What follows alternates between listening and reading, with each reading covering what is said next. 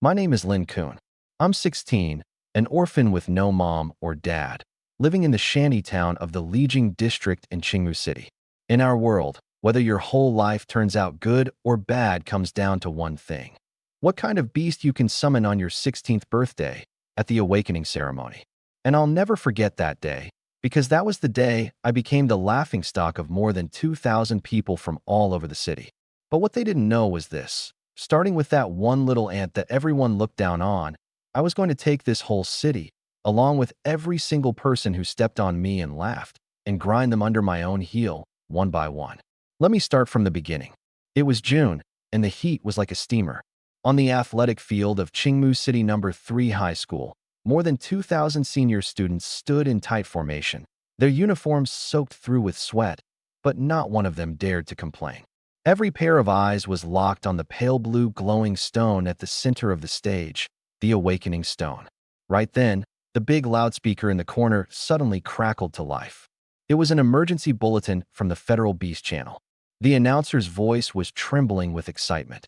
As of 3 o'clock this afternoon, the nationwide awakening ceremony is nearly complete. According to big data statistics, the probability of this year's Beast Masters awakening an insect-type starter beast has dropped, for the first time in history, to 0. Experts say this marks the complete extinction of the feeble insect race, cast off by the times. The crowd went wild. 0? Are you serious? Thank God. Just yesterday, I was terrified I'd awaken a caterpillar. Insect type is the most useless of all. Best case, it's a D rank, and they're fragile as anything. What good are they besides being gross? I stood in the very last row of the formation, head down, saying nothing. The cuffs of my uniform were washed so many times they'd lost their shape, and there was a smear of paint on them, left over from working an under-the-table job at the auto plant. I didn't try to hide it. I supported myself, and I didn't think that was anything to be ashamed of. But inside, honestly, I was anything but calm, because I needed a powerful beast to change my rotten life more than anyone else standing there. Lin Kun, don't be nervous. A gentle voice came from beside me. I looked up. It was our class president, Zhao Zhe, a bright, handsome face, holding out an unopened bottle of water to me. I know you're the only kid in our class from a really poor family, and you don't have the resources the others do. But awakening is all about luck. He patted my shoulder. His voice was soft, but pitched just loud enough for the few girls nearby to hear. I believe in you. You work so hard. Heaven won't shortchange you. Immediately, approving looks came from all around. The president is such a good guy. Not like some people. Being poor is one thing, but he's so gloomy on top of it. I stared at that bottle of water, frozen for half a second, then reached out and took it. Thanks. Zhao Zhe smiled and turned to walk away.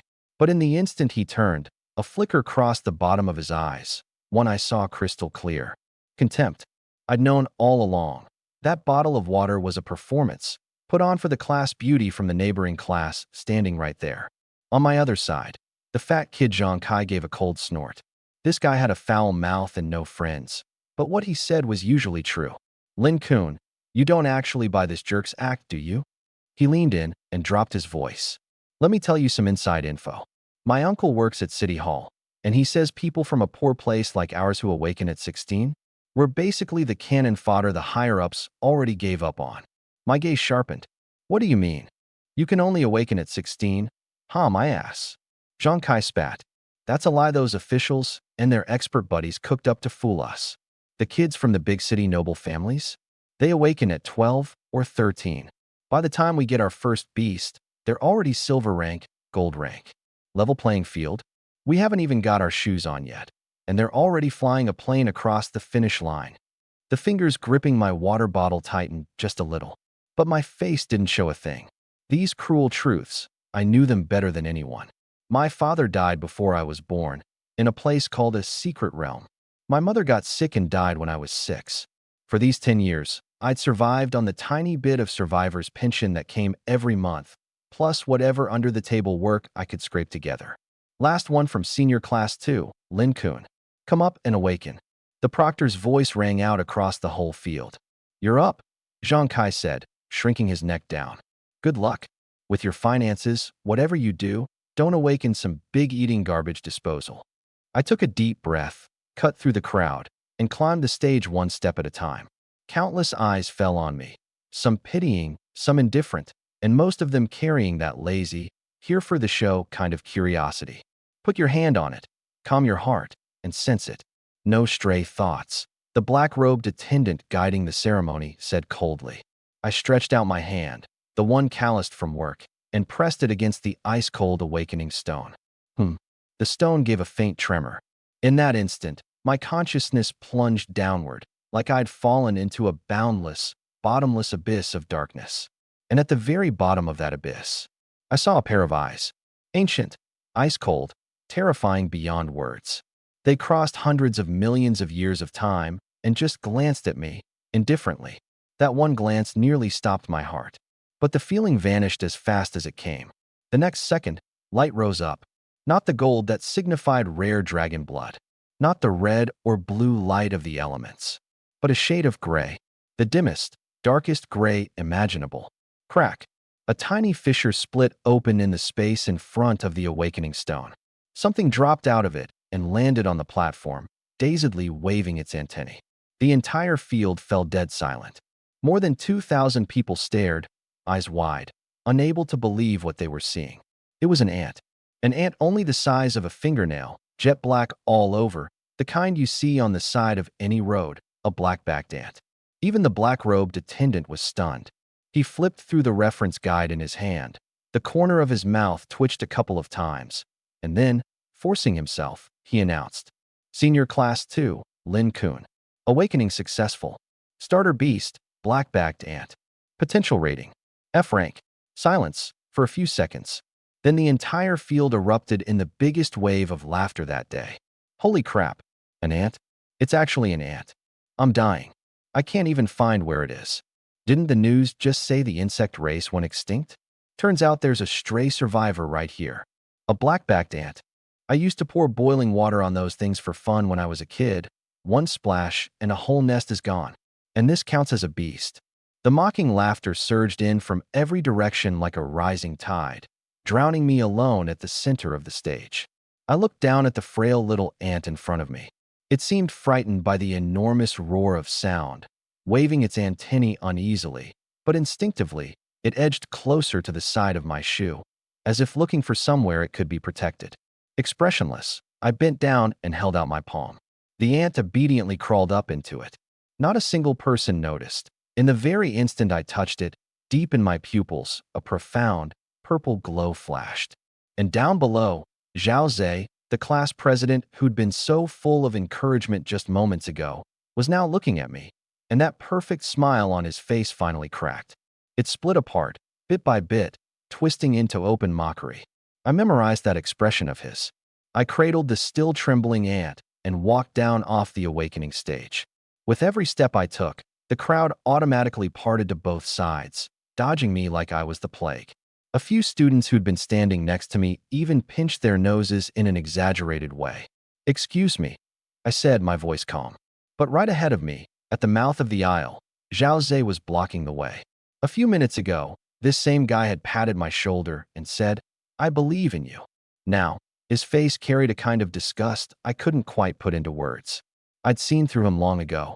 He'd resented me for a long time, resented that a poor, penniless orphan with no mom or dad could keep beating him out for the #1 spot in our grade.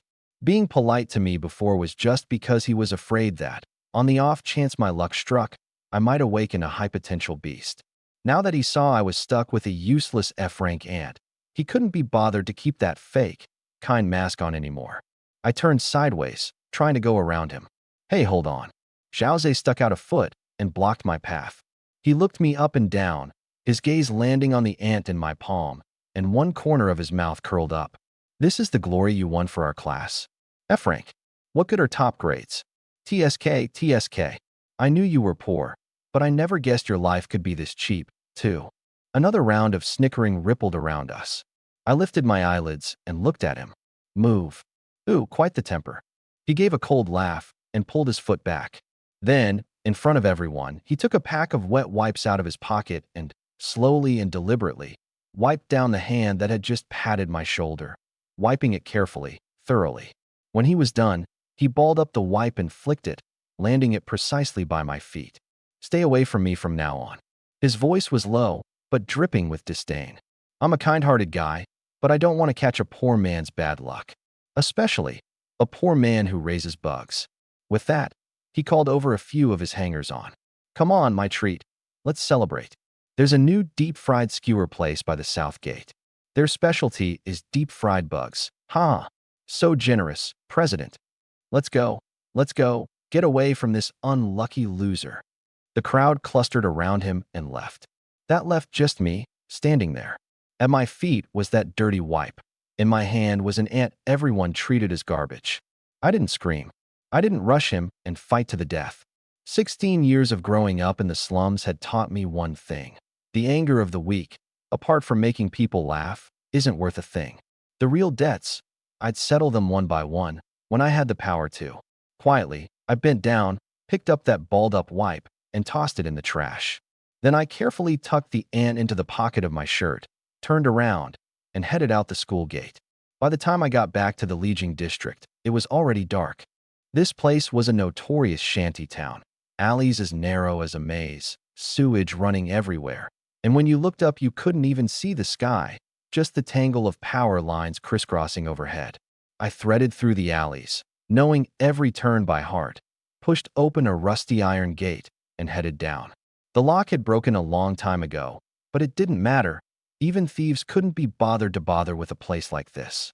It was a basement room, less than 200 square feet. A plank bed, a table missing one leg, a simple stove. This was my home. I shut the door and shoved it with my shoulder to jam it in place, finally sealing the noise outside back out where it belonged. Only then did my shoulders, tensed up all day long, finally relax. I pulled the ant out of my pocket and set it on the table.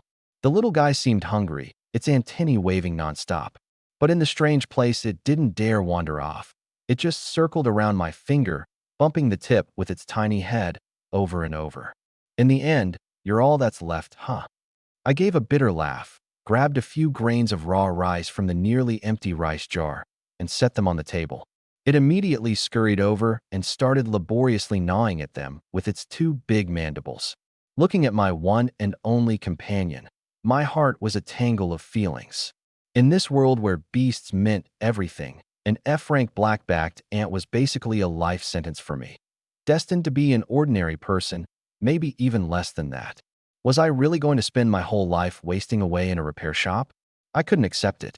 And the very instant that thought surfaced, a wave of splitting pain exploded without any warning, like someone had jammed a red-hot steel needle straight into my brain. I let out a muffled grunt, kicked the chair over, clutched my head with both hands, and curled up on the floor. That feeling of being watched from the abyss, the one from the awakening stage, was back. This time, it wasn't just a fleeting glimpse. It came flooding into my consciousness like a tsunami, forcing its way in. In the darkness, a vast and ice-cold voice detonated in the depths of my mind. Insect bloodline detected. Soul-compatible host confirmed. Mythic tier talent, Hive will, activating. The pain came fast, and it left fast. A few seconds later, drenched in cold sweat, I crawled up off the floor, gasping for air.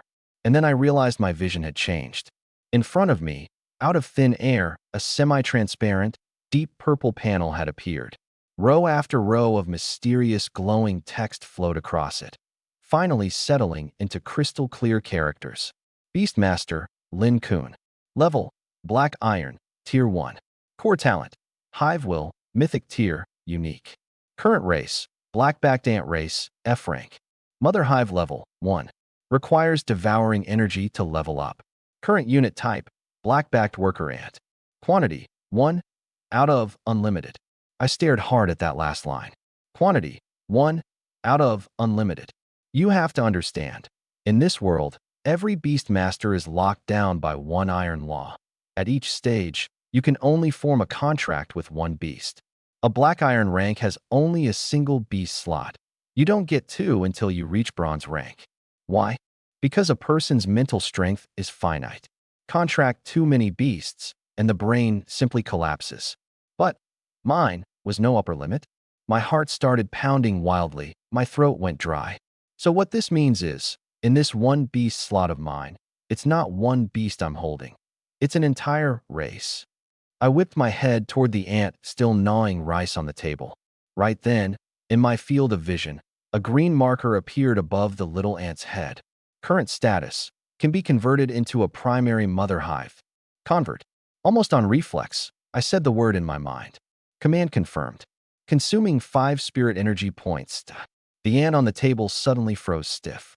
Then, its abdomen swelled and stretched at a rate visible to the naked eye, its black shell growing thick and glossy, giving off a faint but dangerous aura. In just a few seconds, it went from a fingernail-sized worker ant to a thumb-sized creature with a bloated abdomen, a queen ant. It raised its head, fixing its compound eyes on me, and a crystal-clear feeling was transmitted straight to my mind. Hunger, energy, produce. I looked at this mother hive that was still firmly under my control, then swept a glance across this empty basement room. My eyes shifted, from shock, bit by bit, into a kind of fervor. So what if it was F-rank? A single black-backed ant was garbage, sure, one stomp, and it's dead. But what about 100 of them? 10,000? A million? If this whole city of Qingmu were crawling with ants like this, ants with powerful, gnawing mandibles built to devour. I turned my head, and my gaze landed on the broken wooden table in the corner, so rotted it had only 3 legs left. Eat. I issued the first command of my life, the command of a king. The moment the command was given, the thumb-sized mother hive moved. It didn't lunge straight at the wooden table. Instead, its abdomen gave a violent squirm, and from its rear end it expelled, with a soft pop, a fingernail-sized, semi-transparent black egg. The instant the egg hit the floor, it split open. A young ant crawled out, smaller in body, but with unusually well-developed mandibles. It was still dripping with wet, unhardened slime, its shell a sickly grayish-white, looking terribly weak. But the moment it was born, it was like a soldier who'd received a do-or-die order. Without even bothering to clean off the slime, it kicked its 6 legs into motion and charged straight at that rotten wooden table. Crack. A tiny, crisp sound. Its mandibles bit off a chunk of blackened wood splinter, easily, effortlessly. Then a second bite, a third. Watching from the side, my scalp went numb. This tiny thing, freshly born, was like a tireless shredding machine, devouring the hard wood at a speed that defied all common sense. And stranger still, the wood splinters it ate didn't turn into waste. They were converted into some kind of pure energy that flowed back, along a link invisible to my eyes, into the mother hive on the table. The mother hive's abdomen, which had gone flat from laying that egg, swelled up full again. A few seconds later, pop. A second egg. Another ant broke out of its shell and joined the gnawing army. 1 became 2. 2 became 4. 10 minutes later, one of the table's legs had been completely eaten away. The tabletop crashed down with a boom, kicking up a cloud of dust. And in that dust, dense black shapes were swarming, a full 20 black-backed ants. The rustling sound of gnawing filled the whole basement. It wasn't loud, but altogether, it was like sandpaper grinding against my eardrums. I wasn't disgusted at all. On the contrary, I was so excited I was shaking. Because I could feel it. These 20 ants weren't just bugs. They were extensions of my own body, the embodiment of my will. As long as I willed it, they could stop instantly or kill themselves in a heartbeat. Stop. The thought flashed through my mind. The rustling cut off in an instant. All 20 worker ants, hard at work an instant ago, froze in place at once. One even had half a wood splinter still in its mouth, and it didn't dare move a muscle. Absolute obedience. This, right here, was the most terrifying thing about the hive will. But numbers alone weren't enough. I pulled up the panel and checked the stats of this single unit type. Black-backed worker ant, mortal tier, combat power, 1. Description, aside from being a little strong and having good teeth, utterly useless. Combat power of only 1. I frowned.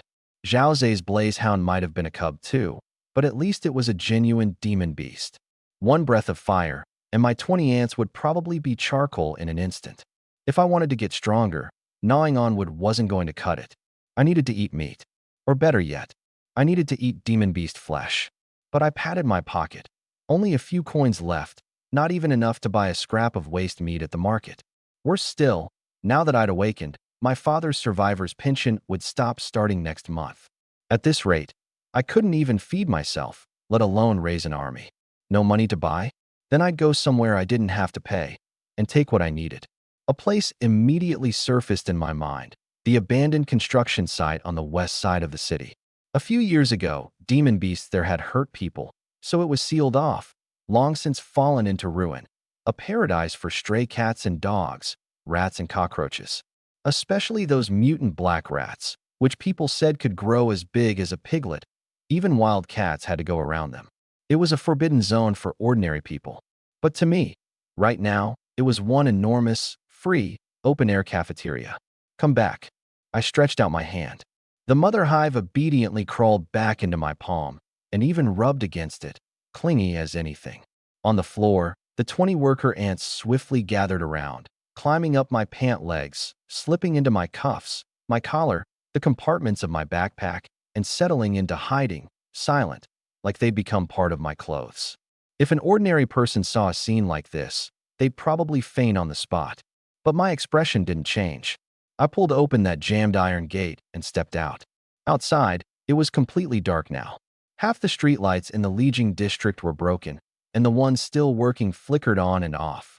From the alleys came the curses of drunks and the yowling of stray cats. I kept my head down and walked briskly toward the west side. My mind was completely occupied by that mythic tier talent called Hive will. There's a shared belief among beast masters. The demon beast you contract determines your floor. The talent you possess determines your ceiling.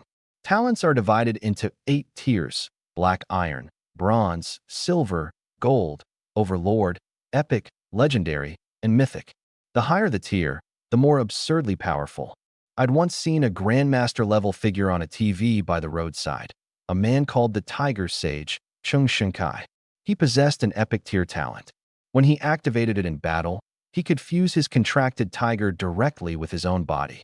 With like countless tiny, hard legs, racing across his skin, so itchy it made his scalp crawl. He looked down on instinct, and the moment he looked, his pupils shrank to pinpoints. There, on the inside of my ragged uniform collar, the black fabric seemed to have suddenly come alive. A dense mass of black-backed ants, like a burst dam of black floodwater, surged up his wrist, swarming madly upward. 1, 2, 10. In the blink of an eye, his entire right palm was blanketed in black shells. What the hell is this thing? The blonde screamed in terror, instinctively trying to yank his hand back. Too late. Bite. I spat out the single cold word. The next second, crack, crack, crack. 20 black-backed worker ants, carrying their immense strength and their devouring nature, snapped their sharp mandibles shut all at once. Aha! A blood-curdling scream instantly tore through the night sky. It wasn't the pain of a needle prick. It was like 20 rusty pairs of pliers clamping down on the flesh of his hand all at once, and then boring in with everything they had. Blood dyed the back of his hand red in an instant. Let go. Let go now. My hand. He flailed his arm wildly. But these ants were embedded in his flesh like nails, and no matter how he shook, they didn't budge an inch. The more he struggled, the wider the wounds tore open. There are ghosts. The 2 flunkies behind him had wanted to come help search me. But when they saw this horrifying scene, in the gloom, their boss grabbing my collar, his whole hand turning black, and then screaming and spraying blood, they broke down on the spot. Run? Run for it. The 2 of them shrieked, abandoned their boss, and bolted, vanishing down the far end of the alley in the blink of an eye. The alley was left with just the blonde, frantically shaking his hand and wailing. Stop biting me. Big brother. Grandpa. I was wrong. I didn't react at all, just watched him coldly. Seeing I had no intention whatsoever of stopping, his eyes went red and he turned desperate. Ignoring the searing pain in his arm, he snatched up the liquor bottle from the ground and swung it at my head. Get them off me now. My gaze flickered. Every ant instantly reversed direction, racing up his arm, slipping under his clothes, and crawling downward. The moment the blonde realized where they were headed, his face went white as a sheet. Every hair on his body stood on end, trembling from head to toe. He hurled the bottle away with a clatter, dropped to his knees with a thud, and began kowtowing like a madman. It was a fear carved into the very bones of every male creature, the deepest fear there is. Grandpa Lin, I'm begging you. I haven't even gotten married yet. Just treat me like a fart and let me go." His face was a smeared mess of snot and tears, his forehead knocking against the ground with dull thuds. I watched him put on his show, coldly, feeling not the slightest thrill of victory in my heart, only a kind of matter-of-fact calm. An ordinary person like this blonde, facing a beast master, even the weakest F-rank insect type, even just a cub, as long as it's used well, it's an absolute, dimension-crushing beatdown. Stop. The thought flashed through my mind.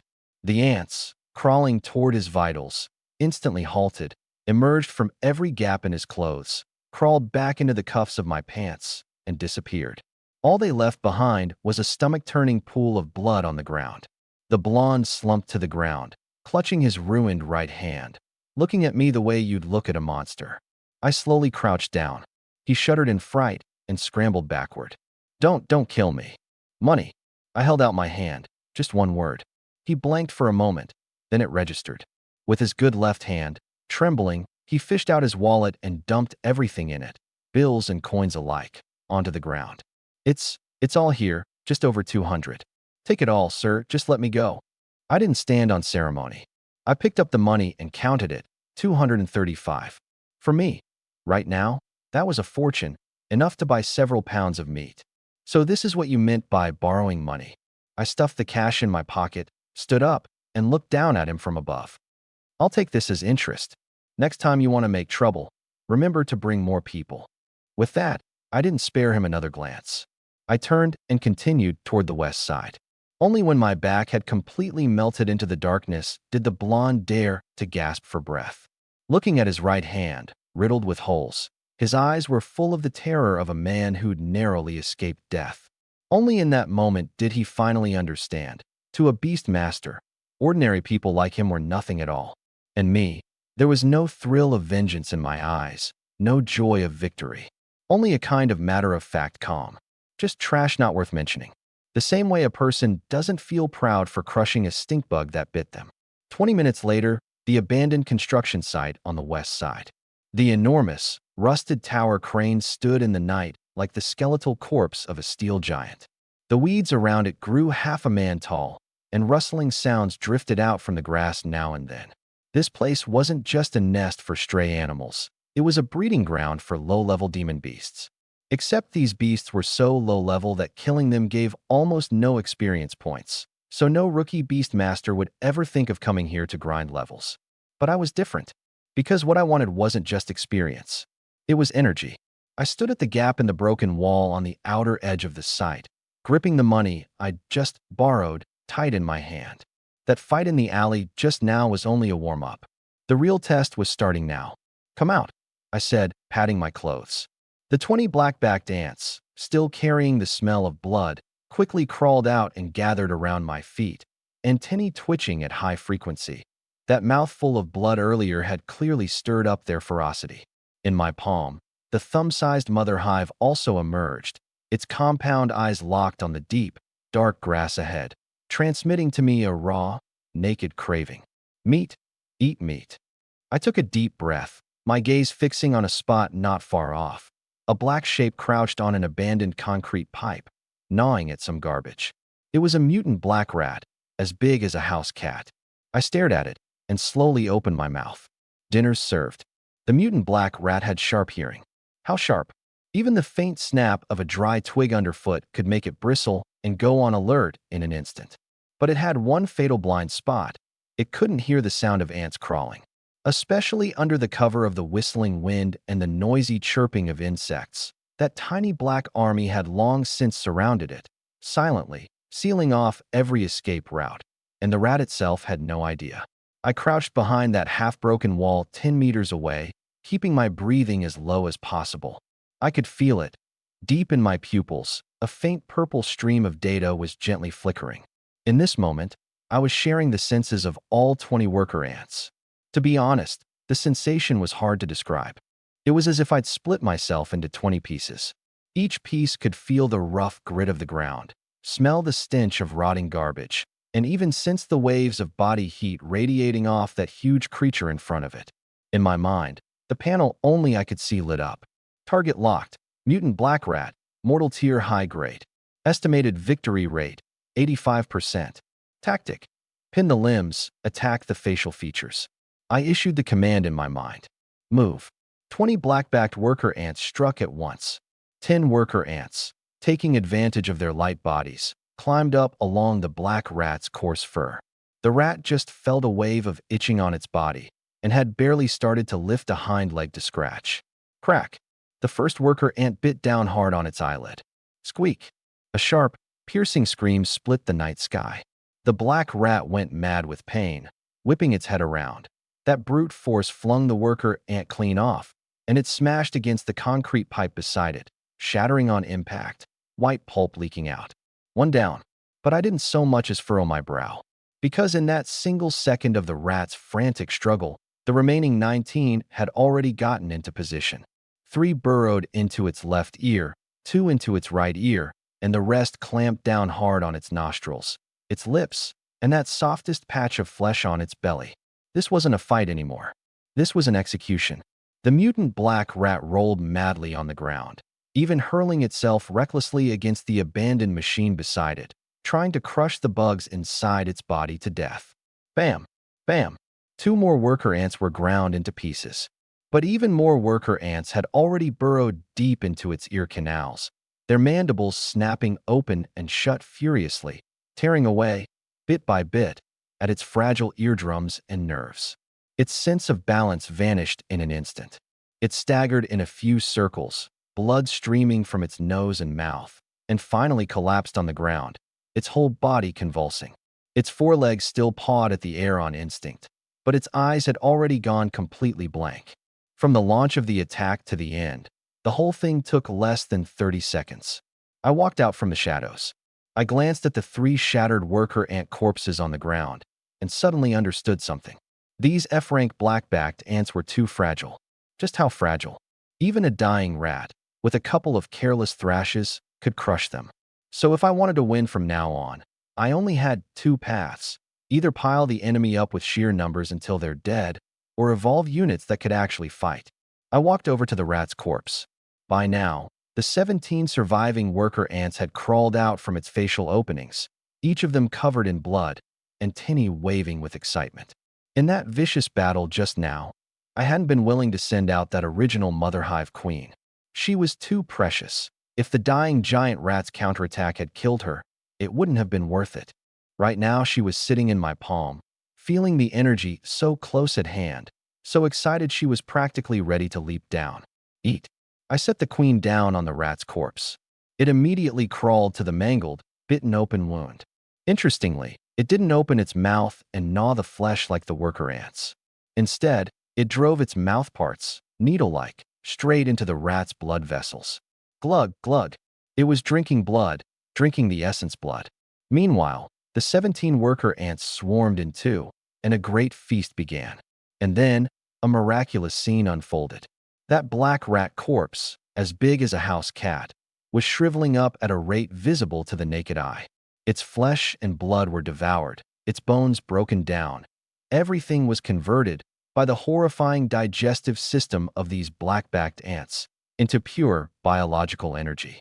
Threads of faint light, invisible even to my eyes, flowed along that mental link between me and the worker ants, streaming endlessly into my panel. Energy +1, energy +1, energy +2. In a mere 5 minutes, nothing was left on the ground. Forget flesh and blood, not even a fragment of bone remained. And the queen, now well fed, hadn't grown any bigger in body, but a thread of blood-red pattern had faintly surfaced on her originally dark black shell, and her aura was a good deal stronger than before. The panel gave a ding. Primary Mother Hive, energy replenished. Current energy reserve, 120 points. Begin hatching? Looking at that number, the corner of my mouth finally curved into the first genuine, heartfelt smile of the night. Think about it. Yesterday I gnawed through 1 broken wooden table, and it only hatched 20. But tonight, this 1 mutant black rat gave me a full 120 points of energy. I understood now. For the insect race, killing was the fastest road to rising. Hatch them all. I didn't hesitate for a second. Pop, pop, pop, pop. The queen's abdomen began to squirm violently, like a machine gun, expelling dark black egg sacs one after another, piling them up densely in the spot where the rat had once been, a sight to make your scalp crawl. Because there was so much energy, the moment those egg sacs hit the ground, they began to split. Brand new black-backed worker ants, shells jet black, broke out of their shells one after another. They needed no time to adjust, no rest. The instant they were born, they automatically joined the surrounding sentry ranks. 50, 100, 120, plus the original 17 survivors. At my feet, a company of 137 black-backed ants had now gathered. What had been just a small cluster of bugs now spread out to cover an area the size of an entire manhole cover. When they moved together, that rustling, scraping sound was no longer a faint whisper. It now carried a hint of pressure that put a chill in your heart. I raised my hand. Over 100 black-backed ants lifted their heads all at once, hundreds of compound eyes gleaming with a cold light under the moonlight. Continue. I looked toward the depths of the construction site. There, still more prey waited for me. Tonight, I was going to clear this entire place out. To the original residents of this abandoned site on the west side, this night was a silent catastrophe. If they'd run into a fierce predator like a wild dog or a giant python, the rats and cockroaches could at least turn tail and flee for their lives. But tonight's enemy was different. It could get in anywhere. It could burrow into a rat hole, climb the towering crane, even lie in wait beneath a pile of rotting dead leaves. Get bitten by just one ant, and the next second, 10, then 100 would swarm you. I roamed this ruin like a ghost. And behind me, the number of that swarm was snowballing, growing bigger and bigger. 200, 300, 500. By the time the first pale sliver of dawn showed in the east, I finally came to a stop. I plopped down onto a toppled concrete column, feeling a bit tired, and rubbed my temples. Maintaining this kind of high-intensity mental link for so long really was more than a rookie like me. Only at Black Iron, Tier 1, could quite handle. But the moment I saw the panel, all my exhaustion vanished into thin air. Current colony population, 850. Beast Tamer level progress. Black Iron Tier 1, 45/100. Nearly 1,000 strong, in a single night. I lowered my head and looked at the ground beneath my feet. There, a whole black carpet lay spread quietly across the floor, rising and falling ever so slightly with each breath I took. 850 black-backed ants. It suddenly hit me. If I ran into that punk with the yellow hair from last night right now, I wouldn't need any strategy at all. Just one thought, and these 800-plus ants could strip him down to a bare skeleton in 5 seconds flat. Time to head back, more or less. I looked up at the sky. Today was the first day since my awakening, and also the day I was supposed to go to school to pick up the newcomer's handbook and fill out my college application. Even though I'd already become the laughingstock of the entire school, I still had to go through the motions. More importantly, I'd heard the school gave every awakened student $500 in startup funds. Even a tiny mosquito is still a piece of meat. Every little bit counts. Let's go. I stored 500 of the black-backed ants into my beast space. The remaining 300 I left behind. I ordered them to scatter and lie in wait across this construction site, serving as my eyes and ears and my hunting squad, continuing to hunt down stray insects and baby rats on their own, slowly building up energy. As for the last batch of ants, they crawled neatly into my sleeves and pant legs like black quicksand, packing themselves densely against the inside of the fabric. Unless you looked closely, you'd think my clothes were just covered in a thick layer of black patches. The me right now was hiding lethal weapons all over my body. I patted my clothes and walked out of the construction site, facing the morning light. But just as I stepped out the gate and was about to cross the street, a black sedan suddenly came tearing around the corner and slammed on its brakes right in front of me, its tires screeching harshly against the pavement. The window rolled down. A face I never expected appeared. It was the black-clothed steward who'd been in charge of guiding us at the awakening ceremony yesterday. Except now, his face had lost that all-business expression from the day before. In its place was a look of scrutiny and a trace of confusion. Lin Kun. He stared at my dust-covered clothes, his nose twitching, as if he'd caught the faint, barely their scent of blood on me. This early? Looks like you had quite a productive night. He pushed up his glasses, a flash of white light crossing the lenses. Get in. The association needs to re-verify some special circumstances regarding your awakened talent. The air conditioning inside the black sedan was cranked up high, sealing off the muggy morning heat from the outside world. But all that cold air couldn't disperse the low, almost frozen tension inside the car. I sat in the back seat, my body swaying slightly with the motion of the car. Both my hands rested obediently on my knees, making me look like a student who'd been called out by the teacher and was scared stiff. But in reality, every muscle in my body was locked in a subtle kind of tension. Inside my sleeves, in the layered folds of my collar, 50 black-backed worker ants clung fiercely to the fibers of the fabric, mandibles slightly parted, in a state of absolute silent alert. Of course, I knew perfectly well. Facing the steward in the front seat, at least a silver-tier tamer, these 50 mortal-grade ants of mine probably couldn't even bite through his protective aura. In this world, beast tamers weren't the kind of squishy mages who just hid behind their pets. With every realm they advanced, the spiritual energy fed back from their beasts would drastically strengthen the tamer's own body. Rumor had it that high-tier beast tamers could tear apart tigers and leopards with their bare hands. At this guy's level, he could probably crush my neck with one hand. That was exactly why I didn't dare let my guard down for even a second. No need to be so nervous. The steward glanced at me through the rearview mirror as he drove, his tone flat. Just routine procedure. After the awakening ceremony yesterday, the monitoring tower over in the provincial capital picked up a trace of abyss fluctuation. My heart lurched, and my fingertips instinctively dug into my knees. Abyss. I lifted my head, my face showing just the right amount of confusion and fear. What's that? Could it have something to do with that awakening stone? Could it be connected to that terrifying feeling from back then? The thought popped into my head out of nowhere, but I didn't say a single word out loud.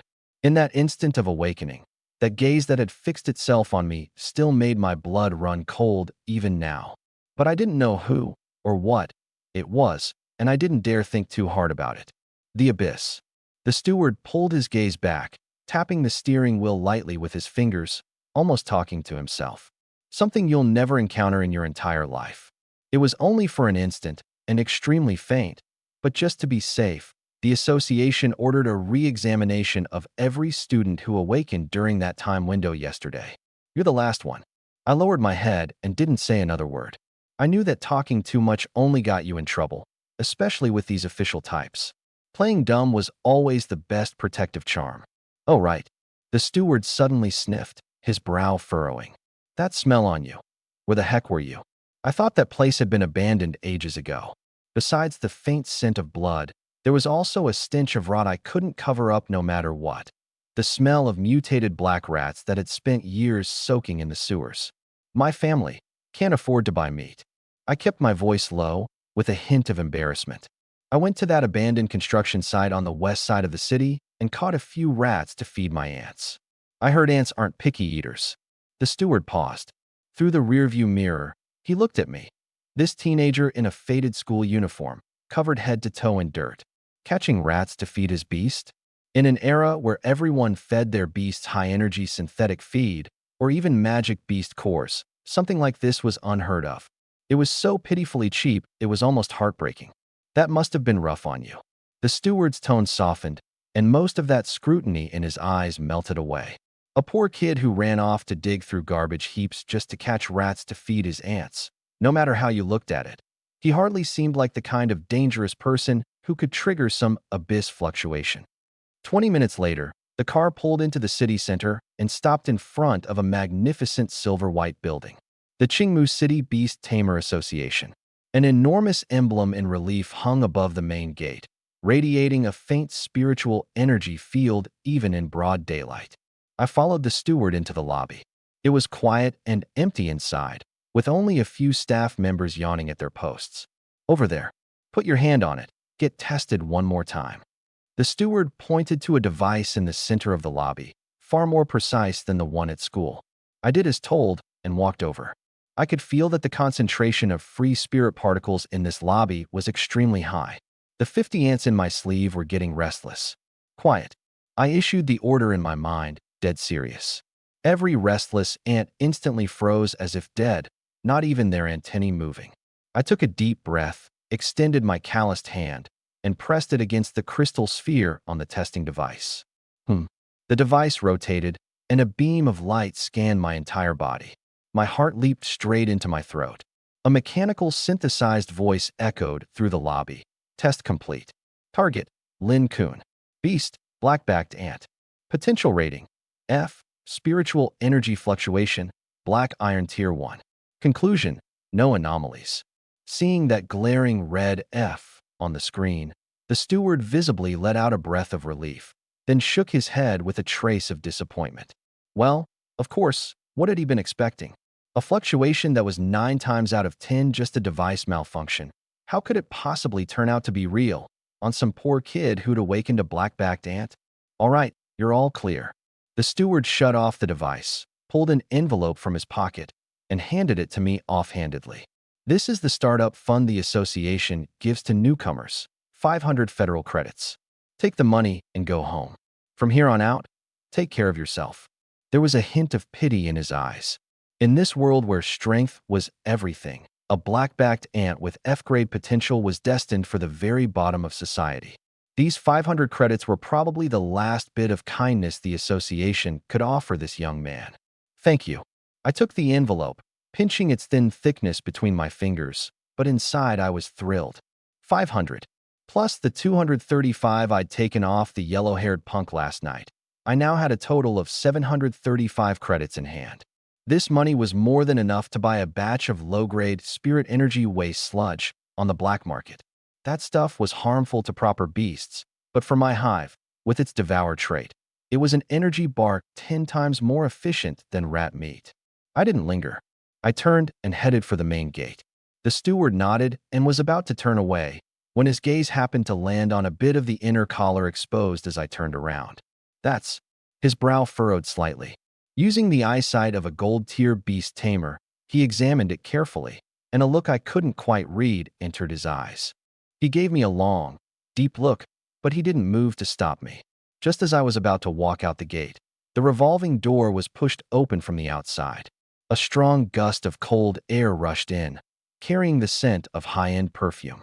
A group of teenage boys and girls in lavish uniforms walked in, surrounded by fawning followers like stars around the moon.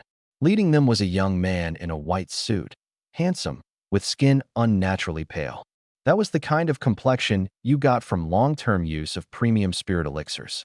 Every step he took was light, yet radiated a sense of power that ordinary people could never reach, a hallmark of a bronze-tier physique. On his shoulder, lazily perched, was a moonlight fox, snow-white all over, with eyes as red as rubies. That was a rare beast with C-grade potential. Even from several meters away, the black-backed ants in my sleeve instinctively felt a flicker of fear. It was a natural suppression that came from the difference in species rank. Young Master Su, this is our city's association lobby? Doesn't look as grand as the rumors said. Way worse than the provincial capital. A boy who looked like a lackey said flatteringly beside him. It's the sticks. Having a branch office at all is more than they deserve. The young man they called Young Master Su adjusted his cuffs indifferently, his gaze sweeping casually over me as I was about to head out. Our eyes met in midair for a split second. Su Ming's gaze didn't pause for even a moment. Like a passerby glancing at a rock on the roadside, he just skipped right over me, not even bothering to spare a flicker of contempt. That was true indifference. For someone who'd been born already standing at the finish line of the starting block, appear in a filthy school uniform truly wasn't even worth a second glance. I stepped aside to make way, lowered my head, and walked out. I didn't stop until I'd gone quite far. Once I was sure no one behind me was still watching, I halted my steps and looked back at that resplendent, golden jade association gate. The Su family's second young master, Su Ming. I dug the name up in my mind. The son of Qingmu City's richest man. If Chubby Zhang Kai was right, he was probably one of those privileged heirs who'd awakened early. By now, he was likely already at high black iron tier, or even bronze. A C-grade moonlight fox, a bronze-tier physique. I touched the black-backed ants in my sleeve, now gradually settling down, and felt my own still frail body. Was I envious? Honestly, maybe a little. But toward this kid, The most gifted peer I'd seen so far. What filled my heart more was a kind of cold calculation. I was wondering, if that noble moonlight fox fell into my ant swarm's encirclement, how many black-backed ants would it take, biting all at once, to break through its moonlight shield? And that flesh and blood of his, rich with spiritual energy, how many new worker ants could it let my queen hatch? Grill. My stomach growled right on cue, cutting off that dangerous train of thought. I shook my head. This was just the beginning. I couldn't let it go to my head. The black-backed ant's current feeble racial abilities simply didn't allow me any unrealistic fantasies. But I held the mythical-grade talent Hive in my hands. I believed this situation wouldn't last long. I'd burned through too much energy last night, and I still hadn't eaten breakfast. The body is the foundation of the revolution, especially now, with my physique so weak. I needed to replenish my energy fast. First, fill my stomach. Then, off to the black market. I gripped the envelope in my hand tightly, burying my hunger for power deep in my heart, and my figure quickly disappeared into the crowded morning throng. Qingmu City's black market wasn't tucked away in some secret underground lair. It was behind that stretch of abandoned, half-finished buildings on the south side of the city. This place had originally been slated to become a commercial center, but the developer skipped town with the money, and it turned into an unmanaged gray zone. By day, it was a collection point for recyclable junk. Come morning and evening, it became a black market, where all sorts of shady characters traded beast materials.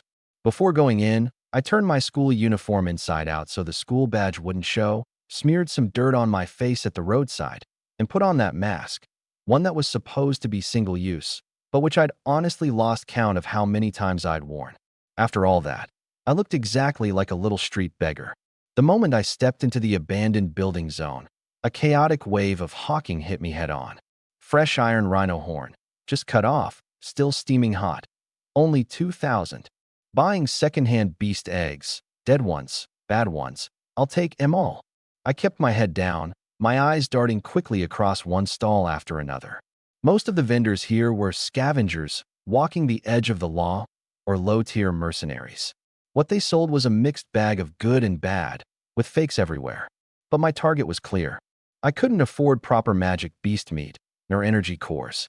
What I was after was that garbage, stuff that, in everyone else's eyes, was deadly poison and waste, but which actually contained high energy. I wandered the black market for over half an hour, until I came to an inconspicuous stall in a corner. This stall was especially deserted. The vendor was a strange character wearing a gas mask, with several huge plastic barrels in front of him, lids shut tight, yet a pungent, acidic chemical smell still leaked out. People passing by all gave this spot a wide berth. "What's this?" I crouched down and pointed at one of the barrels. Waste sludge dumped out by a pharmaceutical plant. A muffled voice came from behind the gas mask, sounding a bit impatient. "Deadly poison, highly acidic. All you can do with it is pour it down the drain or dissolve a corpse. Don't go touching it. Splash it on your hand, and you'll lose a layer of skin." The black-backed ants in my sleeve instantly went into a frenzy. It was a craving even stronger than when they'd seen the mutated black rats. The panel lit up. High concentration acidic biomass detected. Energy rating, medium. Trait induction. Devouring this substance has a very high chance of inducing the corrosion trait in the swarm. My heart was pounding wildly, but I put on a look of disgust and covered my nose. "That reeks. How much?" These barrels of waste sludge had been sitting on this guy's hands for several days, and disposing of them would cost him an environmental fee. He'd be thrilled if someone took them off his hands. "4 barrels total. 150, and you can haul him away." Without a word, I pulled out the money and handed it over. "Give me 50 back in change, and let me borrow a cart." 10 minutes later, I was pushing a beat-up flatbed cart, hauling 4 barrels of deadly poison waste sludge into a condemned building at the very deepest part of the abandoned zone. This place was drafty on all sides, overgrown with weeds. Even stray dogs didn't come here normally. Once I'd confirmed there was no one around, I couldn't wait any longer and pried open one of the barrel lids. SSSSS. A yellow-brown vapor rose out. The acidic stench was enough to kill an ox. The barrel was full of a viscous, dark green paste that occasionally bubbled up with a glub. This was the residue left over after those alchemical pharmaceutical plants failed at their refining. All the toxins from various herbs, minerals, and magic beast blood mixed together. An ordinary beast would get its guts torn to shreds from one bite. But to my hive, this was a royal feast. Come out. I extended my hand. The queen, who could hardly wait any longer, leaped straight from my palm into the barrel. The moment her jet-black carapace touched the acid, white smoke rose from it. But instead of pain, she let out a pleasured, moan-like ripple, opened her huge mouth wide, and began devouring the dark green slime like mad. I released all the black-backed ants, both the ones in the beast's space and the ones hidden on my body. It was a frenzied feast of evolution. The numbers on the panel started jumping wildly. Energy +5, energy +8, energy +6. Compared to the pathetic 1 or 2 points from the mutated black rats, the energy in this industrial waste was absolutely explosive. In just half an hour, the first barrel was empty. I noticed that the worker ants crawling out of the barrel had changed. Their bodies hadn't grown larger. If anything, the concentration made them look smaller, but their once glossy black carapaces had now turned a dull, frosted texture with a faint greenish tint. Especially those mandibles, which faintly secreted a clear liquid. When a drop landed on the cement floor, it instantly seared a pinhole-sized crater. The panel gave a ding. Colony evolution branch unlocked. Colony mutation, acid black-backed ant trait, corrosive mandibles, attacks carry strong acid, capable of softening the hide of black iron-grade magic beasts and low-grade metals. Death self-detonation. Upon death, the internal acid sac ruptures, dealing small radius splash damage to the surroundings. Current population, 530. I took a deep breath. That 150 credits was worth every penny. If the black-backed ants before had just been physical units that bit through brute force, then now they'd become biochemical units, with built-in armor-piercing and self-detonation. But just then, the sound of footsteps suddenly came from outside the condemned building, mixed with a few ill-intentioned whistles. Yo, ain't this the little beggar who just bought that waste sludge? What are you hiding here for? Got good stuff and won't share it with us brothers. 3 men in leather jackets, iron bars in hand, blocked the stairway. They were robbers who specialized in picking off easy prey here in the black market. They stared greedily at the 3 remaining barrels on my cart. Since I'd been willing to pay for this stuff, it had to be worth something. I slowly stood up, positioning myself in front of the barrels. With my back to the light, they couldn't see my face clearly, only that my head was down and I seemed to be trembling. Scared, the bald man leading them sneered. If you're scared, then beat it. Leave the goods and get lost. I slowly raised my head. Beneath the hood, there wasn't a trace of fear in my eyes, only a cold anger at having my meal interrupted. The perfect test subjects just delivered themselves right to my door. And in the shadows behind me, along the rim of that just-emptied plastic barrel, the acid black-backed ants, densely packed, glowing with a faint green sheen, were silently pouring out like a poisonous green spring. Seeing that I showed no reaction, the bald man burst out laughing. Then his expression turned vicious. The beast crest on the back of his hand lit up with a gray-white glow. So you want to do this the hard way, huh? Move. We're taking the goods and the guy. 3 magic beasts appeared out of thin air. One was an iron-hide porcupine, its whole body covered in black-gray bristles, tusks jutting out, black iron tier 3. The other 2 were a venomous green snake and a wind-fanged wild dog. Kid, keep your eyes open in your next life. The bald man snarled and waved his hand. Ironhide, smash his legs. The ironhide porcupine charged at me like a miniature tank, its hide so tough that even blades and swords could barely wound it, carrying a bloody gust of wind straight at me. I stood in place, not moving an inch. The panel flashed. Armor analysis. High physical resistance, extremely low acid resistance. Tactic, swarm, corrode. Is that all you've got? I watched the porcupine barrel to within 2 meters of me, a cold smile curling at the corner of my mouth. Go. No roar, no wind-up. Hundreds, thousands of acid black-backed ants leaped up from the ground like a tightening net, meeting that porcupine head-on. SSSSSSSSSSS. That seemingly impenetrable iron hide. The instant it crashed into the ant swarm, was like it had crashed into a pool of strong acid. Hundreds of acid ants clamped down fiercely all over its body, corrosive mandibles snapping open and shut in a frenzy, secreting high-concentration acid. That hide it had been so proud of melted like a block of wax hitting hot oil, instantly blackening, softening, festering. Awoo! Chunks of flesh and skin sloughed off, dripping with smoking acid, exposing the stark white bone beneath, and even the bone was steaming. In just 3 seconds, this black iron tier 3 magic beast collapsed into a puddle of green pus. How is this possible? The bald man, because his contracted beast had died, vomited a mouthful of blood, his eyeballs nearly bulging out of their sockets. Don't just stand there, kill his body. The accomplice controlling the dog immediately commanded it to lunge at my throat. Too slow. Without me even saying a word, the several dozen acid ants guarding my feet suddenly sprang up, meeting the airborne dog. The instant they made contact, the trait triggered, death self-detonation. Bang, bang, bang. Several clouds of dark green vapor exploded in midair. These ants hadn't gone into attack. They'd hurled themselves as acid bombs. The dog charged headfirst into the acid mist, its eyes seared blind on the spot, its nose and mouth instantly festering. It slammed into the ground hard, like a headless fly. This kind of fighting suicide attacks? He's insane. The last one, the one controlling the green snake, completely broke down, turning to sprint toward the stairway. The bald man also took off running. Did I say you could leave? My voice echoed hoarsely through the empty building. Surround them. Hundreds of acid ants raced along the walls and ceiling, sealing off the stairway in the blink of an eye, packing densely onto the handrails, mandibles opening and closing, dripping deadly acid. The 3 robbers froze in place, backs pressed together, huddled in a knot, staring at the thousands of faintly green compound eyes all around them. They swallowed hard in despair. Big brother, it's a misunderstanding. The bald man dropped to his knees with a thud, pulling out several banknotes and 2 crystal cores. We didn't know who we were dealing with. Take this stuff, buy yourself some tea, and just let us go, like we were never here, okay?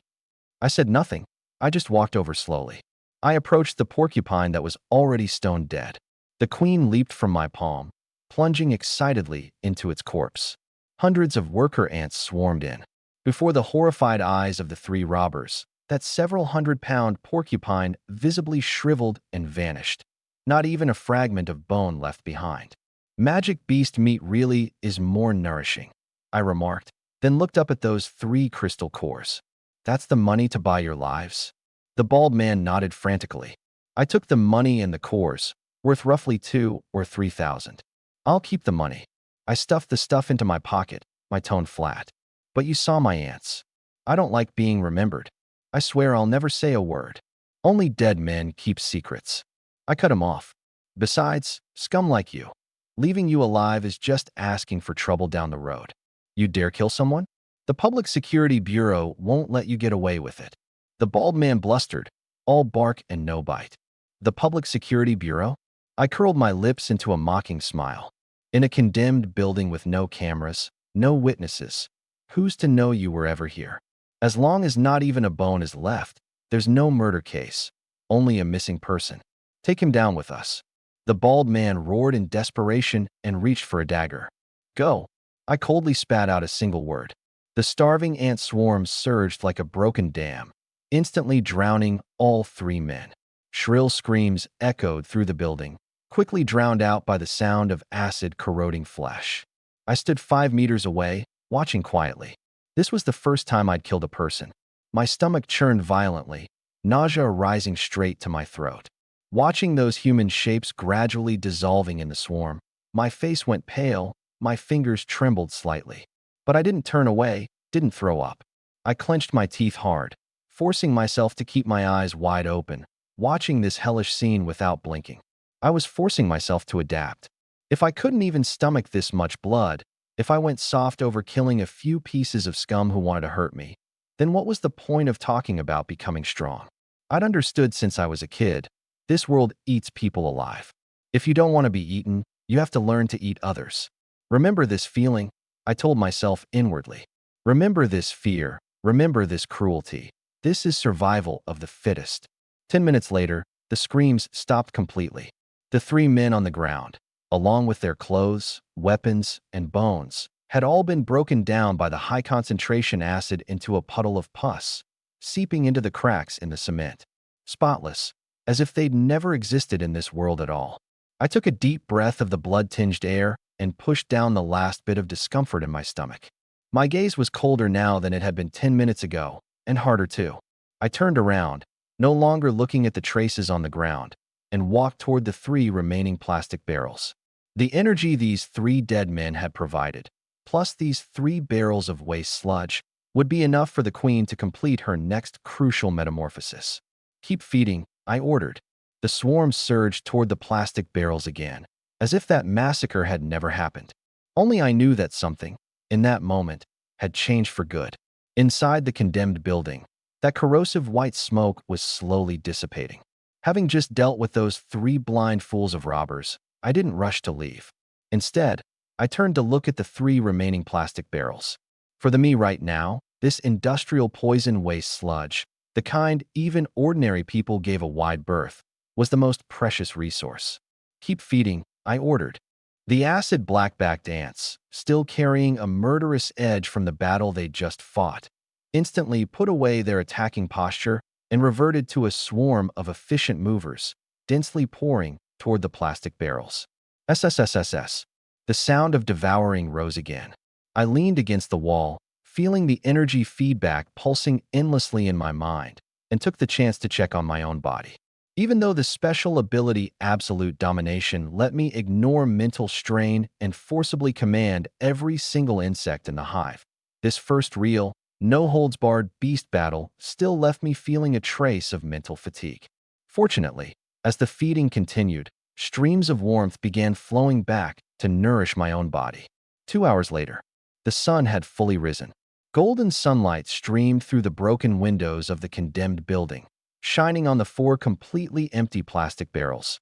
Not a single drop of slime left inside. I took a deep breath and felt as if a thin sheet of paper inside my body had been poked through. A fullness I'd never felt before instantly flowed through my whole body.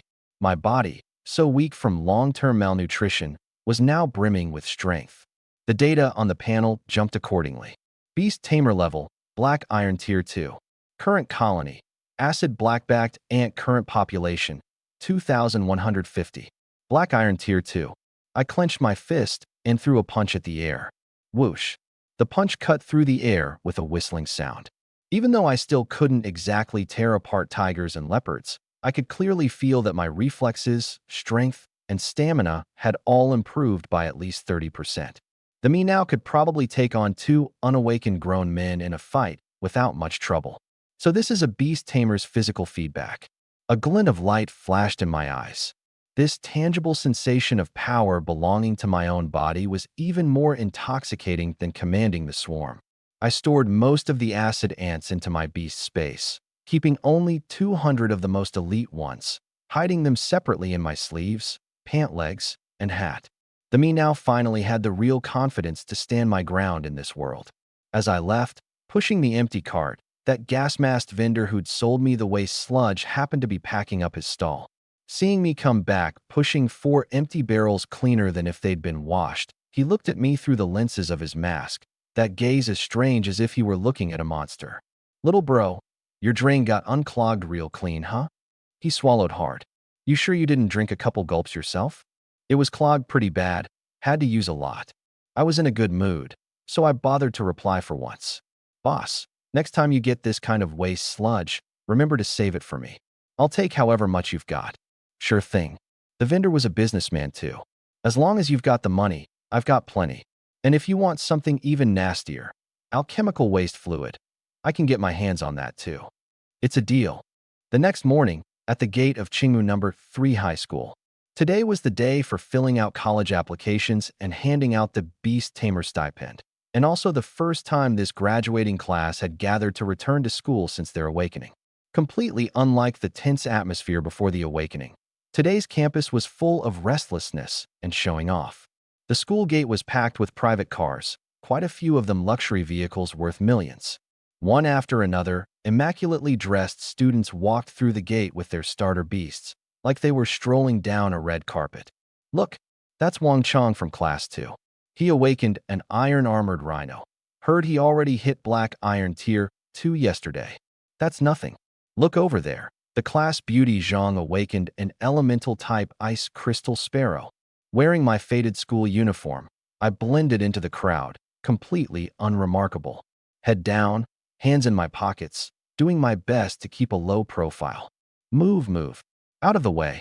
A commotion came from behind me. I frowned and stepped aside.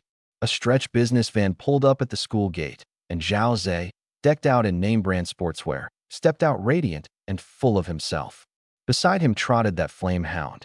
After 2 days of feeding, it was a size bigger than when it had awakened, its fur glossy, a delicate spirit-gathering collar around its neck. Class president, you've really raised that flame hound well. Top 3 at the newcomer exchange match is in the bag. A group of lackeys immediately swarmed around him, laying on the flattery thick enough to shake the heavens. Zhao Zhe basked in the adulation, his gaze sweeping across the crowd, finally landing on me in the corner. In that instant, the smile on his face turned a little mocking. Yo, if it isn't our very own pride of the insect race, Lin Kun. He deliberately raised his voice, walking over with his entourage. 2 days and you're still wearing that same outfit? Well, makes sense.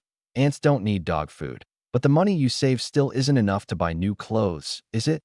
The surrounding crowd instantly burst into jeering laughter. I raised my head and looked at him calmly, not saying a word. My gaze just lingered on that flame hound for a second. A stream of data flashed by: weakness, soft underbelly, sensitive nasal cavity. Threat level, low. If this had been 2 days ago, one breath of fire from this dog could have burned all my ants to death. But now, if 2,000 acid ants launched a suicide charge, that would be more than enough to meld it into a pile of rotten meat before its fire even got out. Seeing me stay silent, Zhao Zhe assumed I was scared. Growing even more smug, he stepped closer and lowered his voice. At the newcomer exchange match later, you'd better pray you don't get matched against me. Otherwise, I'll stomp that pitiful ant of yours into mush in front of the whole school. I looked at his face, so close to mine. The acid ants in my sleeve stirred restlessly. I held them down, looking forward to it. With that, I walked straight around him and headed for the classroom building. Zhao Zhe was left choking on that dismissal, his expression instantly turning dark. But just as he was about to explode, an even bigger commotion suddenly erupted at the school gate. Look, it's Su Ming. Young Master Su is here. Oh my God, is that the C-grade potential Moonlight Fox? The crowd instantly boiled over, every gaze drawn away. Even Zhao Zhe was left standing there, ignored. I stopped too and glanced back. Su Ming, in a perfectly tailored white suit, stepped elegantly out of the car. That snow-white Moonlight Fox perched on his shoulder, eyes narrowed haughtily. Even from dozens of meters away, I could feel that oppressive presence. A genius built up by resources, as expected. He's already opened up such a huge gap. But then again, the gap isn't as big as I thought. Looks like he's not the kind of top-tier monster who awakened at 12 or 13. I had a clear picture. The me now, relying on 2,000 acid ants, could maybe pull off a sneaky kill on Zhao Zhe. But against an opponent like Su Ming, fully armed, with a level advantage, in a straight-up duel, my odds of winning were no more than 30%. But then again, I touched my sleeve. As long as I had time, there was no upper limit to the swarm's numbers. If 2,000 wasn't enough, then 20,000. If 20,000 wasn't enough, then 2 million. I pulled my gaze back, no longer looking at that dazzling genius, and turned to walk into the shadows. The moment the bell for morning self-study rang, the air in the Class 2 senior classroom was even more sweltering than the sun outside. No one was studying. Everyone was gathered in 2s and 3s, excitedly chatting about their beasts and showing off the new gear their families had bought.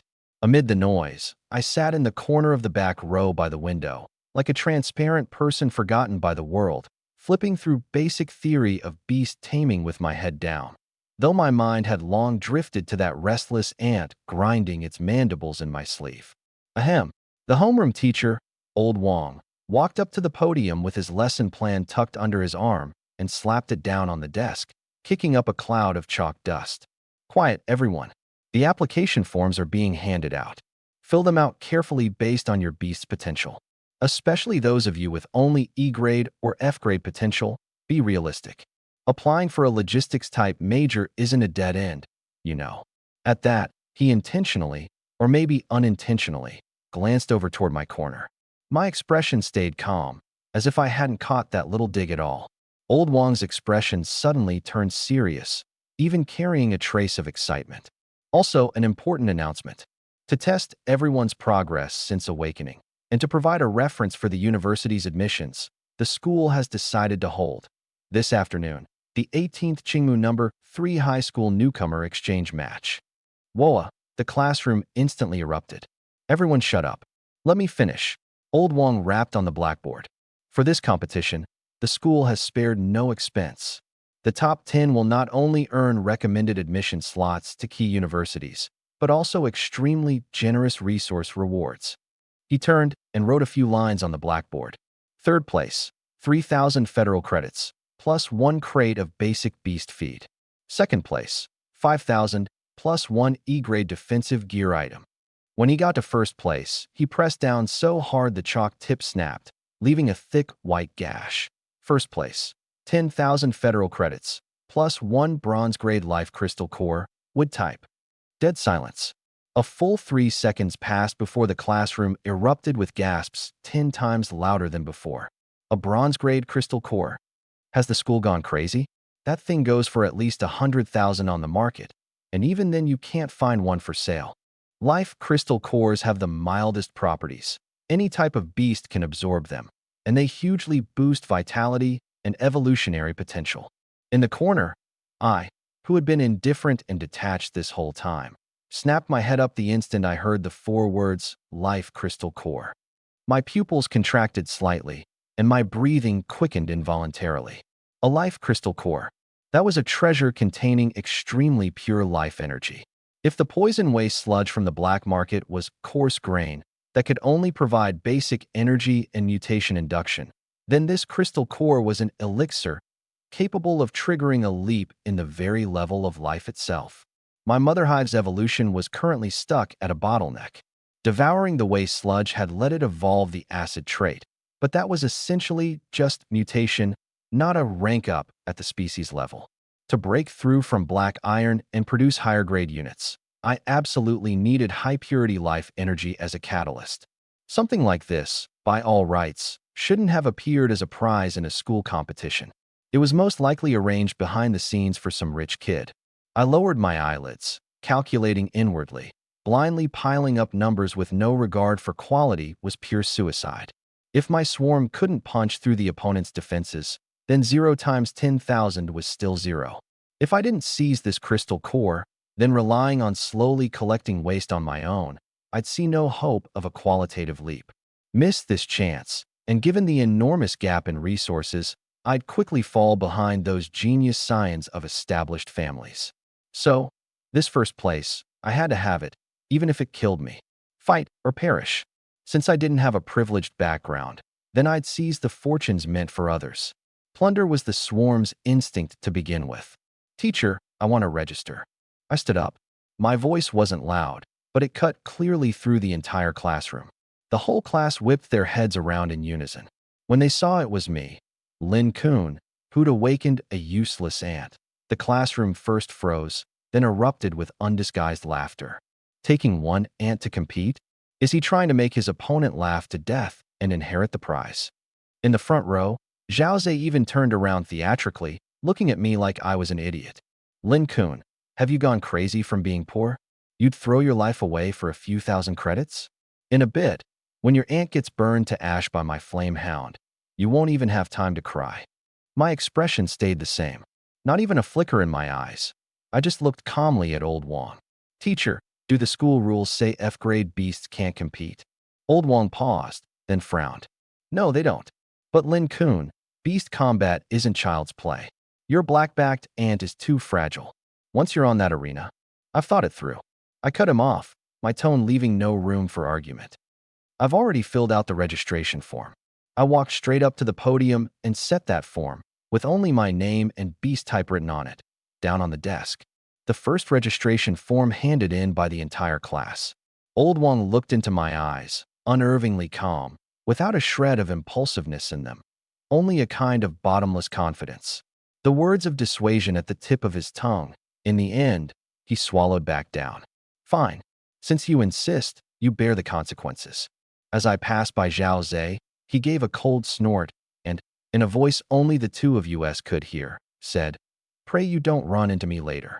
Otherwise, I'll show you what true despair really is." My steps didn't slow. I replied faintly in my heart, "I hope you can last a little longer, too." 2 p.m., Qingmu number 3 High School Gymnasium. This oval building, capable of holding 3,000 people, was now packed in the stands with students, parents, a few school newspaper reporters with cameras, and some observers from other schools. The center of the venue was divided by pale blue spiritual energy shields into 4 arenas, with matches starting simultaneously. I stood at the edge of the crowd in the prep zone, sticking out like a sore thumb.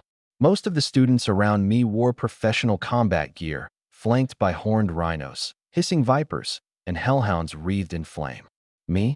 I had nothing. Empty hands, a faded school uniform.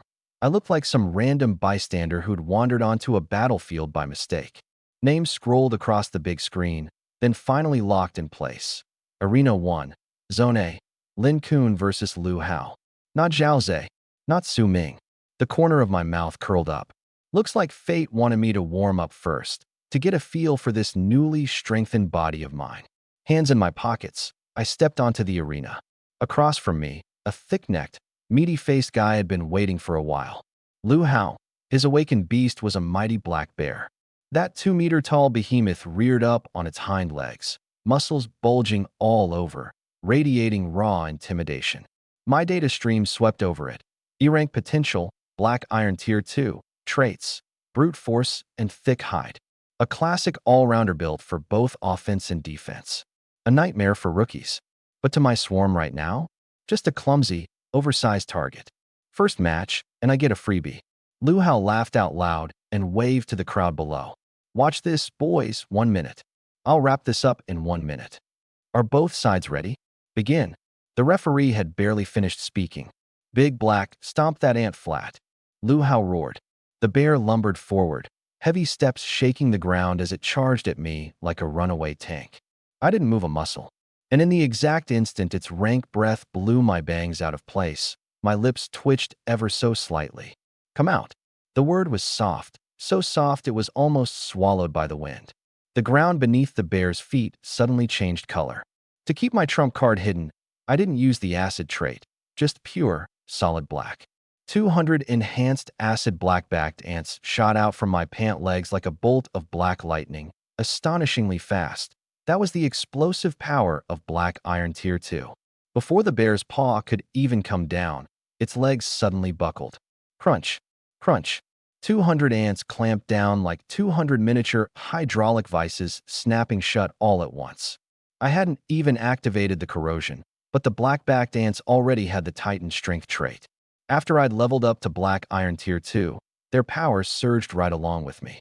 Their mandibles could crush bricks. That thick hide the bear was so proud of, in front of those jaws it was flimsy as paper, punctured in an instant.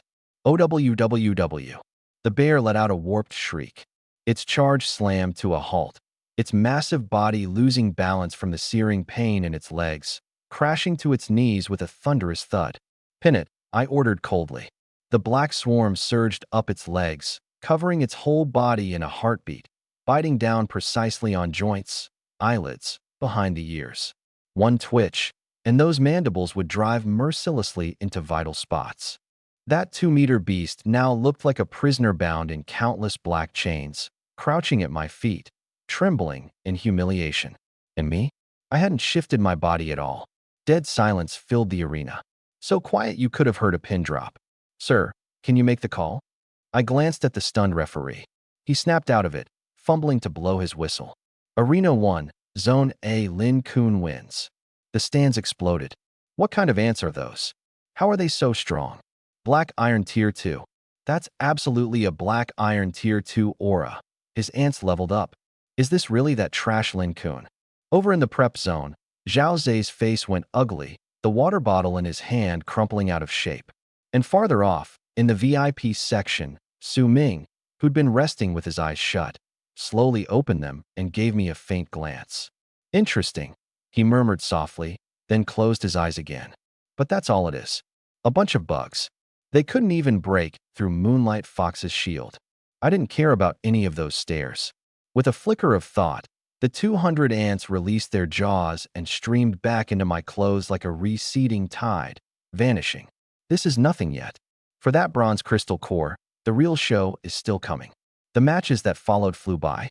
I gave no one a chance to study me. In the second round, I faced a cutesy paw hound. Just being surrounded by 200 ants, the sheer skin-crawling pressure of it made the girl controlling it scream and forfeit. In the third round, against an iron-armored turtle, I used a poke-your-head-out-and-die strategy, terrifying it so badly it huddled in its shell and refused to come out, until it was ruled out for passive play. I won straight through, cutting a path to the final for like a hot knife through butter. Meanwhile, Zhaoze was putting on a dazzling show of his own. Blaze Hound, flame burst. Whoosh, a column of orange-red fire roared out, instantly swallowing his opponent's green vine snake. Plant types stand no chance against fire types. It was scorched black on the spot. Zhaoze soaked up the crowd's cheers, then turned his head, his gaze cutting through the crowd to lock dead onto me as I stepped off the arena. He raised his thumb and drew it savagely across his throat. On the big screen, the semifinal bracket rolled out. Lin Kun versus Zhaoze. The whole place erupted. On one side, the dark horse who'd awakened a trash bug race, yet clawed his way up. On the other, the class president, rich, privileged, and packing a beast type that hard-countered mine. Bugs fear fire most. Zhaoze's Blaze Hound is a fire type. One breath of flame, and all of Lin Kun's ants get roasted. Type advantage is absolute. That's just common sense. Listening to the crowd's one-sided chatter, I walked onto the arena, calm as still water. Across from me, Zhaoze sneered. Lin Kun, didn't think you'd actually crawl this far. But your luck runs out here. Those losers before were scared of your ants. But I'm a fire type. My data stream flickered, Blaze Hound, D-rank potential, Black Iron Tier 2, trait, Fire Element Affinity. So fire counters bugs, huh? I murmured under my breath. True enough. It's an iron rule straight out of the textbook.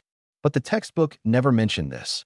What if those bugs have highly concentrated industrial-grade acid in their bellies? How's a fire type supposed to handle that? Match begin. Lin Kun, go to hell. Blaze Hound, maximum firepower. Burn every one of those disgusting bugs to ash. Zhaoze opened with his ultimate move. He wanted to grind me into the dirt in front of the whole school. Roar. The Blaze Hound threw its jaws wide open, and a crimson pillar of fire fully 2 meters long blasted out, rolling toward me on waves of scorching heat.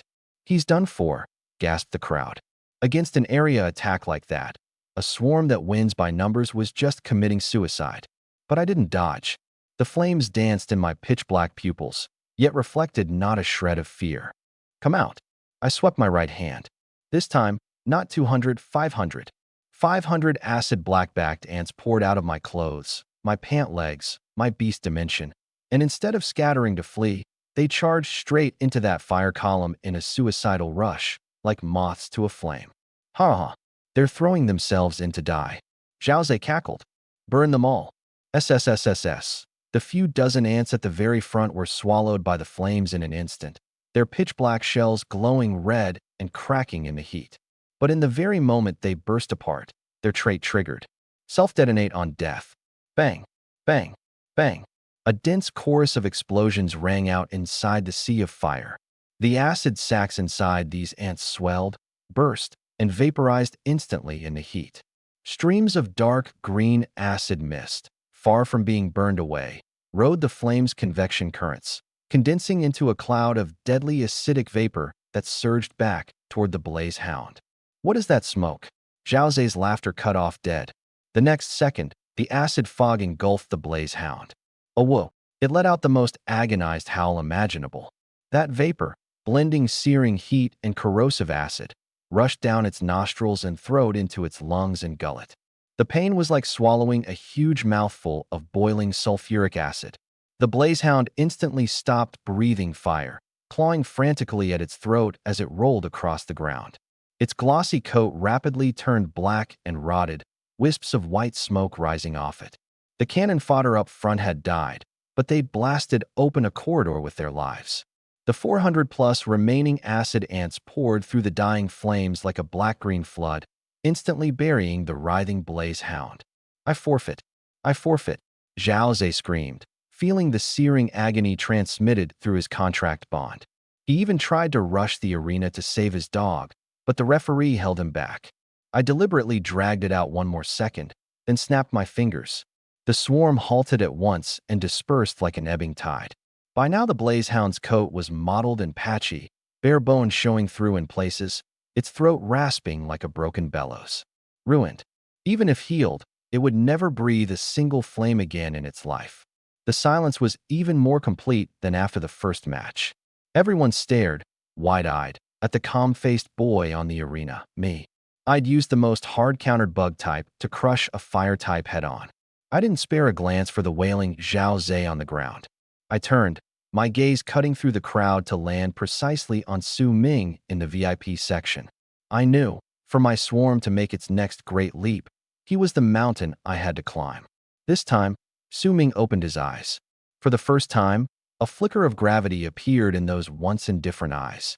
The corner of my mouth lifted. Silently, I mouthed the words. "Your turn." In that abandoned building shell, after that vicious, acid fog self-destruct, every eye in the place was fixed on me. Semi-final concluded. Winner, Lin Kun. As the referee made the call, I stepped off the arena. Behind me, an unconscious, delirious Zhao Ze was carried off on a stretcher. The stares weren't mocking anymore. They were the look you'd give a monster that felt no pain. "What a ruthless bastard," someone muttered in the stands. "He doesn't care whether his beasts live or die. Those ants are just disposable bombs in his hands." The half-hour break flew by in a blink. Two names appeared side by side on the big screen for the final. Lin Kun versus Su Ming. The whole gymnasium's atmosphere hit its peak. One was a dark horse lunatic who'd climbed to the top over the backs of his own classmates. The other was the pride of the entire city. I took a deep breath and walked onto the arena.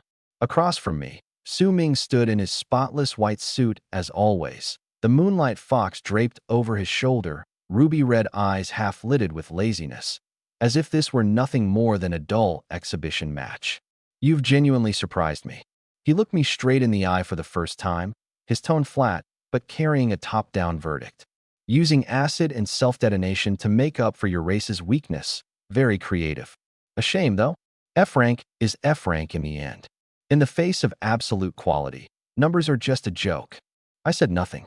I just quietly undid my cuff buttons, pulled down my uniform zipper, and revealed the thin t-shirt underneath.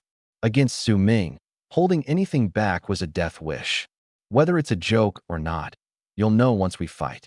My voice was hoarse. "Come out." Boom. This time, it wasn't a few hundred to test the waters.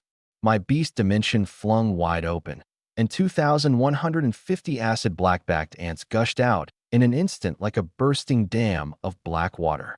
Rustle, rustle, rustle. The dense sound of crawling made scalps prickle.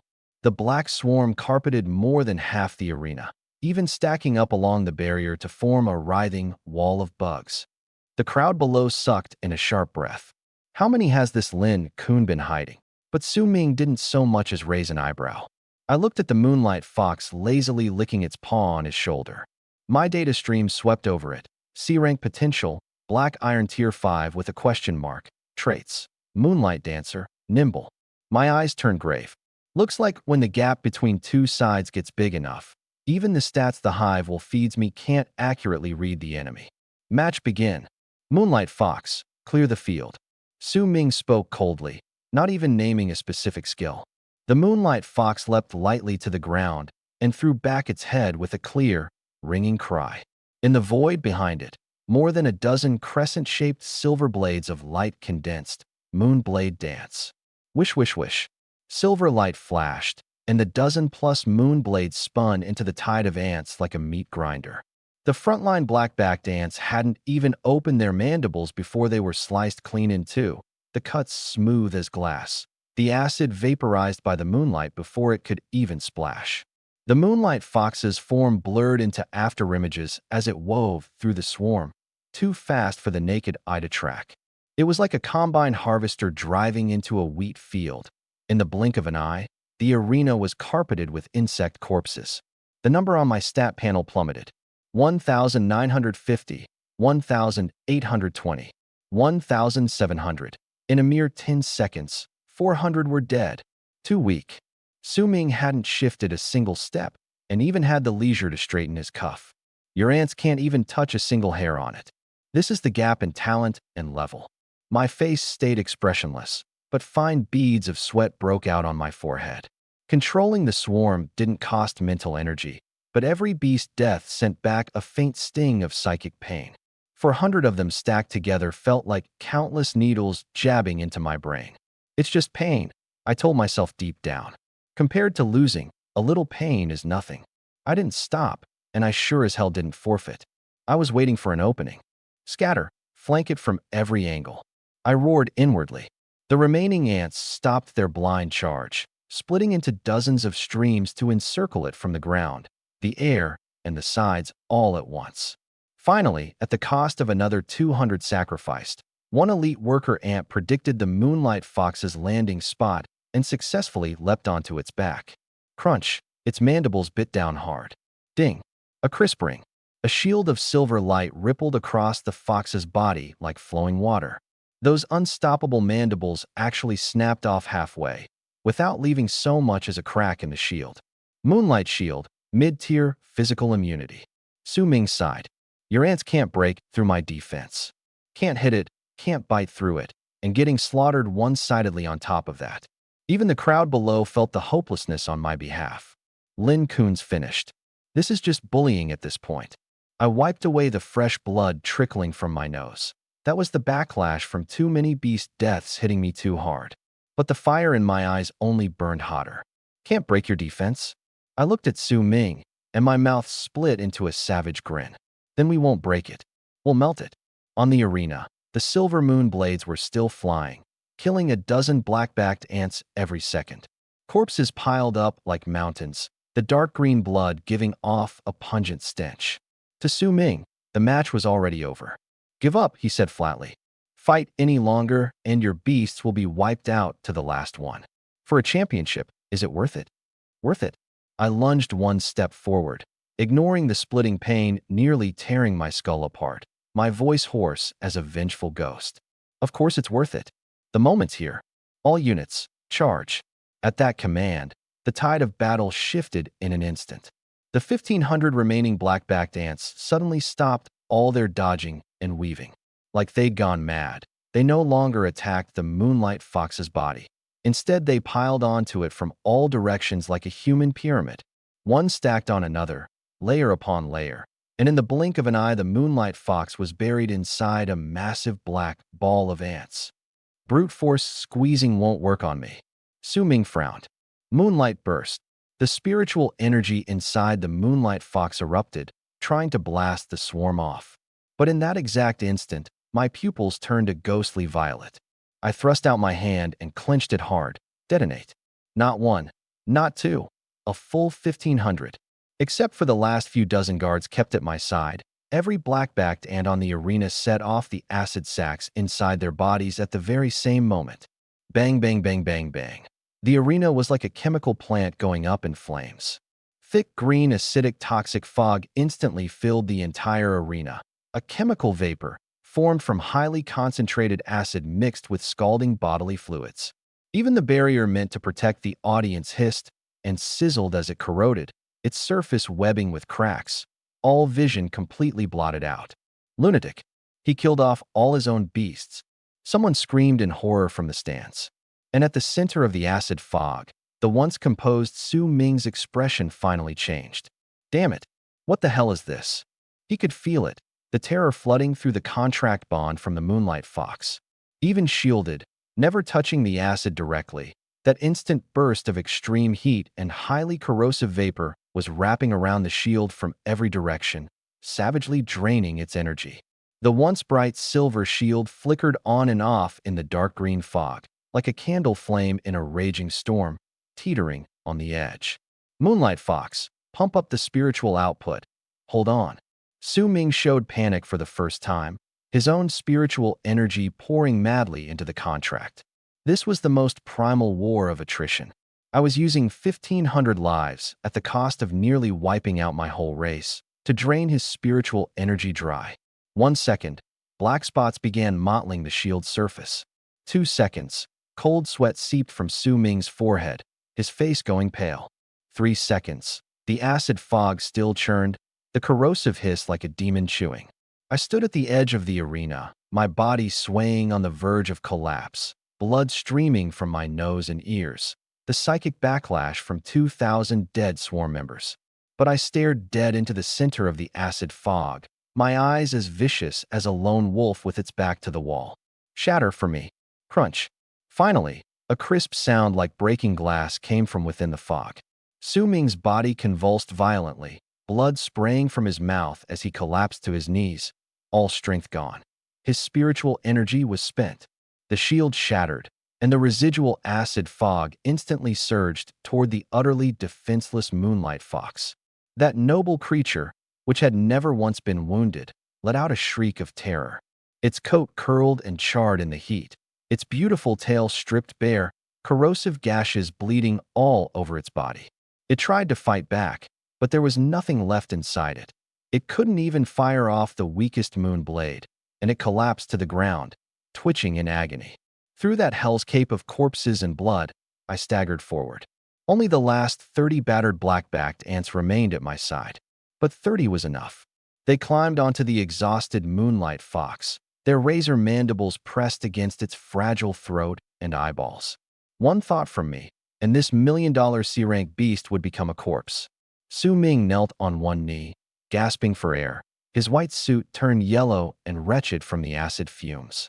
He raised his head, looking at me, my face covered in blood, yet grinning like a victor, and his eyes held emotions too complex to name: shock, defiance, but above all, a deep, deep wariness.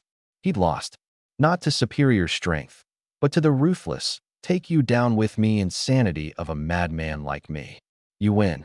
He forced the words out with difficulty. Call off your bugs. Don't hurt it. That concession was soft, but in the dead-silent gymnasium it landed like a thunderclap. The referee froze for a full 5 seconds before raising a trembling hand, his voice cracking. Win. Winner, Lin Kun. No cheers. The whole place fell utterly silent. Everyone stared at the lone figure on the arena. I'd won, but at a brutal cost. 2,000-plus carefully bred swarm members, and fewer than 50 ragged survivors left at my feet. This was a true Pyrrhic victory. I ignored the referee and didn't spare Su Ming a glance. My eyelids felt heavy as lead, and my brain felt like it was being jabbed by countless steel needles, but I forced myself to stay standing. Because I saw the tray being carried out by the ceremony hostess, and on it sat a crystal glowing with emerald green light. A bronze-rank life crystal core. I walked over and snatched it up with a trembling hand, feeling the warm, heartbeat-like life force pulsing in my palm. On my pale, blood-stained face, a smile finally appeared. 2,000 for one core, worth it. The awards ceremony wrapped up fast. Maybe I looked too horrifying, drenched in blood. The school officials didn't dare drag me around for photos, hurriedly handing over the prize and certificate, saying a few token words, then calling it a day. I turned down the school medic's treatment. I knew my own body well enough. My nose was still oozing blood. My head felt like it was being sawed apart. But this was just the psychic backlash. For other beast masters, the backlash from a beast's death would damage their very life essence. But not for me. My starting beast is the mother hive queen ant. As long as the queen is safe, and with the hive while weakening the backlash, all I need is enough energy for her to devour and feed back. The damage heals fast. As for the blood on me, I'd left it on purpose to fool my opponents. In this dog-eat-dog world, showing weakness is sometimes its own kind of protection. I tucked the warm life crystal core into the innermost pocket against my chest. It was bought with 2,000 lives. I couldn't afford to lose it. The setting sun stretched my shadow out long. Lin Kun. A voice came from behind me, weak, no longer arrogant. I turned. Su Ming stood a short distance away. He'd changed out of that acid-yellowed suit, his face still pale. The gravely wounded moonlight fox had already been recalled to its dimension to recover. You won. From now on, at Qingmu, I won't stand in your way, he said slowly. I'll make Zhaoze shut up. And you don't need to worry about my family coming after you. The Su family has its own pride. But his tone shifted, his eyes sharpening again. This time I was careless. I never expected you'd use a suicidal tactic like that. Next time, if all you've got are these same few tricks, I'll win it all back with interest. Anytime, I replied flatly, then turned and walked away. I didn't explain, and I didn't throw out any threats. Because I knew he was right. Fight again at the same level, and with him prepared, that simple acid fog self-destruct would lose most of its punch. The Shinho depth of a C-rank beast is what it is. As long as it doesn't get cocky and ambushed, the Moonlight Fox could use its speed to kite from the air, slowly wearing down ants that can't fly. But once you've lost to me even a single time, I will never give you another chance to catch up. Su Ming watched my receding figure, his eyes complicated. He probably couldn't put his finger on why the look I'd given him just now didn't seem like one you'd give a defeated enemy. It was more like the look you'd give a piece of meat you hadn't finished eating. By the time I got back to the basement in the Innerwell district, night had fully fallen. I skirted around a few stray dogs, pushed open that rusty iron door, and reached back to fasten the 2 new locks I'd added. This basement, less than 20 square meters, reeking of mildew, was my safest fortress right now. Shut off from the outside world, my taut nerves finally loosened. A wave of intense dizziness hit me at once, buckling my legs, and I only kept from falling by grabbing that broken-legged table. The instant death feedback from 2,000 ants, even with 99% of it blunted by my talent barrier. The remaining 1% was still enough to turn an ordinary person into a vegetable. Thankfully, it was all worth it. With trembling hands, I pulled the bronze rank life crystal core from my chest. The emerald crystal was only half a palm in size, yet in the dim basement it radiated a soft, vigorous glow, as if it sealed the life force of an entire forest inside. Just holding it, I felt a good deal of my exhaustion fade. Come out, I said, palm up. The mother hive queen ant, which had been hidden against my chest all along, crawled out weakly. As the core of the whole colony, the death of 2,000 offspring had drained her enormously. Her once glossy black carapace was now shriveled and gray, her 2 antennae drooping limply, even her crawling gone sluggish. She let out a faint, sorrowful cry, brushing my fingertip with her antenna, conveying grievance and hunger. But the moment her compound eyes caught sight of the core on the table, she froze. Then squee. She let out a shrill, urgent shriek unlike any before, brimming with longing, her 2 antennae snapping straight up and quivering violently with excitement. It was the instinctive craving, buried deep in her genes, for a leap to a higher tier of life. She could feel it, eat this thing, and she could break her shackles, transform from a lowly bug into a true, magic beast. Eat it, I said, pushing the core toward her, my eyes tender yet cold. This was bought with the lives of 2,000 of your children. Don't disappoint me. The mother hive didn't hesitate for even a second. She pounced like a madwoman, wrapping herself tightly around the core, which was larger than her own body. She didn't bite it with her mouth parts. The core was hard as diamond. No mortal-grade jaws could crack it. Instead, her abdomen churned violently, secreting a transparent, highly corrosive biological mucus that enveloped the entire core. Then something incredible happened. That impossibly hard core, wrapped in the mucus, melted rapidly like a block of ice, dissolving into streams of rich emerald green energy that surged madly into her, through her spiracles and the gaps in her carapace. A massive wave of life force detonated in the cramped basement, blowing the loose strands of hair off my forehead. The mother hive's body trembled violently. Crack, crack.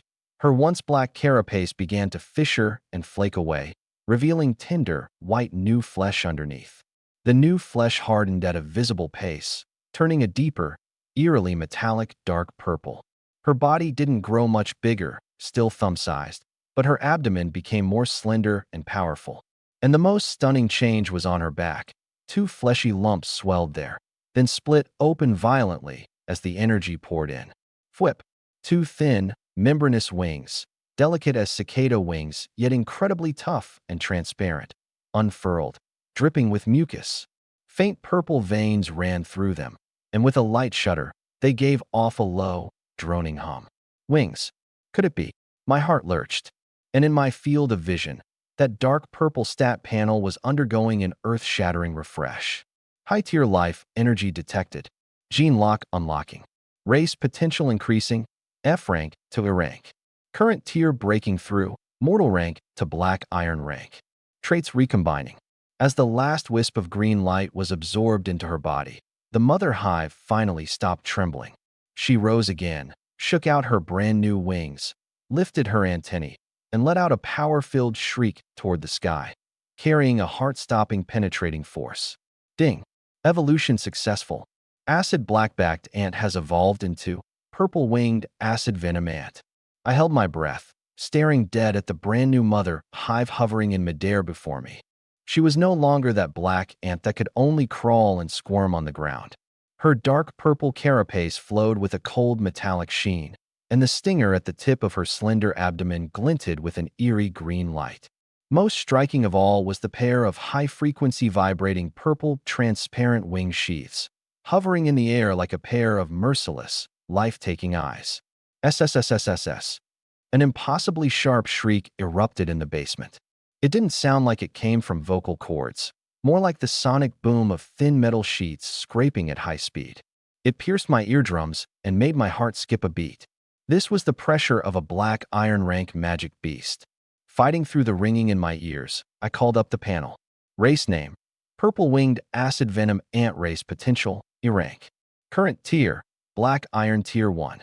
New traits: wing sheath flight. All members evolve wing sheaths, gaining low-altitude gliding and short-range flight. Mixed acid venom: no longer a single industrial-grade acid, but fused with a life toxin, causing paralysis and neural destruction. Rapid incubation: speed increased 300%. Flight: it's really flight. I stretched out my hand, letting the purple-winged queen land on my fingertip. Those wing sheets brushed my skin, cold and hard, radiating a strength I'd never felt before. If I'd had this Air Force yesterday, the battle with Su Ming flashed through my mind. If I'd had a few thousand flying ants then, I wouldn't have needed to feed 2,000 lives into that acid fog trap. Just send the swarm airborne and dive bomb from every direction. No matter how fast the Moonlight Fox is, could it guard against a full 360-degree assault from overhead? And more importantly, current tier: black iron tier 1. That meant from now on, every purple-winged acid venom ant the mother hive birth would start out as a black iron rank magic beast. No more piling up mortal rank cannon fodder to bury an enemy. Sure, a single one was still low-end among black iron ranks, but its stats had exploded by who knows how many times. Run into that iron-hide porcupine from back then, and I'd probably only need a dozen or so acid venom ants to hunt it down. 2,000 mortal rank cannon fodder, traded for a black iron rank Air Force. This deal? I came out way ahead. But once the excitement passed, the practical problem stared me right in the face. My energy was at zero. Digesting the core and recombining her genes had drained the mother hive's last drop of strength. Right now, she couldn't lay even a single egg. And as black iron rank creatures, the evolved purple-winged acid venom ants would surely demand far more energy than before. A commander with no troops won't cut it. I touched the bank card in my pocket. The 10,000 prize money from the school, plus my stipend. I had a little over 10,000 on hand. In the past, that was a sum I wouldn't have dared dream of. But for the swarm now, it might only be the price of a single buffet meal. Half an hour later, the Black Market abandoned building district was still ablaze with lights and buzzing with people in the night. The air was thick with cheap cigarette smoke, the smoky char of barbecue stalls, and the peculiar rank stench of magic beast materials. I threw on a newly bought hooded sweatshirt, put on a face mask, pushed that familiar beat-up cart, and headed straight for the stall in the corner. That weirdo in the gas mask was still there, business as bleak as ever. Not a soul dared come within 5 meters of those waste barrels. "Boss, I'm here." "Oh hey, little bro, it's you." The eyes behind the gas mask lit up instantly, like he'd spotted a long-lost relative. "So? Still want that waste sludge?" "I do, and this time in bulk." I pointed to the dozen-plus big barrels stacked behind his stall. Every bit of stock you've got here, I'll take it all. However much is in your warehouse, I want that too. The vendor sucked in a sharp breath, then rapidly punched at his calculator. 12 barrels in stock, and 20 more in the warehouse just delivered last night. Enhanced waste fluid, left over from refining venom-type crystal cores, way more toxic. 81 a barrel, the regular one's 50. 32 barrels total, 2,200 yuan. Only 2,000 something. My heart leapt, though I kept my face neutral.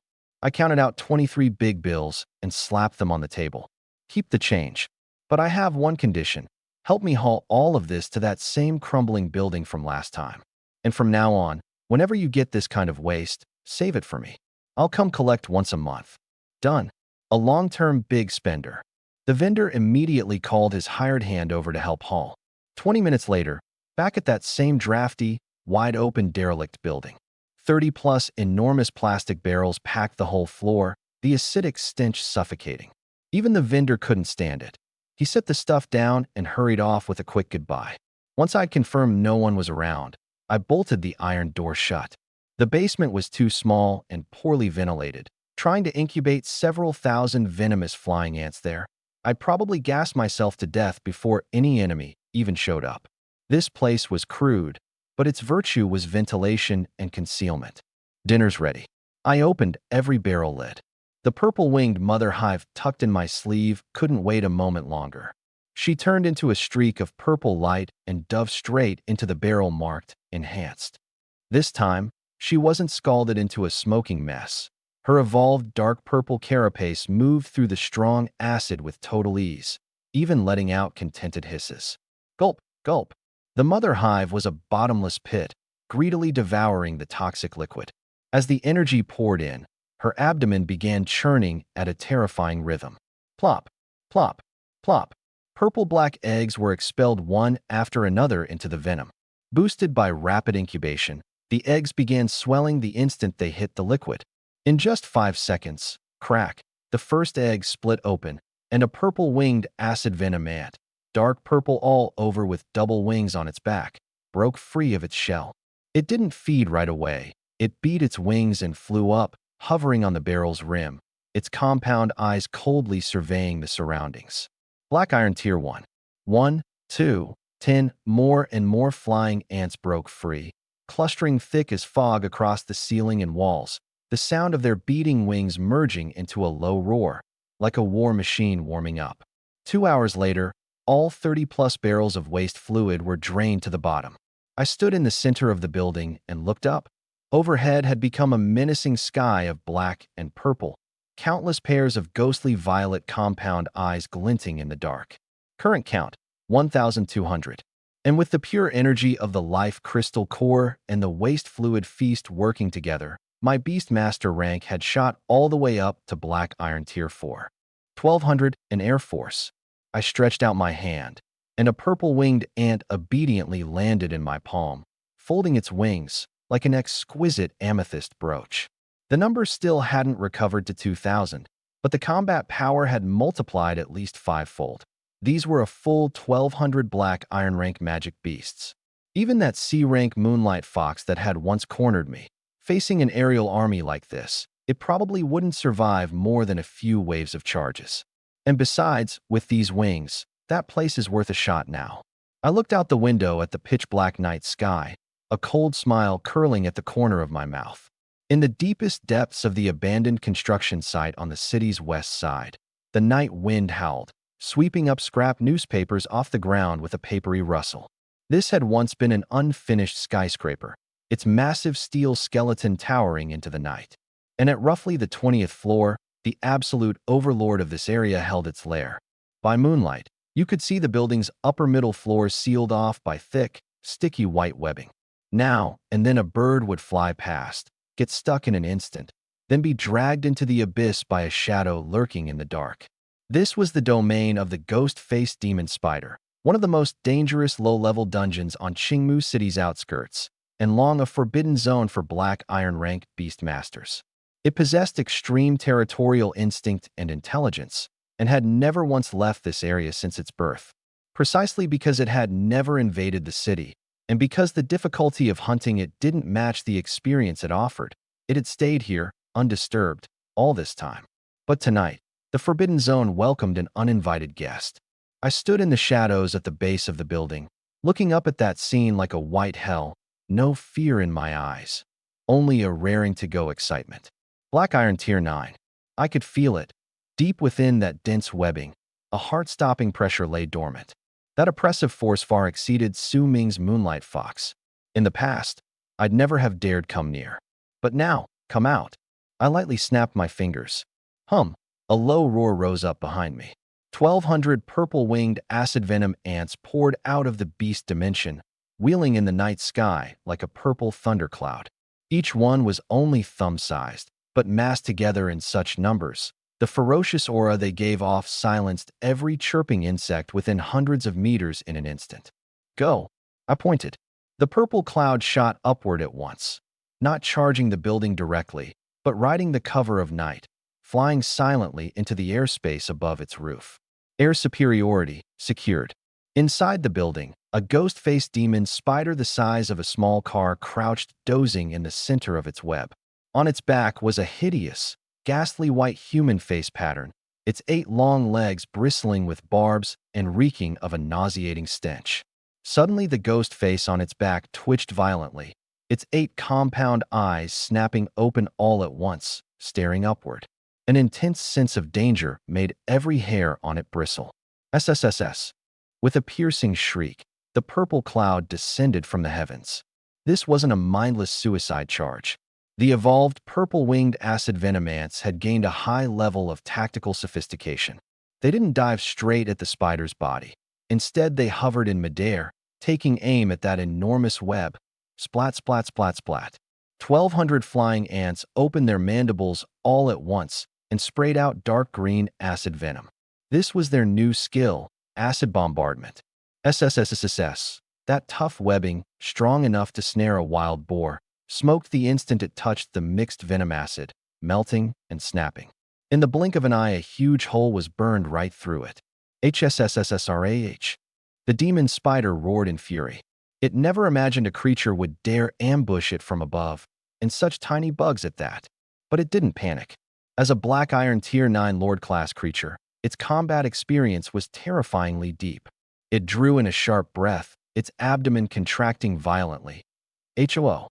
A thick purple toxic fog gushed from its mouth, instantly flooding the entire floor and spreading rapidly into the air. Deadly toxic miasma. This fog wasn't just poisonous, it was intensely sticky.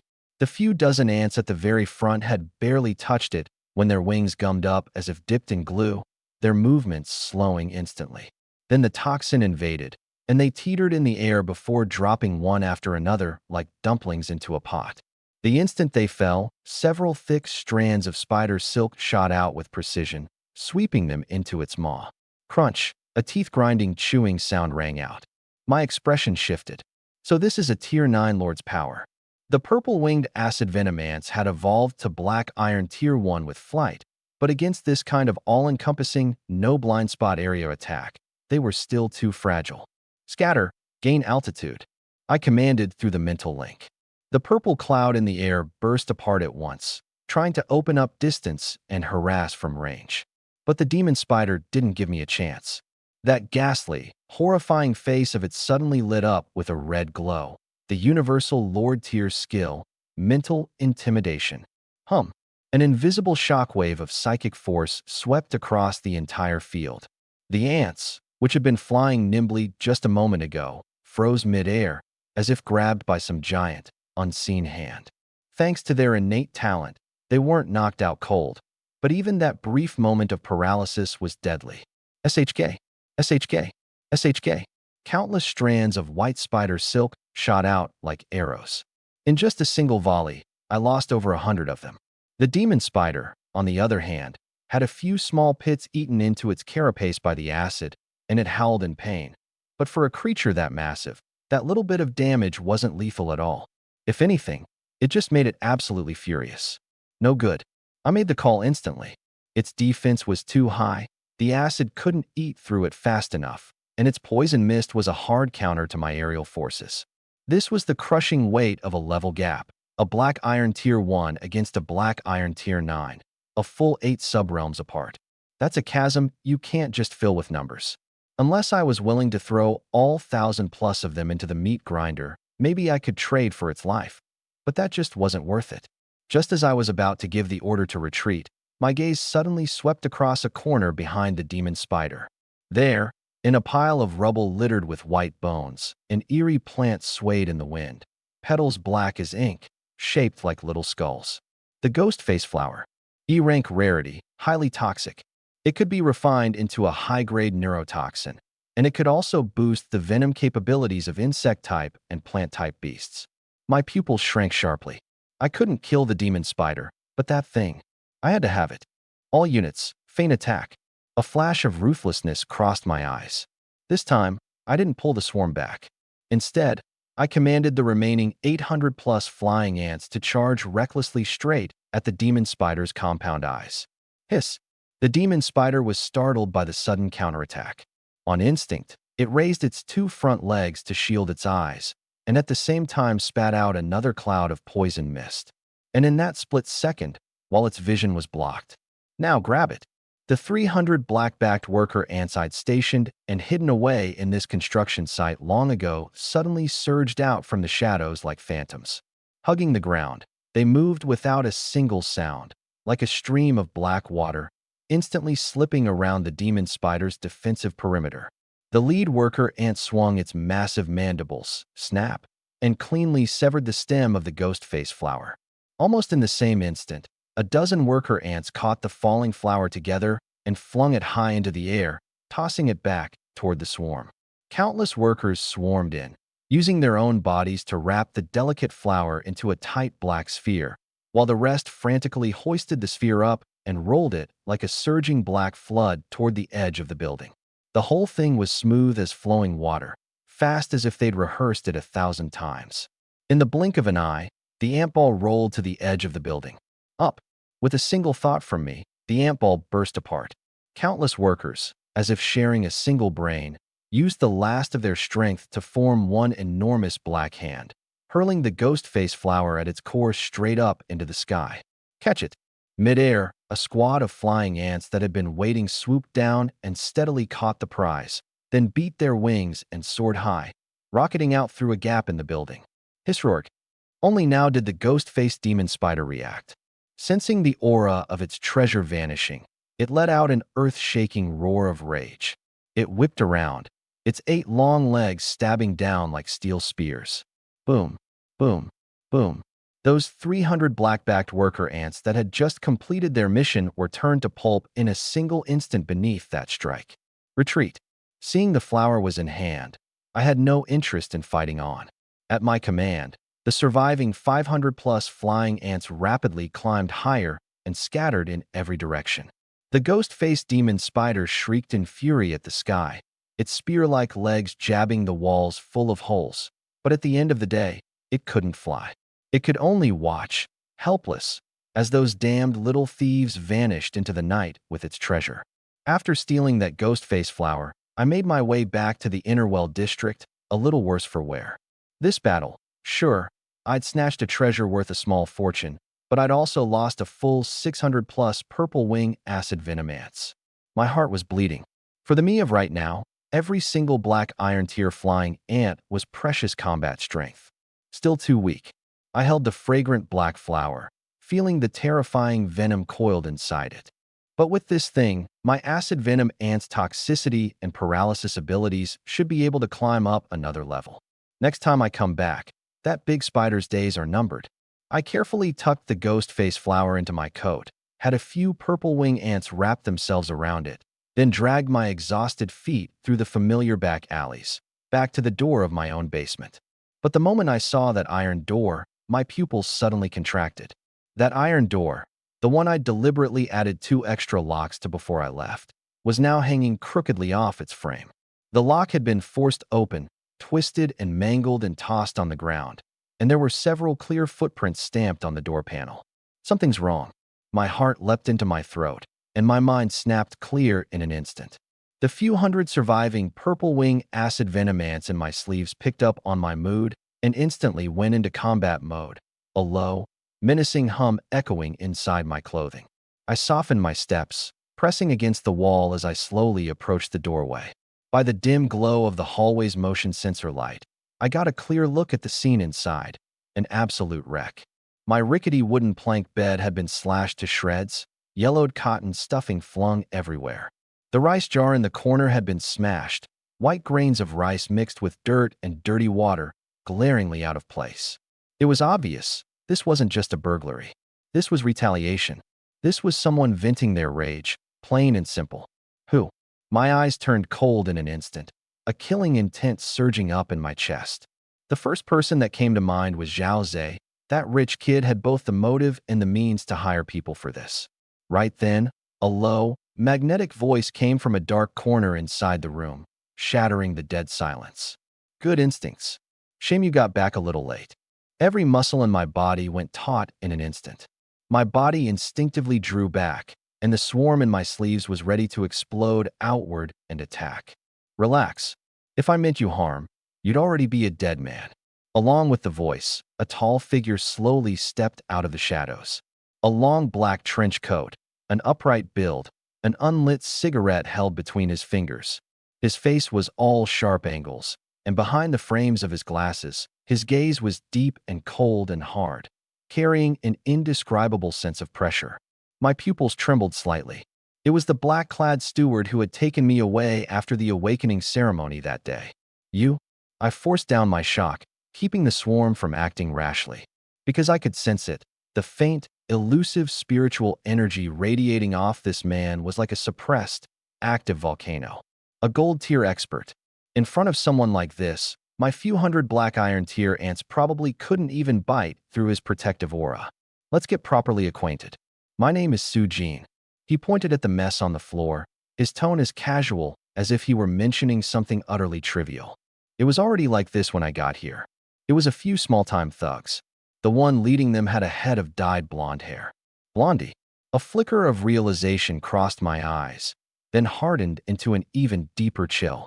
So it was that piece of garbage whose hand I'd crippled in the alley. I never imagined he'd take the chance to rob my place while I was out. Where is he? My voice was calm. Handled. Su Jin said it lightly, as if he were talking about disposing of a bag of trash. Illegal entry, destruction of property, and suspected collusion with the black market to sell contraband. I went ahead and sent them all to the city guard's special prison. As for what happens once they're inside, per my special orders, you probably won't be seeing him again for the rest of your life. I said nothing. Even though I'd been done a small favor, I felt no relief. If anything, I was even more on guard. There's no such thing as kindness without a reason in this world, especially from someone at Su Jin's level, a gold-tier expert, a high-ranking figure in the Beast Tamers Association, personally coming down to a slum basement to catch thieves for an F-rank student, even pulling strings to make them disappear. That, in itself, was the biggest anomaly of all. Why help me? I looked straight into his eyes, my body still tense. I don't think an ordinary student is worth this much of your effort. Because you have value. Su Jin didn't beat around the bush. He glanced around the room, saw there wasn't even a chair, and simply sat down on the edge of the hacked-up bed, crossing his long legs, his gaze scrutinizing me like a blade. Lin Kun, let's not play games. I'm very interested in you. The words came out, and though my expression didn't change, my stomach sank. F-rank black-backed ants. He said it word by word. The species is right, sure, but the numbers are a little abnormal, wouldn't you say? I don't know what you're talking about. My face was blank. I was still holding my ground. It's fine if you won't admit it. He waved a hand, and instead of anger, a faint appreciative smile appeared. These days, knowing how to hide your true strength is a good thing. Everyone's got their secrets. I came looking for you because I've got my eye on your abilities. He leaned forward, lowering his voice, those sharp eyes glinting with a dangerous light. Lin Kun, you can't be content just being an ordinary student. Want to do something more interesting? Like, say, taking part in a hunt against the Abyss Apostles. Abyss Apostles? My brow furrowed slightly. A pack of lunatics who worship the abyssal beasts and want to turn human cities into sacrificial altars. Su Jin let out a cold laugh, disgust flashing in his eyes. They've suddenly gotten active in Qingmu City lately, hiding down in the gutters like rats, plotting some kind of large-scale sacrificial ritual. My beasts are strong, sure, but they make too much noise. The moment I move, it tips them off, and those rats catch a whiff and scatter. But you're different. He pointed at my sleeve, his gaze seeming to see right through the fabric to the flying ants lying in wait. Your bugs are numerous, small, and good at lurking and assassination. You're a born scavenger. Help me dig these rats out and take care of them. I didn't answer right away. I just looked at him. In exchange, he could tell I was waiting for the rest, and with a smile he laid out the chips he'd already prepared. First, you've awakened some kind of talent, but haven't reported it, haven't you? Let me guess. You're afraid that with no power and no backing, once you report it, those big families would drag you off to be their hired muscle, and you'd lose your freedom. Here's the deal. As long as this mission goes off perfectly, I, Su Jin, will personally vouch for you. You'll be able to reveal your full talent without a single worry, and I guarantee no one will dare come harass you. From then on, whether your talent is bronze, silver, or gold, if you don't want to talk about it, no one can force it out of you. Second, the association will give you a secure apartment in the city center. You can move out of this hellhole immediately. It's got 24-hour security. Trash like Zhaoze wouldn't be able to get in. Third, a recommendation letter guaranteeing admission to a top-tier academy. As long as you earn merit, even with an initial F-rank beast, you won't have to take the 100 Schools Grand Tournament. I'll get you a direct placement in the Magic Capital or the Imperial City. The terms were tempting. I had to admit, Su Jin's chips were practically tailor-made for me. Any ordinary student would probably have gratefully accepted them long ago. It really was hard to refuse. But I looked at this man who represented official authority, and I stayed silent for a long while before slowly speaking. I can do the work for you, but I don't want your apartment. I turned around and looked at the wreckage covering the floor, a trace of resolve flashing in my eyes. Living in an apartment arranged by the officials meant putting myself under surveillance. My secret could be discovered at any moment. For a swarm master with concealment carved into his very bones, a sense of security is never something given by others. It's something you control yourself. Convert the apartment into cash and give it to me. I held out my hand, my voice calm but firm. I want money. Su Jin was taken aback for a moment, then let out a soft chuckle. He gave me a long, deep look, the appreciation in his eyes even stronger. Smart. And greedy enough, too. He stood up, pulled a black card from inside his coat, pinched it between his fingers, and flicked it. Whoosh. The card sliced through the air with a sharp whistle and struck the door frame behind me with pinpoint precision, sinking deep into the wood. There's 100,000 Federation credits in there. The password is 6 zeros. Consider it your settling-in fee and your first round of operating funds. Since you don't want the apartment, find your own nest. But remember, don't get too far from the target. I'll send the specific intel to the communicator linked to that card. He straightened the collar of his trench coat, turned, and walked out. His tall figure gradually melted into the darkness at the end of the hallway, leaving behind only one light remark. Stay in touch, my scavenger. It wasn't until his footsteps had completely faded that I finally let out a long breath. My back was already soaked with cold sweat. Dealing with an old fox like that was more exhausting than killing a demon spider. That feeling of being seen through it every moment left me deeply unsettled. I walked over and yanked the black card out with force. 100,000. I gripped the card, my fingertips going white from the pressure. Combined with the school's prize money and my earlier savings, I now held a fortune of over 100,000. This money was more than enough to restore my swarm's numbers to their peak. And then some. Scavenger, huh? I looked around this basement, now impossible to live in, my gaze sweeping over the shattered furniture, without the slightest trace of nostalgia. This place had carried 16 years of my poverty and humiliation. Good riddance that it's ruined. Perfect, a clean break. I bent down and picked up the half-sack of surviving rice from the floor, patted off the dust, and walked out into the night without looking back. I didn't close the door, didn't turn around. The Lin Kun who had struggled to survive in the slums died completely on that night. South of the city, on the edge of the old industrial district. This was Qingmu City's Rust Belt, abandoned factories and warehouses everywhere, with only a scattering of old, rundown single-story houses where people still lived. The environment was terrible, the transportation inconvenient, but it had two things going for it. It was secluded and it was spacious. This'll do. I stood in front of a red brick house with its own yard and gate.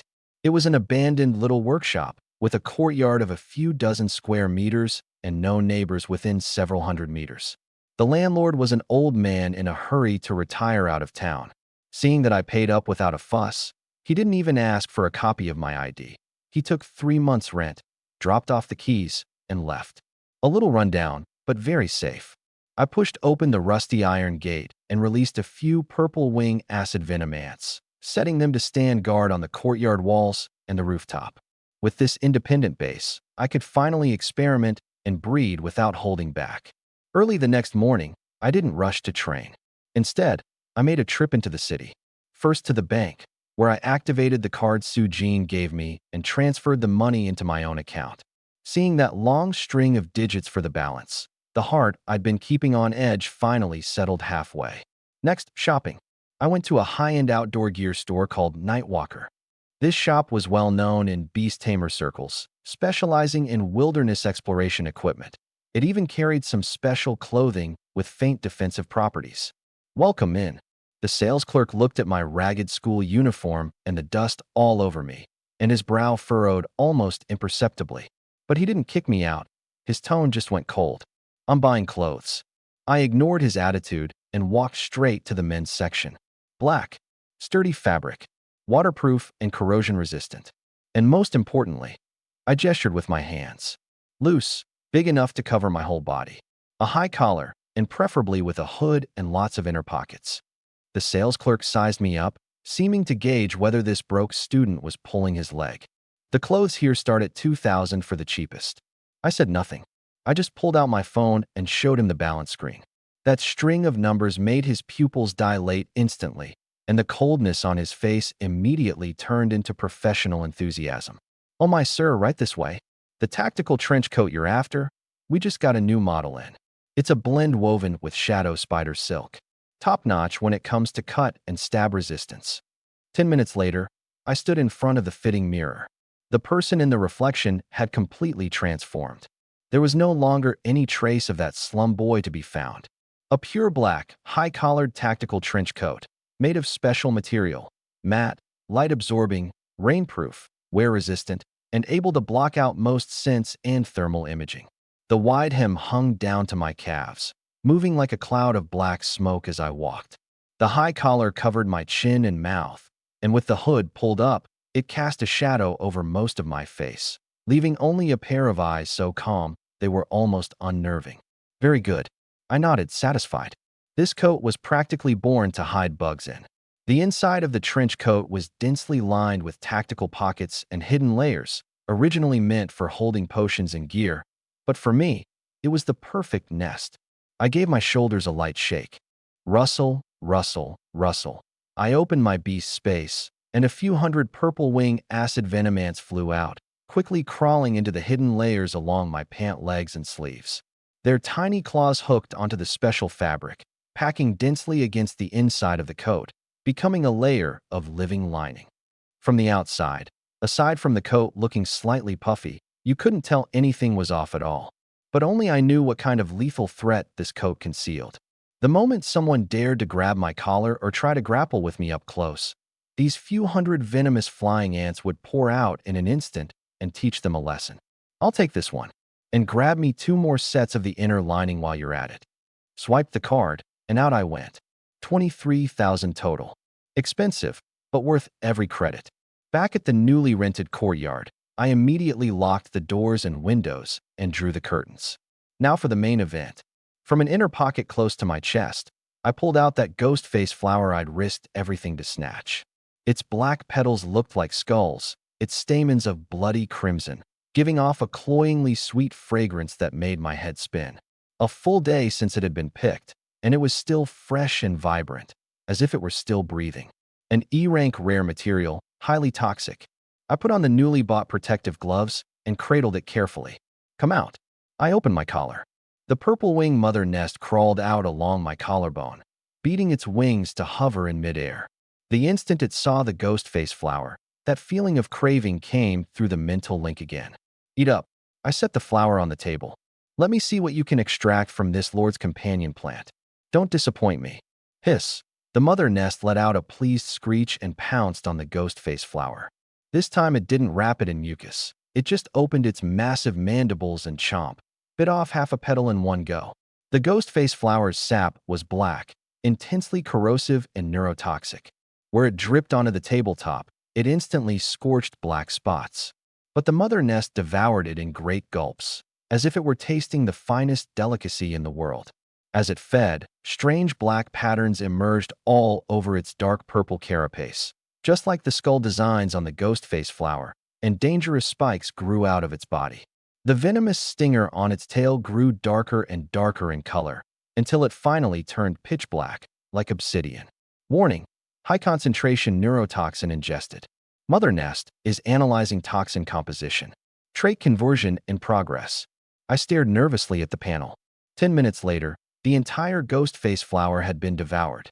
The mother nest let out a burp, a faint wisp of black mist swirling around its body. Ding. Devouring complete. Swarm trait updated. The original acid venom mix has evolved into ghost face toxin. Intermediate neural paralysis, enhanced acid corrosion, plus a new hallucination-inducing effect. With the strengthened neural paralysis, once the venom is injected, a black iron tier target is fully paralyzed in just half a second. Even bronze tier targets suffer localized stiffness. And the newly added hallucination effect. Once an enemy inhales the volatilized poison mist, they experience hallucinations of fear and chaos, with their mental resistance dropping sharply. Hallucinations? My eyes lit up. This was a total windfall. I'd only been hoping to boost the paralysis. I never expected to gain a mental attack method on top of it. Even if the hallucinations were only mild, in a life-or-death struggle, even a single instant of daze is enough to decide the outcome. Now they can fly, they can corrode, and they can paralyze the enemy and make them hallucinate. I looked at the mother nest hovering in the air, a cold smile curling at the corner of my mouth. Now, my purple wing acid venom ants are truly worthy of the word killer. The current count was 650. The losses from the demon spider battle had been heavy, but thankfully the mother nest was still here. As long as I had resources, mass-producing more troops was just a matter of time. I glanced at the several large barrels in the corner, filled with the new batch of waste liquid I'd previously ordered from that gas mask stall vendor. I clenched my fist, my eyes flashing. Before Su Jin's mission comes down, I'll restore the numbers to 2,000 first. And besides, I thought of the Abyss Apostles and the human sacrifices Su Jin had mentioned. If I was going to hunt those lunatics, my current preparations weren't enough. I needed more cards up my sleeve. My gaze fell on the bank card. 80,000 left. Maybe it was time to go buy some special feed. The night grew deep, but I wasn't in a hurry to head home and breed. I knew full well that relying only on ordinary industrial waste liquid could pile up numbers fast, but the energy was too one-dimensional. It was already very hard to push the swarm any further. The current purple wing acid venom ants had evolved to black iron tier 1 and gained the ghost face toxin, but their physical durability was still their weak point. If they ran into a wide area physical attack or elemental bombardment, they were still quite fragile. Now that I've got money, it's time to improve the kids' diet. I touched the card in my pocket, pulled my hood down low, turned, and headed for the South City Black Market. I arrived again at that district of unfinished buildings, still as noisy as ever. I wove through the crowd with practiced ease and headed straight for that familiar corner. The gas mask vendor was crouched on the ground, idly stirring the waste liquid in his barrel with an iron rod. "Boss." My voice came out muffled through the mask. The vendor jumped. He looked up and saw me wrapped tightly in that black trench coat. Once he confirmed who it was, his eyes lit up instantly. "Well, if it isn't my big customer. Were you happy with that last batch? I just took in a new load. The ordinary waste liquid's enough for now." I cut him off, my gaze sweeping over the pile of junk behind his stall. "This time I want to buy something else.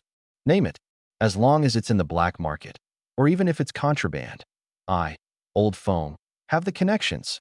I want the corpses of high-tier beasts." I lowered my voice. "Not whole ones, And I don't want the hides and bones you'd use for gear. I want the organs, the rotting flesh, even the toxic blood. Black iron high tier at minimum, bronze tier preferably. The vendor was taken aback for a moment, and his expression turned a little strange. This kind of stuff was usually called scraps or contamination sources, things proper beast tamers avoided like the plague, since it could easily infect their beasts with viruses or cause mutations. But he was a shrewd businessman. He knew what to ask about and what not to.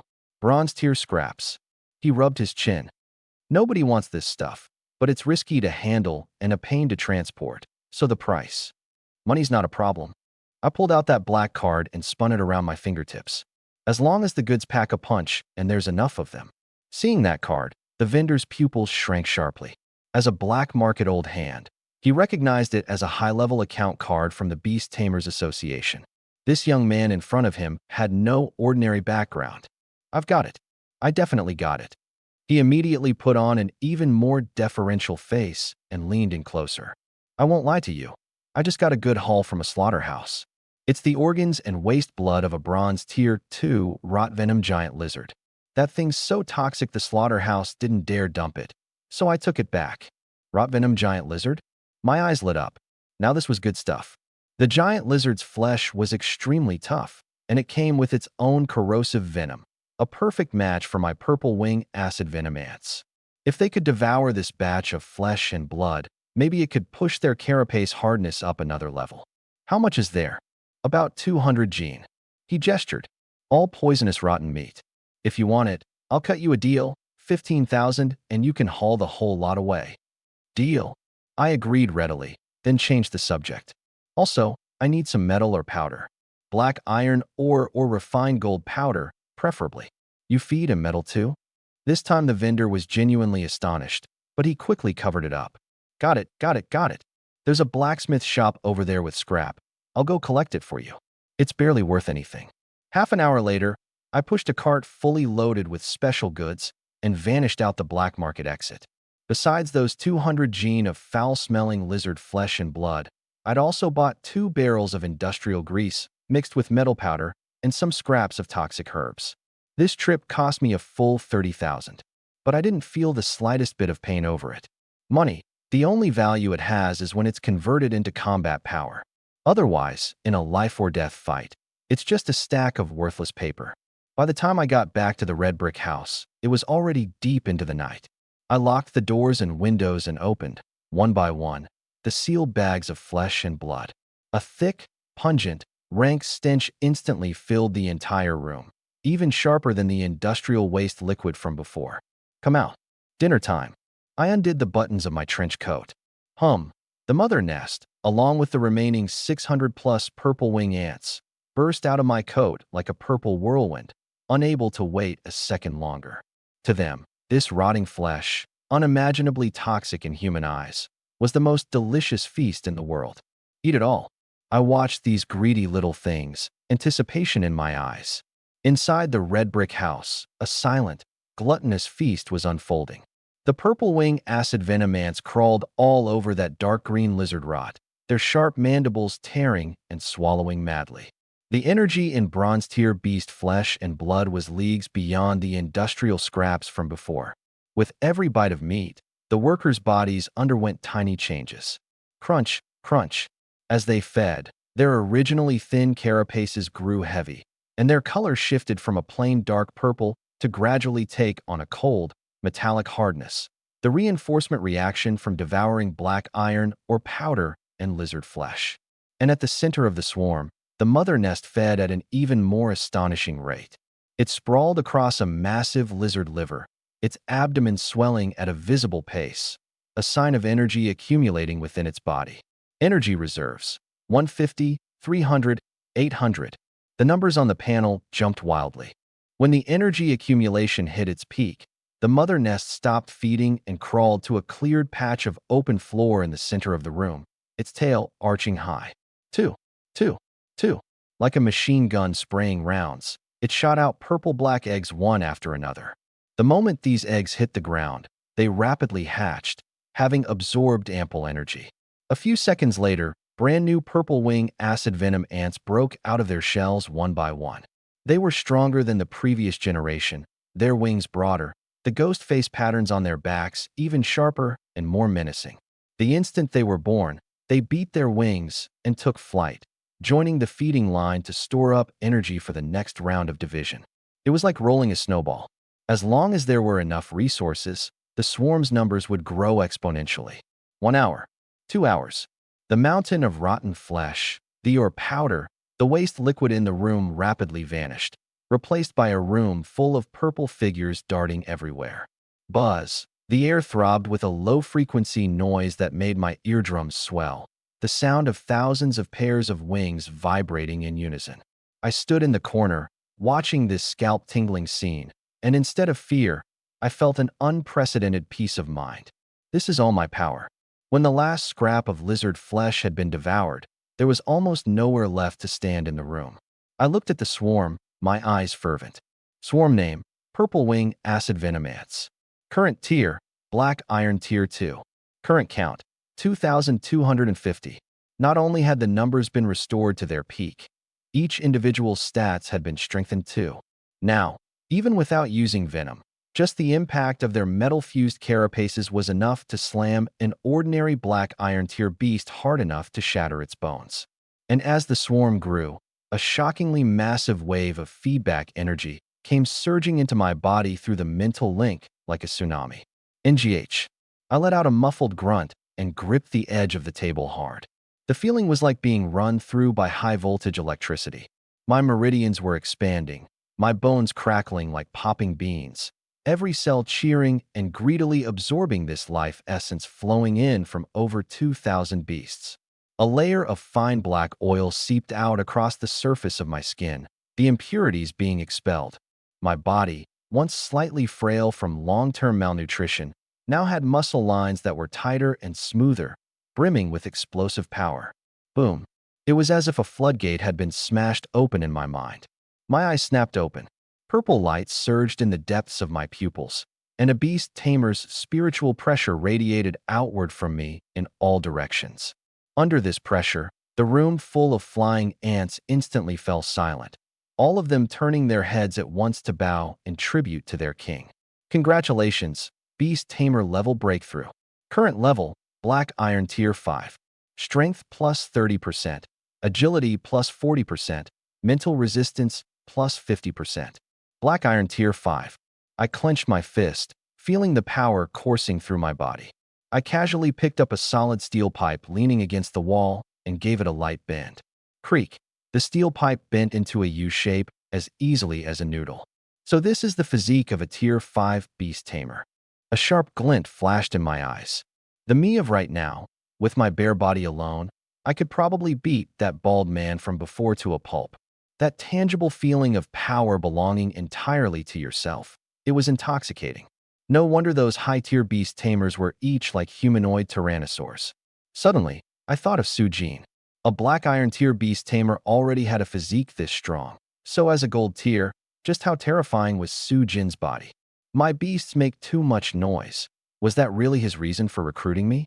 Not to mention, Qingmu City, as a peaceful, out-of-the-way little city, would normally only have a single silver-tier expert stationed at the association. Yet now not only was there a gold-tier expert here, he'd even been assigned to preside over a menial chore like an awakening ceremony. My eyes flickered. Either there was something special about Qingmu City, or there was something extraordinary about Su Jin himself. I shook my head, took a deep breath, and flung these complicated thoughts aside. I walked to the window and opened a crack. The sky outside was already growing pale. Without even realizing it, I'd spent a full day and night in this room. Strong troops, sturdy mounts, and a level breakthrough. I looked out at the gradually awakening city, my gaze frigid. Next, time to get down to business. I hadn't forgotten my deal with Su Jin. Take the money, do the job. And besides, my swarm had just finished reinforcing. It needed a real slaughter to test the results, and to earn more evolution resources along the way. Right then, the black communicator on the table suddenly vibrated, breaking the quiet in the room. I picked it up. The screen lit up, an encrypted message from Su Jin. Mission codename: Clear the Rat's Nest. Target: the abandoned sewer zone in South City, entrance G3. Intel: A large number of vagrants have gone missing recently. According to reconnaissance, a gang of cultists suspected to be Abyss Apostles has holed up deep in the sewers and is using living people as sacrifices for their rituals. Requirements: confirm the target and eliminate all cultists without triggering a large-scale disturbance. Payment is per head, 5,000 per ordinary cultist, 30,000 per priest, special items counted separately. At the very bottom was one more line. Kid, don't let the money blind you. Staying alive is what matters most. Looking at the rates on the screen, the corner of my mouth curled up slightly. Sewers rats. Go. My sleeve stirred.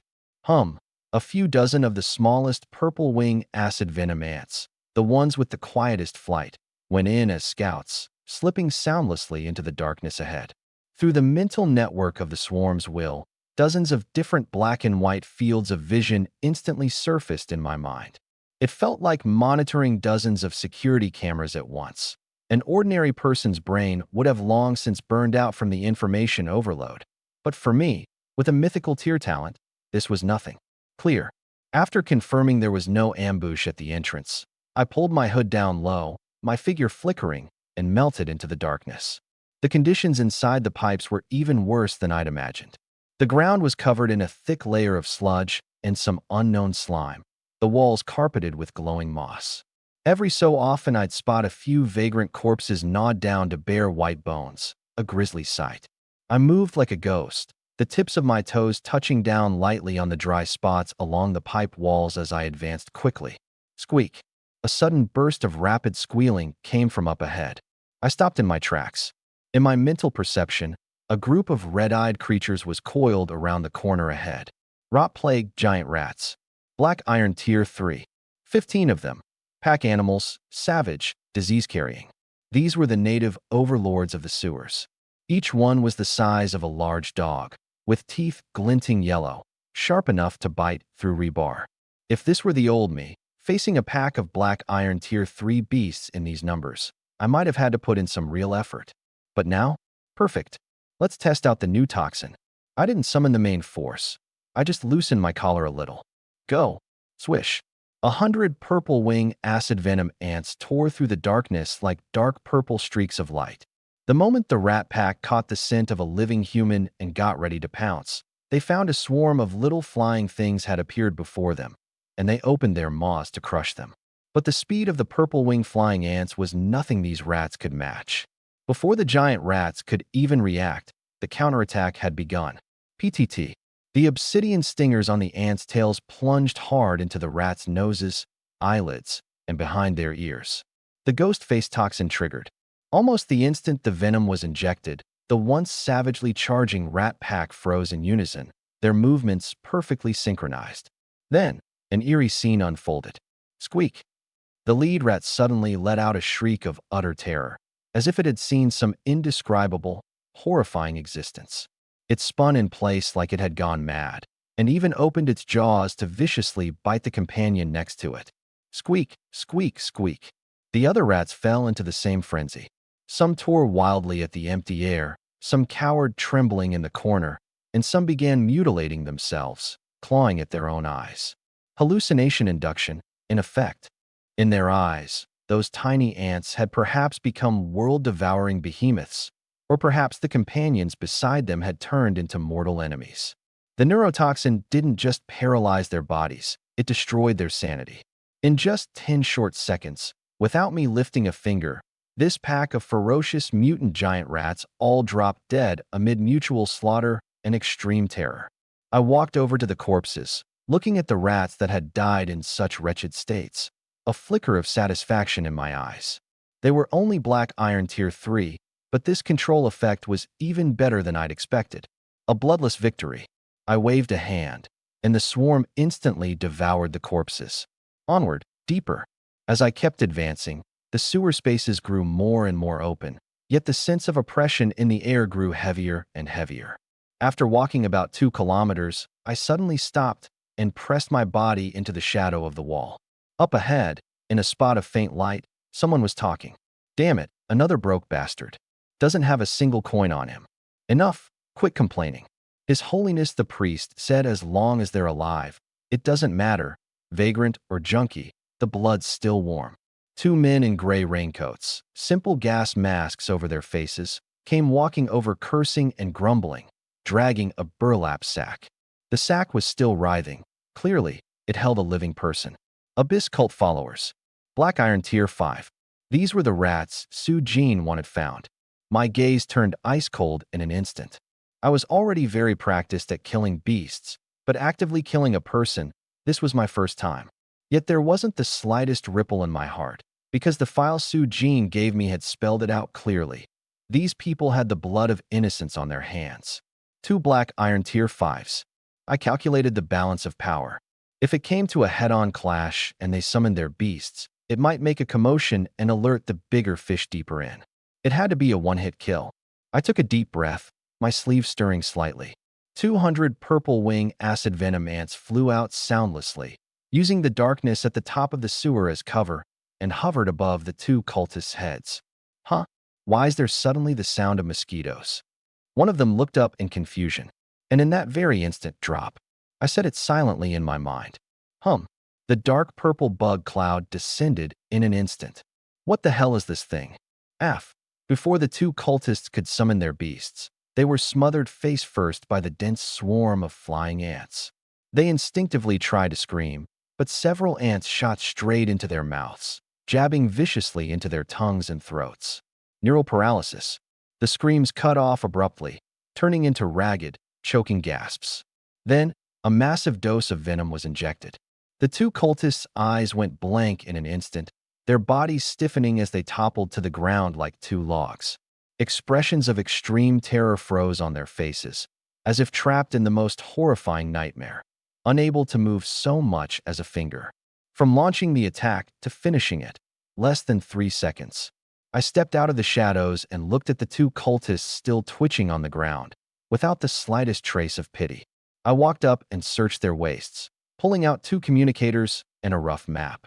Is G3 just the outer hunting zone? I swept my eyes over the map.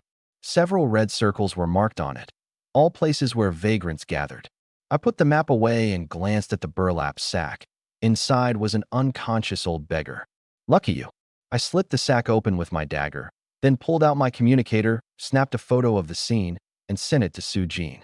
Mission progress. 2 perimeter sentries cleared, 1 survivor rescued. Note: partial map acquired, preparing to push deeper. A few seconds later, Sue Jean replied, "Good. Don't rush inside. There are still a few patrol teams on the perimeter. Clear this whole area first. We need to turn those rats blind and deaf. Also, just leave the beggar where he is. A logistics team will handle him." I put the communicator away. Clean it out, huh? I turned my head toward the deep, murky pipeline, and a cold smile tugged at the corner of my mouth. Fine by me. I'll grind through the perimeter first to rack up experience and get a feel for this assassination-style approach while I'm at it. By the time I actually reach the nest, it'll be a perfect slaughter. All units spread out. Free hunt. At my command, the 1,000-plus purple-winged acid ants hidden inside my trench coat scattered like a swarm of bloodthirsty ghosts, flying off into the dark network of sewers. Tonight, this place would be the swarm's hunting ground. The sewers in the dead of night were eerily silent. Aside from the occasional drip of water and the scurrying of rats, the entire G3 area seemed to have sunk into a death-like slumber.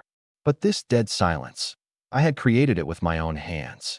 Like a black phantom, I stood quietly atop a thick water supply pipe high above. The wide hem of my trench coat hung down, blending into the surrounding shadows. And in my mind, countless crisp black and white images flashed by at incredible speed, real-time feeds sent back by the 2,000 purple-winged acid ants scattered across a 1-kilometer radius. For the past half hour, I hadn't rushed in. Instead, I'd first plucked out every eye and ear in this area. 5 two-man patrol teams in total, and not one of them managed to sound the alarm. Under the hallucinogenic, paralyzing effects of the ghost-face neurotoxin, those low-ranking perimeter cultists, only Black Iron Tier 3 or 4, didn't even know how they died. Usually they'd just feel a chill on their necks, and then their consciousness would plunge into an endless nightmare, until they twitched their last in total silence. Perimeter cleared. I tallied it up silently in my head. This feeling, the enemy in the light, me in the dark, gave me a new understanding of my control over the hive will. I used to think of the swarm as nothing but muscle. Now I understood. They were also the most perfect scouts in the world. Still, the deeper I went, the tighter the defenses seemed to get. I turned my gaze toward the depths of the pipeline. There, at a crossroads, stood a makeshift checkpoint. The 4 men guarding it were completely different from those slack perimeter patrols. They wore matching hardened leather armor, and even the beasts at their sides were clearly a cut above. Low-ranking guards of the Abyss cult, Black Iron Tier 7 and Tier 6. Among their beasts were a recon-type black-footed crow, 2 tank-type boars, and 1 high-burst black-claw wolf. A solid lineup. That black-footed crow had a trait called bird sight that could see through low-level stealth. If I approached carelessly, or if the swarm massed up in large numbers, it would spot me easily. And the moment that crow let out a cry, the alarm would ripple through the entire underground network. Then I'd either face an endless stream of enemies, or they'd destroy the evidence and flee, and the whole mission would go up in smoke. Can't force my way in. I need to lure them out, or wipe them all out in a single instant. I thought for 2 seconds, and a cold smile curled at my lips. Over at the checkpoint, the team captain, a scar-faced man, was staring at his watch in irritation, the tip of his cigarette flaring and dimming in the darkness. It's already this late. Why haven't teams 3 and 4 come back to switch shifts? Probably bagged some good merchandise and got held up on the way, a nearby member chuckled. I hear this ritual needs a lot of fresh blood. The high priest said the bounty doubles for everyone we catch. Shut it. The captain shot him a glare. Now's not the time to let your guard, HM. Suddenly, the black-footed crow overhead let out a sharp, urgent screech, its blood-red eyes locked onto a side passage to the left. Something's coming, the captain barked. Stay alert. The 2 tank-type beasts immediately moved to the front. One skin took on a grayish-white stony sheen, the other bristled with steel spines, both bracing themselves. The black-claw wolf also crouched low, ready to pounce and kill at any moment. But what stepped out of the darkness wasn't some powerful enemy. It was one of their own, swaying unsteadily and covered in blood. The figure wore a cult raincoat and a gas mask over its face, dragging a heavy burlap sack in one hand, looking like it had been gravely wounded. 3 gasping breaths for every step. Help me. The figure rasped, reaching a hand toward the checkpoint. There's a madman. Is that old 6? One member recognized the outfit and instinctively started forward to help. Stop, the captain snapped. Don't go over there. Old 6 is in charge of the G3 perimeter. Why would he come all the way here? And that stench of blood on him, something's wrong. As an old hand who'd lived by the blade, he'd sharply picked up on a hint of wrongness. The blood smell on that figure was far too thick, and there wasn't a trace of any beast's presence on it. Crow see-through, the captain pointed forward. The black-footed crow's eyes blazed red, and an invisible pulse swept over the wounded figure. The next second, the figure that had been swaying so unsteadily suddenly lifted its head. Beneath the gas mask, there was no human face at all. In its place were countless densely packed, writhing purple flying ants. They filled every corner of that raincoat, even propping up the human silhouette. That thing wasn't a person at all. It was a puppet controlled by my swarm, a shell stuffed full of insects. What the hell is that? The members' scalps went numb. Get it. Burn it, the captain roared. But it was already too late. The puppet suddenly burst apart. Bang. No spray of flesh and blood. Instead, countless purple-winged acid ants shot out in every direction like a spring compressed to its limit. Riding that explosive force, the swarm reached its absolute top speed. At the same time, hidden far away, I coldly spat out 2 words. Do it. The real killing blow was never the frontal feint. Buzz. In the darkness above the checkpoint, 1,500 flying ants that had been lying in ambush for a long time crashed down like a massive purple curtain. This was a meticulously planned 3-dimensional ambush. The black-footed crow, the one responsible for reconnaissance, was the first to fall. Before it could even take flight, dozens of ants clamped down hard on the base of its wings. Venomous stingers plunged in. Its nerves went numb. This Black Iron Tier 6 beast dropped straight down without even a scream, becoming nothing but a stiff lump of meat. With their eyes gone, The remaining 3 men and 2 beasts were instantly blind. Defend. Stone skin defense. The stone skin boar bellowed, its hide petrifying in an instant, trying to hold back the sky-blotting tide of insects. But I had already accounted for that. Target the joints. Inject the hallucinogenic venom. The purple-winged acid ants didn't bother gnawing at that hardstone hide. Instead, like flowing water, they poured in through its eyelids, nostrils, ear canals, even the gaps in its armor. No matter how high the physical defense, the inside is always soft. Squeal. The stone-skin boar let out a heart-rending scream. That wasn't pain. It was the terror of the hallucinations brought on by the ghost-faced neurotoxin. In its perception, its own body was melting, and its teammates around it had turned into hideous, snarling demons. In its frenzy, it began attacking indiscriminately, its massive tusks ramming hard into the cultists at its side. No, I'm your master. Don't gore me. Ag. One member was gored straight through the belly by his own beast, his intestines spilling across the ground. The scene descended into chaos in an instant. Come out. Come out if you've got the guts. The captain roared in despair, fighting desperately. Hiding in the shadows. What kind of coward does that? He couldn't understand why there were so many insects. Had the mutated creatures down here really evolved to this degree? As you wish. A cold voice sounded above his head. The captain jerked his head up. On the pipe above, a figure in a black trench coat looked down at him from on high, hood drawn, most of the face hidden in shadow, with only a few purple flying ants circling at the fingertips. Die. I pressed my palm downward. Boom. The swarm that had been attacking in a scattered pattern instantly converged into a massive purple spear, slamming into the captain and his black claw wolf with unstoppable force. Nothing fancy, just pure crushing force through sheer numbers. A few seconds later, the world fell silent. All that remained on the ground were 4 corpses with twisted faces and purple-mottled skin, along with several beasts that had died equally gruesome deaths. I dropped lightly to the ground, my coat swaying, not a single drop of blood on me. Recall. I waved a hand, and the ants that weren't badly injured swiftly rejoined the ranks, burrowing back into my coat. As for the dozens of insect corpses on the ground, eat them. Don't waste anything. The remaining ants swarmed forward, devouring their fallen kin along with the enemy corpses, converting them all into new energy. This was the law of the insect race. Everything for the swarm. I walked over to the captain's remains, bent down, and picked up something that had fallen into the pool of blood. It was an oddly shaped black iron key, engraved with a twisted spiral pattern. I looked toward the depths of the passage, where it grew darker still, the stench of blood even heavier.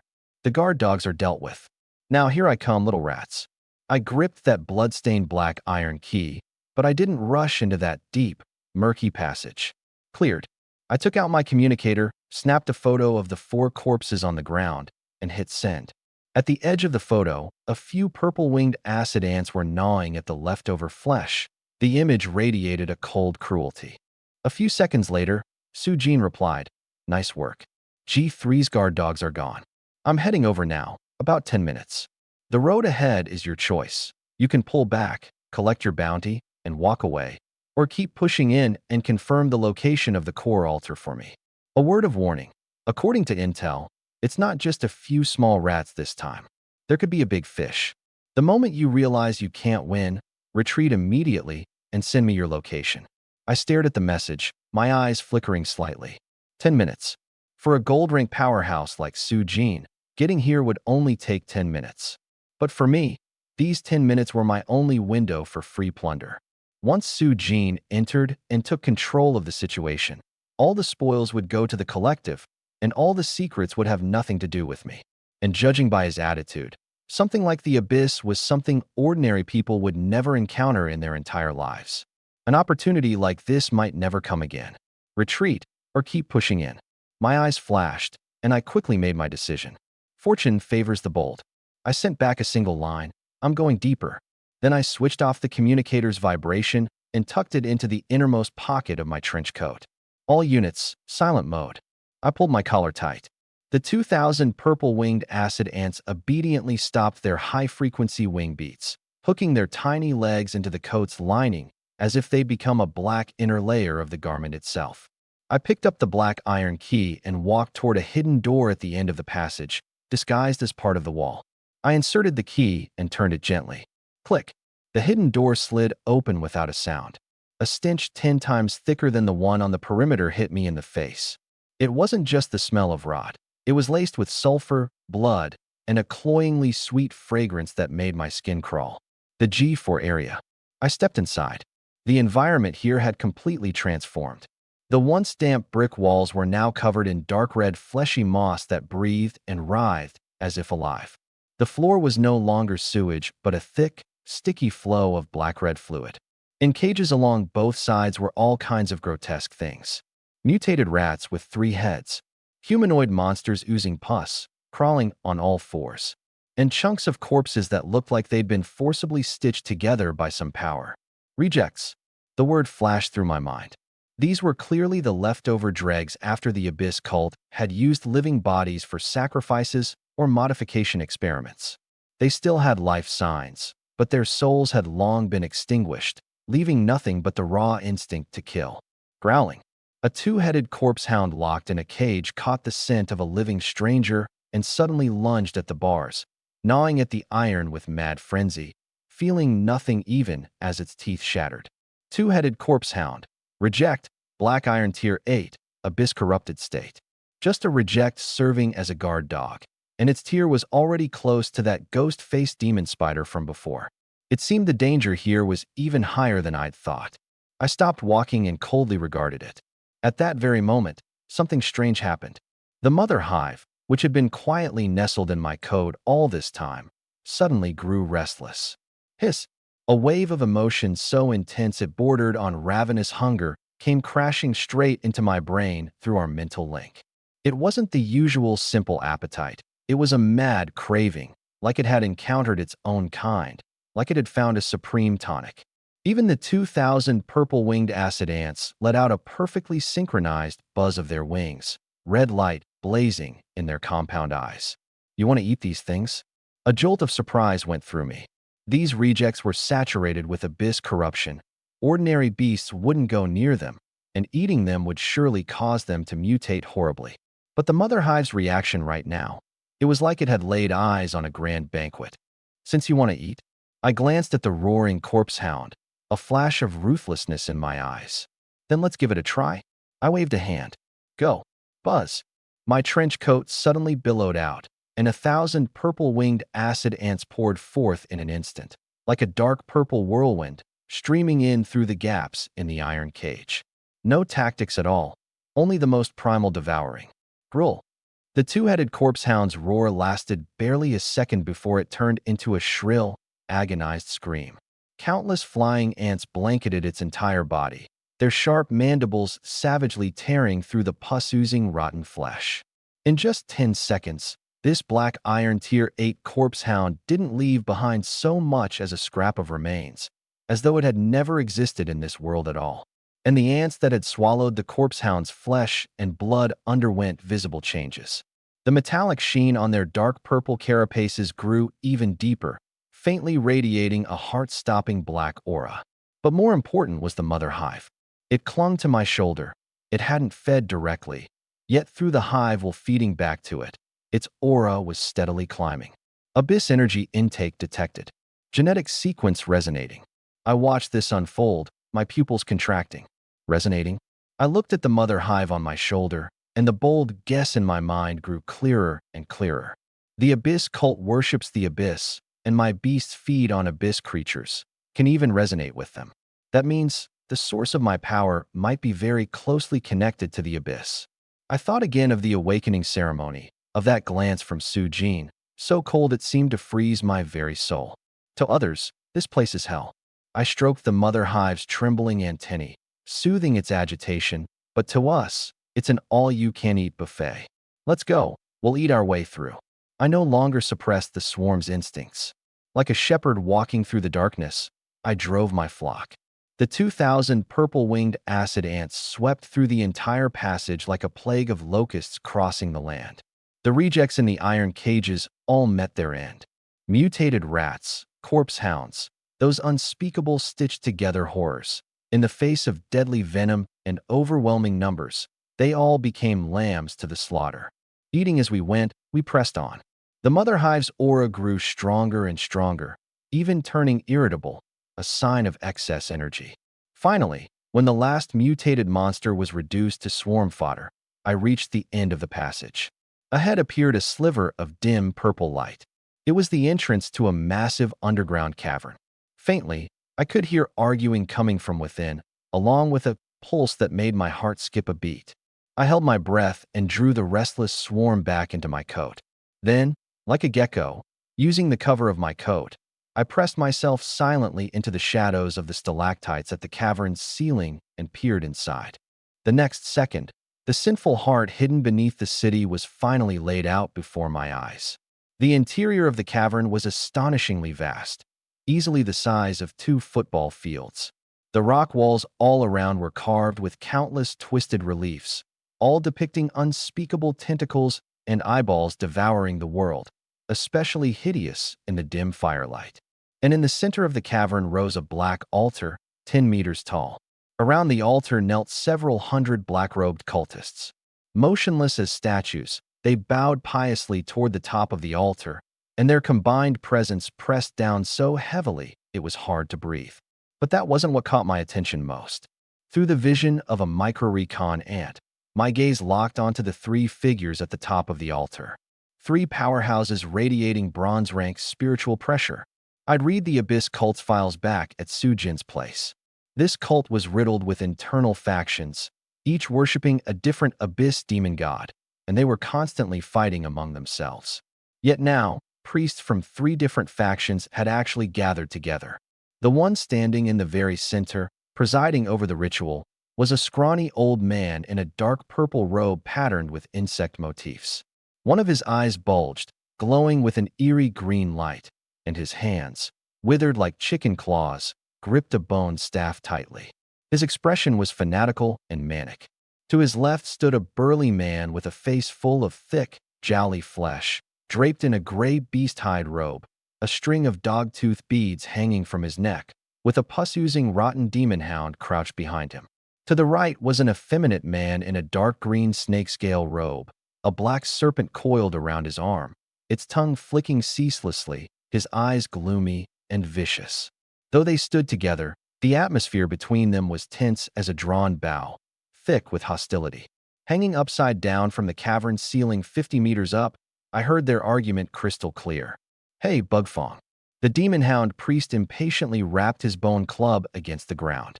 "How much longer do we have to wait? The sacrifices are all captured. Why aren't we starting? We might as well slaughter them and feed my dog." "Shut up, you stupid mutt." The old man they called Bugfong whipped his head around, his bulging eyeball rolling and casting an unnerving green glow. "This is the great summoning ritual. The mother's pulse is right here. I can feel it. That is the supreme aura of the insect mother, and it's right here in this city. Give it a rest." The snake god priest let out a sarcastic little laugh, his fingers stroking the venomous snake on his arm. "Half a month ago you said the same thing. The insect mother's aura? I think you've gone senile, mistaking some mutated cockroach for a divine revelation." "Exactly." The demon hound priest looked thoroughly annoyed. "Because of your crazy talk, the higher-ups insisted the 2 of us tag along to this godforsaken place. Do you even know where we are? This is Qingmu City. This is the deep rear guard, and the one holding it down is none other than Su Jin of Dragon Mountain. Back on the front lines, he single-handedly wiped out our strongholds in 5 cities without so much as blinking. Right now we're sitting on a powder keg. If that mad dragon finds us, all 3 of us will end up as fertilizer. I'm not about to die alongside you for your delusions." "What would you know?" Bugfong suddenly began screaming hysterically, his voice as sharp as fingernails scraping down a chalkboard, so shrill the cultists below flinched. "This is a once-in-a-lifetime opportunity. As long as we can find the source of that pulse, sacrificing the entire Qingmu City branch would be worth it. Once the ritual is complete, and we borrow the power of the sacrificial stone to pry open a corner of the Abyss Gate, I'll be able to pinpoint that source exactly. And when we bring that new king back to the cult, our insect mother lineage will stand above all the other factions. Even if you find it, it belongs to your insect mother lineage. What the hell does that have to do with me?" The demon hound priest sneered. You stinking mutt. Don't think I don't know the higher-ups sent us here just to keep tabs on you. If you want to get lost, then get lost already. Listening to their argument, hanging upside down in the shadows of the ceiling, I felt a tidal wave crash through my mind. So that's it. The reason these people had risked slipping into Qingmu City, causing such a huge commotion, was to find me. Was all of this connected to my hive well? New king. Insect mother's aura. I narrowed my eyes. It seemed the disturbance from my awakening, though Su Jin had suppressed it, had still been picked up by these lunatics who were hypersensitive to the abyss's presence. Just as I was pondering my next move, something abruptly changed. Buzz. The abyss sacrificial stone floating at the center of the altar suddenly trembled violently, without any warning. The stone, which had only been giving off a faint purple glow, now abruptly erupted with a column of intensely thick black light that shot straight up to the cavern ceiling. It moved. It moved. Bugfong, mid-argument, instantly fell into ecstasy and dropped straight to his knees, kowtowing madly toward the stone. Mother has answered me. It has answered me. The other two priests were startled by this sudden turn of events and stumbled back, their expressions wary and uncertain. What's going on? The ritual hasn't even begun. How can there be such a strong reaction? And in the shadows of the ceiling, I gripped the rock hard, my face pale, cold sweat trickling down my forehead. Because just now, the hive well inside my body had seemed to spiral out of control, resonating powerfully with that stone below. Thump, thump, thump. The rhythm of my heartbeat had actually fallen into perfect sync with the vibration of that stone. Every beat felt like a heavy hammer slamming into my chest, sending my blood surging. That stone wasn't answering Bugfong. It was answering me. It sensed its king drawing near, and it was cheering, rejoicing, and begging to return to its rightful place. The resonance was too intense. If I didn't get my hands on it soon, I felt like my heart was going to leap right out of my chest. Damn it. I gritted my teeth, a flash of ruthlessness in my eyes. I can't wait for Su Jin any longer. Besides, these three were thrown into disarray by the stone's disturbance, their attention entirely stolen by it. This was the perfect moment to strike. I took out my communicator and sent Su Jin one last message, attaching my location. Consider it a fallback for myself. Found the nest. 3 bronze priests are in the middle of infighting. I'm about to create chaos and pin them down. Get here fast. The communicator flashed and instantly received a reply. 5 minutes. The corner of my mouth lifted slightly, and I tucked the communicator into the deepest inner pocket of my coat. Then, slowly, I loosened my collar. Ready, little ones? The 2,000 purple-winged acid ants stirred restlessly inside my coat. They, too, had felt the stone's call, and their fighting spirit was surging. I looked at the 3 completely defenseless backs below, my eyes cold as ice. Since you're looking for the new king, then I'll grant your wish. The next second, like a hunting hawk, I leapt down from the ceiling 50 meters up. Kill. As I plummeted, I issued the cold command. Boom. My black tactical trench coat suddenly burst open, its hem whipping wildly in the airflow, like a flower of death blooming in midair. The 2,000 purple-winged acid ants that had long been coiled and ready surged out like a pent-up purple flood, a deafening buzz filling the air as they instantly swept across the entire space above the altar. What is that? Below, the 3 priests hadn't yet snapped out of the stone's disturbance when they felt the sky above them go dark. Enemy attack. The demon hound priest reacted fastest, letting out a furious roar. His beast-hide robe billowed out in an instant, and the rotten demon hound behind him roared and spewed a mouthful of foul, poisonous fire.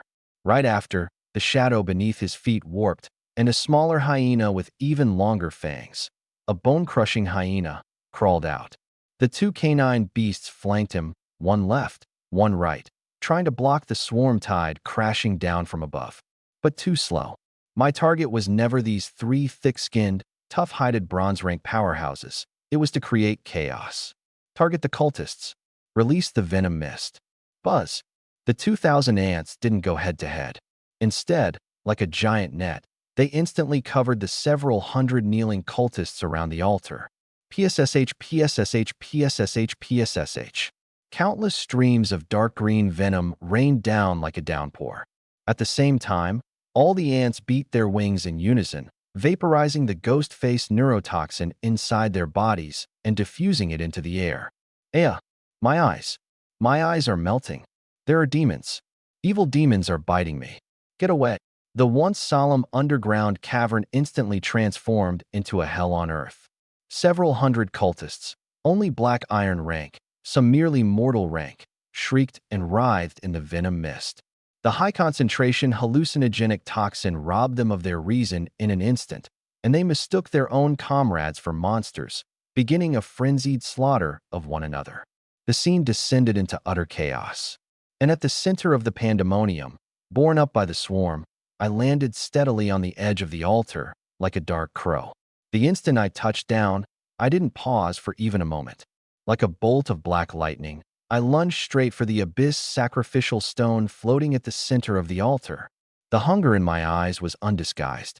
Though I still didn't know exactly what that stone was, the talent inside me was roaring madly, telling me, "Get it, and you'll gain an evolution beyond imagination."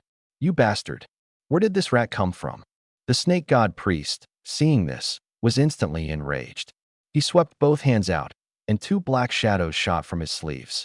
One was the shadow viper coiled on his arm. The other was a two-headed rock python that burrowed out of the leather pouch at his waist. The two serpentine beasts moved in perfect coordination, one fast, one slow, sealing off all my escape routes. Get lost. I didn't retreat. Instead, I charged straight at the fastest of the venomous snakes.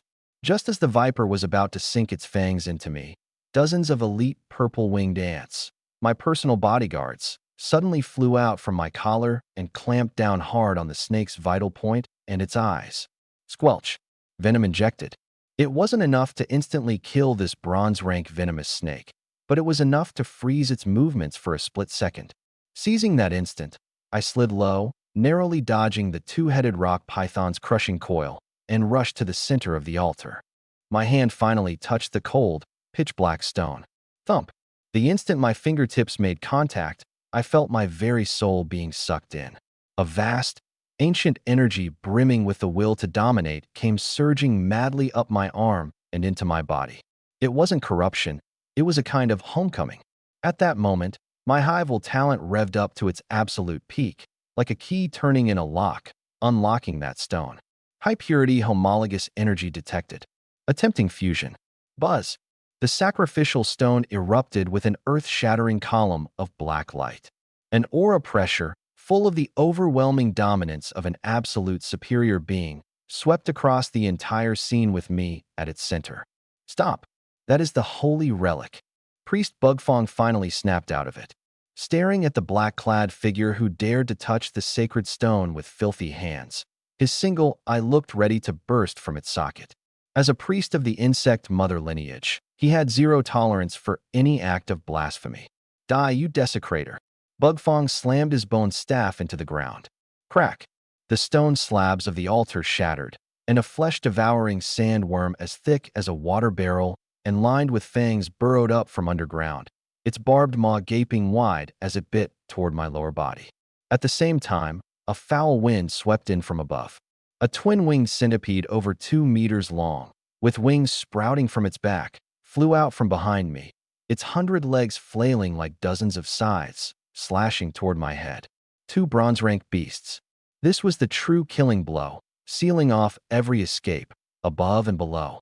But just as those 2 savage insect beasts were about to touch me, the superior being's aura erupting from the sacrificial stone swept over them. Hiss. The twin-winged centipede, ferocious just a moment ago, suddenly froze, as if it had encountered a natural predator. Its 100 legs trembled, and it actually slammed to a dead stop in midair, then crashed to the ground in terror, curling itself into a ball. And the flesh-devouring sandworm that had burrowed up from below was even more extreme. The instant it sensed that aura, it let out a wail of fear, buried its head straight into the rubble, and cowered, trembling, not daring to open its mouth at me at all. This was absolute suppression rooted in the depths of the bloodline. Even though I didn't understand it myself, my aura right now was the king of all insect-type beasts. What? Priest Bugfong, who had been all set to watch me get torn to shreds, went rigid as if struck by lightning. His bulging eye flickered wildly, and finally, green tears streamed down from it. He stared blankly at his two beasts. These two savage creatures, which even he had to feed with great caution, were now lying at that black-clad figure's feet like a pair of lapdogs. Then he looked again at that black-clad figure, holding the sacrificial stone in one hand, wreathed in a dark purple halo. Countless purple flying ants circled at his side like an honor guard. That aura that made Bugfong's soul tremble was radiating from this very person. That was the aura he had spent his entire life searching for. That was. Priest Bugfong's legs gave out, and he dropped to his knees with a thud, his bone staff clattering to the ground. Staring at the swarm-encircled figure atop the altar, the killing intent in his eyes vanished in an instant, replaced by the ultimate fanaticism, shock, and reverence. The insect mother's aura. The new king, you have truly descended. Meanwhile, the demon hound priest and the snake god priest had no such racial filter. All they saw was the sacrificial stone being stolen, and Bugfong's beasts inexplicably lying down. Bugfong, what the hell are you doing? The demon hound priest roared, looking at his cultists who had been slaughtered in droves within the venom mist, his heart bleeding. What's wrong with your beasts? Kill this brat now. That's the sacrificial stone. If we lose it, we're all dead. Hiss. The snake god priest also glared at me with venomous malice. Enough talk. This kid is something unnatural. Let's take him together. Chop him into pieces first, then worry about the rest. Roar. The rotten demon hound, the bone-crushing hyena, the shadow viper, the two-headed rock python, 4 bronze-rank beasts, carrying terrifying killing intent, lunged at me at the center of the altar all at once. I gripped the stone, feeling the energy still churning and not yet settled inside me. Facing the joint assault of 4 bronze-rank beasts, even with 2,000 flying ants, there was no way I could hold them off in this cramped space. This was a certain death situation. But I glanced at Bugfong kneeling on the ground, trembling all over, then at the 2 insect beasts lying at my feet. Even though I didn't understand why these 2 giant bugs weren't attacking me, I was an absolute pragmatist. If they won't bite me, it means they fear me. And if they fear me, a strange smile curled at the corner of my mouth. Protect your king. My voice was cold and commanding, exploding directly beside Bugfong's ear. To Bugfong, already lost in fanaticism, those words were an inviolable divine decree. Bugfong jerked his head up.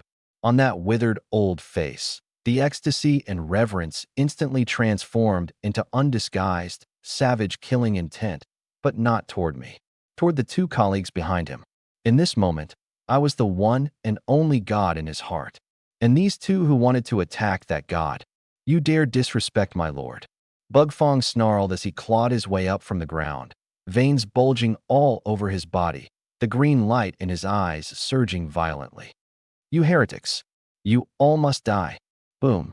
At his command, the twin-winged centipede and the flesh-devouring sandworm, which had been cowering on the ground, suddenly reared up. They didn't dare attack me, but toward the beasts of the other 2 lineages, they showed no fear at all. Whump!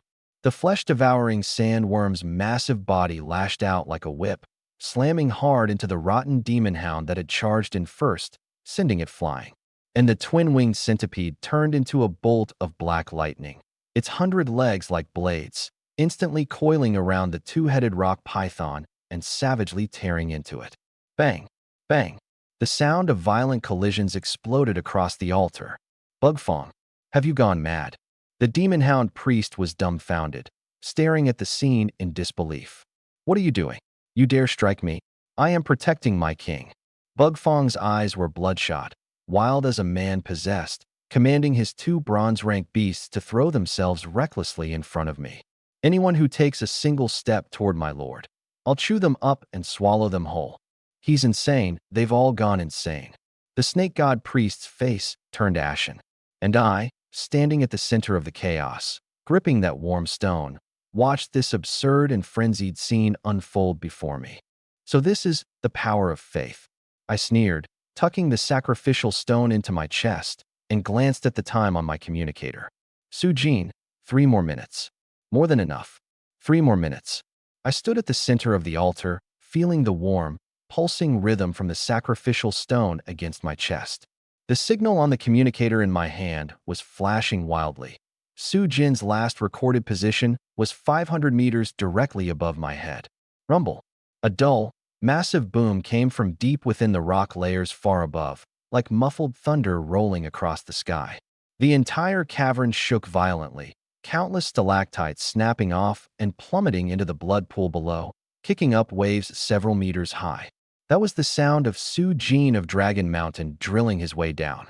The oppressive presence of a gold-rank powerhouse, even through thick layers of earth, still pressed down on everyone's hearts like a mountain. That madman is here. The demon hound priest's face went bone white. He was all too familiar with this aura. Quick, forget the sacrificial stone. Grab what we can and get out. Leave? Leave to where? The snake god priest's venomous gaze fixed on me, guarded in the middle by the swarm, and on the crazed old man blocking his way in front of me. The sacrificial stone is in his hands. If we lose it, we're dead the moment we go back anyway. Kill them, take it back, then retreat. Kill. With the two priests' furious roars, the four bronze-rank beasts fully unleashed their savagery. The rotten demon hound spewed corrosive poison fire hot enough to melt steel.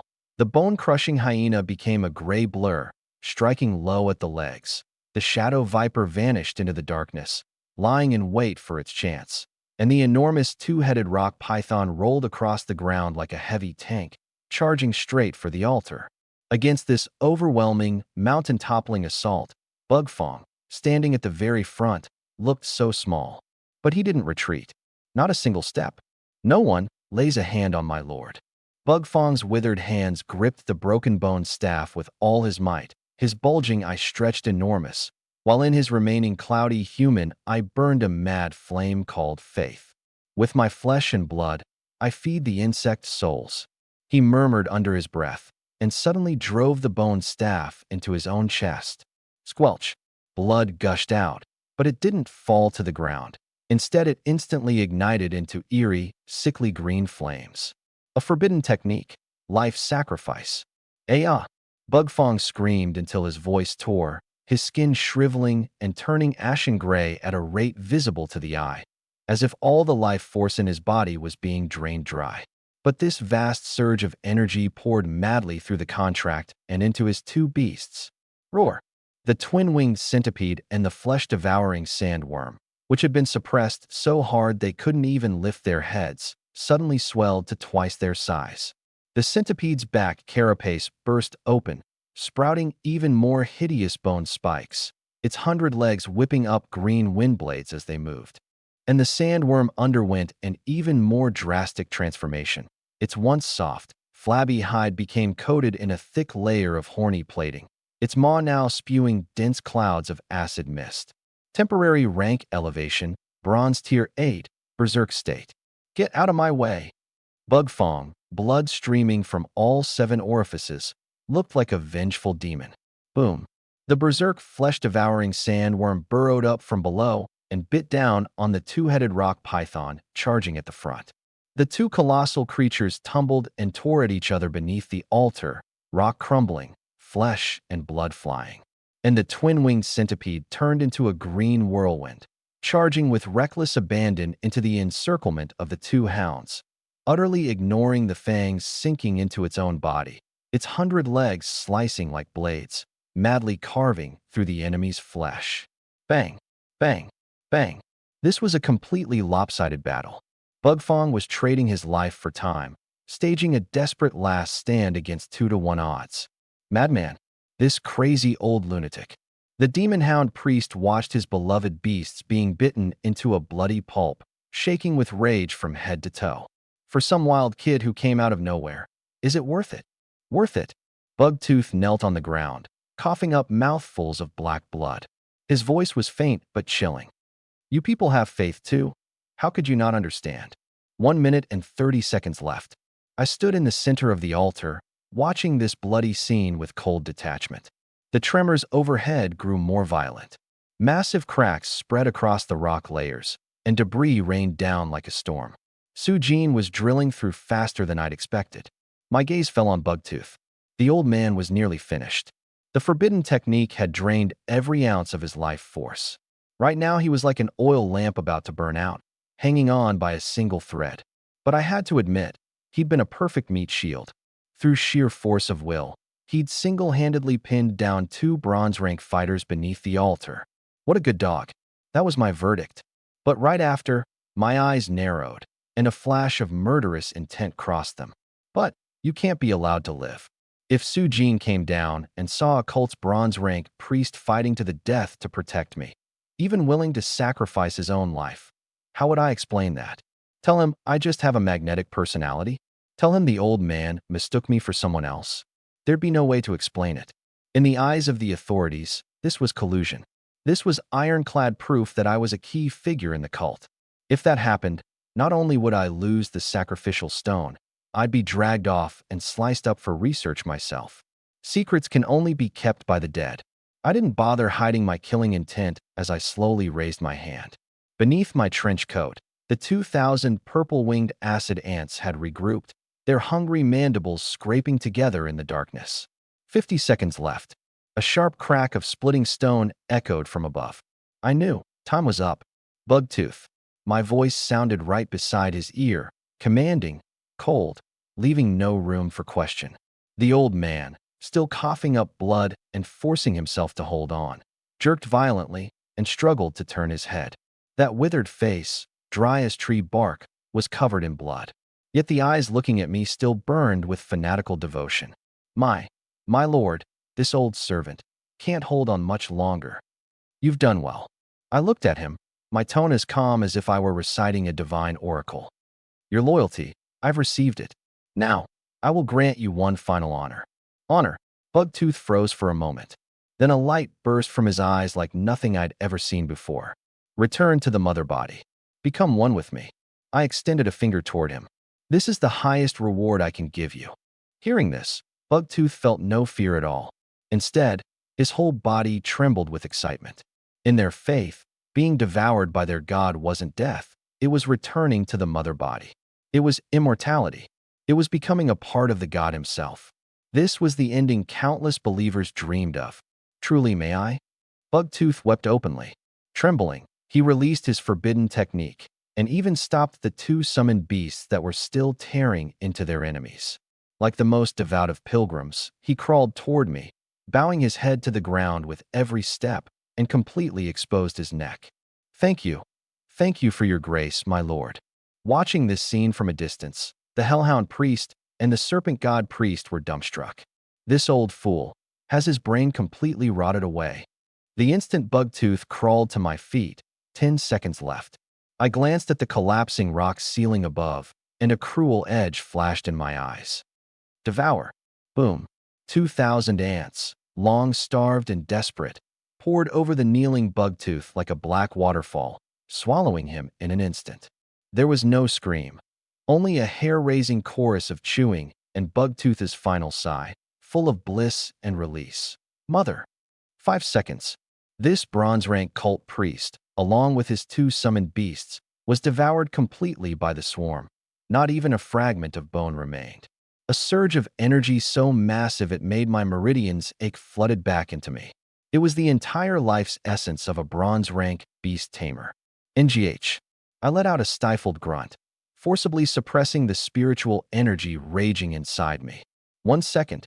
I straightened my trench coat, recalled all the insects into my body, and put on the appearance of a survivor who'd collapsed from exhaustion. The next second. Rumble. The entire ceiling of the cavern blew apart.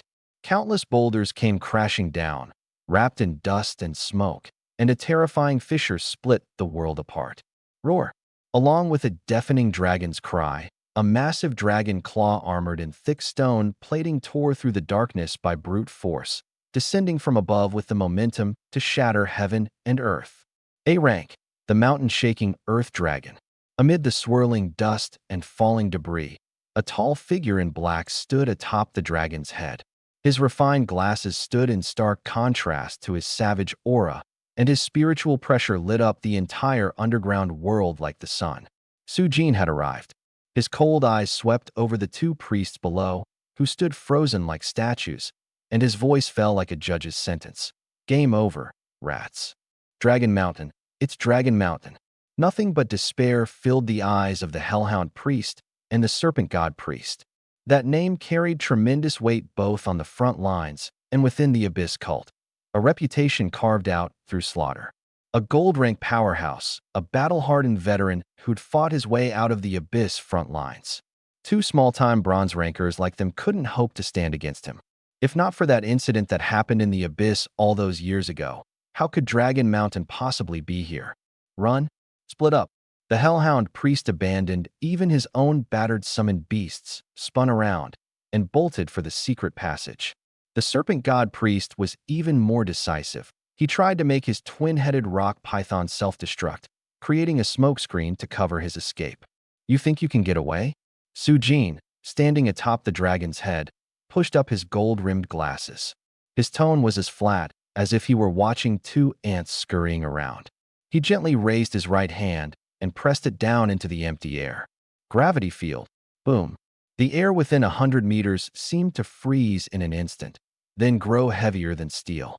The sprinting Hellhound Priest felt as though a mountain had been dropped onto him. His legs buckled, and he dropped straight to his knees. The sound of his kneecaps shattering was clearly audible. The Serpent God Priest fared even worse. He was crushed flat against the ground, his internal organs screaming in agony. He couldn't move so much as a finger, let alone command his beast to self-destruct. This was the domain skill of a gold-rank powerhouse.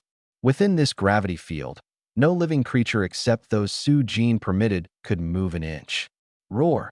The mountain-shaking earth dragon beneath Sujin let out a low growl and swept its enormous tail almost carelessly. Bam! Bam! The few bronze-rank beasts that still tried to resist were swatted away like fragile toys, smashing into the rock walls and turning into puddles of pulp. The entire pack wiped out in a single strike. The whole thing took less than 3 seconds. Keep one alive. Sujin leapt down from the dragon's head, walked over to the two immobilized priests, his gaze icy. What were you sent to Qingmu to do? What else have you hidden in this stronghold? The Hellhound Priest struggled to lift his head, his face covered in blood. Yet a flicker of manic mockery crossed his eyes. Sujin, you think you've won? We're just the vanguard. When the true abyss descends, every last one of you will die. Before he could finish, the two priests' bodies suddenly convulsed violently, as if countless worms were writhing beneath their skin. TCH. Sujin frowned and moved to stop it. But it was too late. Splat! Splat! Two dull bursts, and their heads exploded like rotten watermelons, spraying black gore across the ground.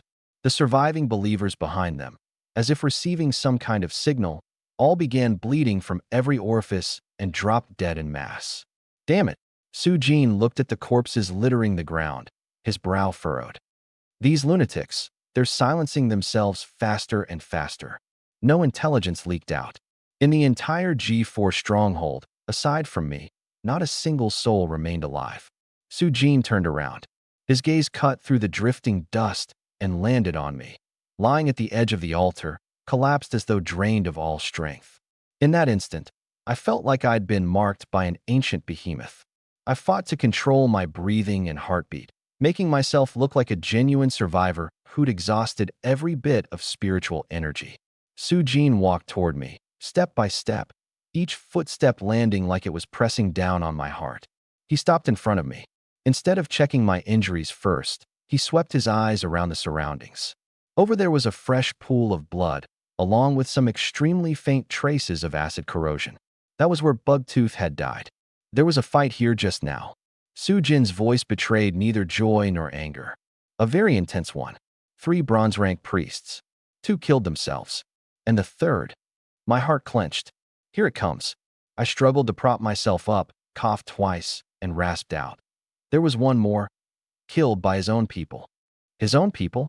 Sujin raised an eyebrow. Yes. I lifted my head, my eyes carrying just the right amount of confusion and the relief of having barely survived. There was an old man.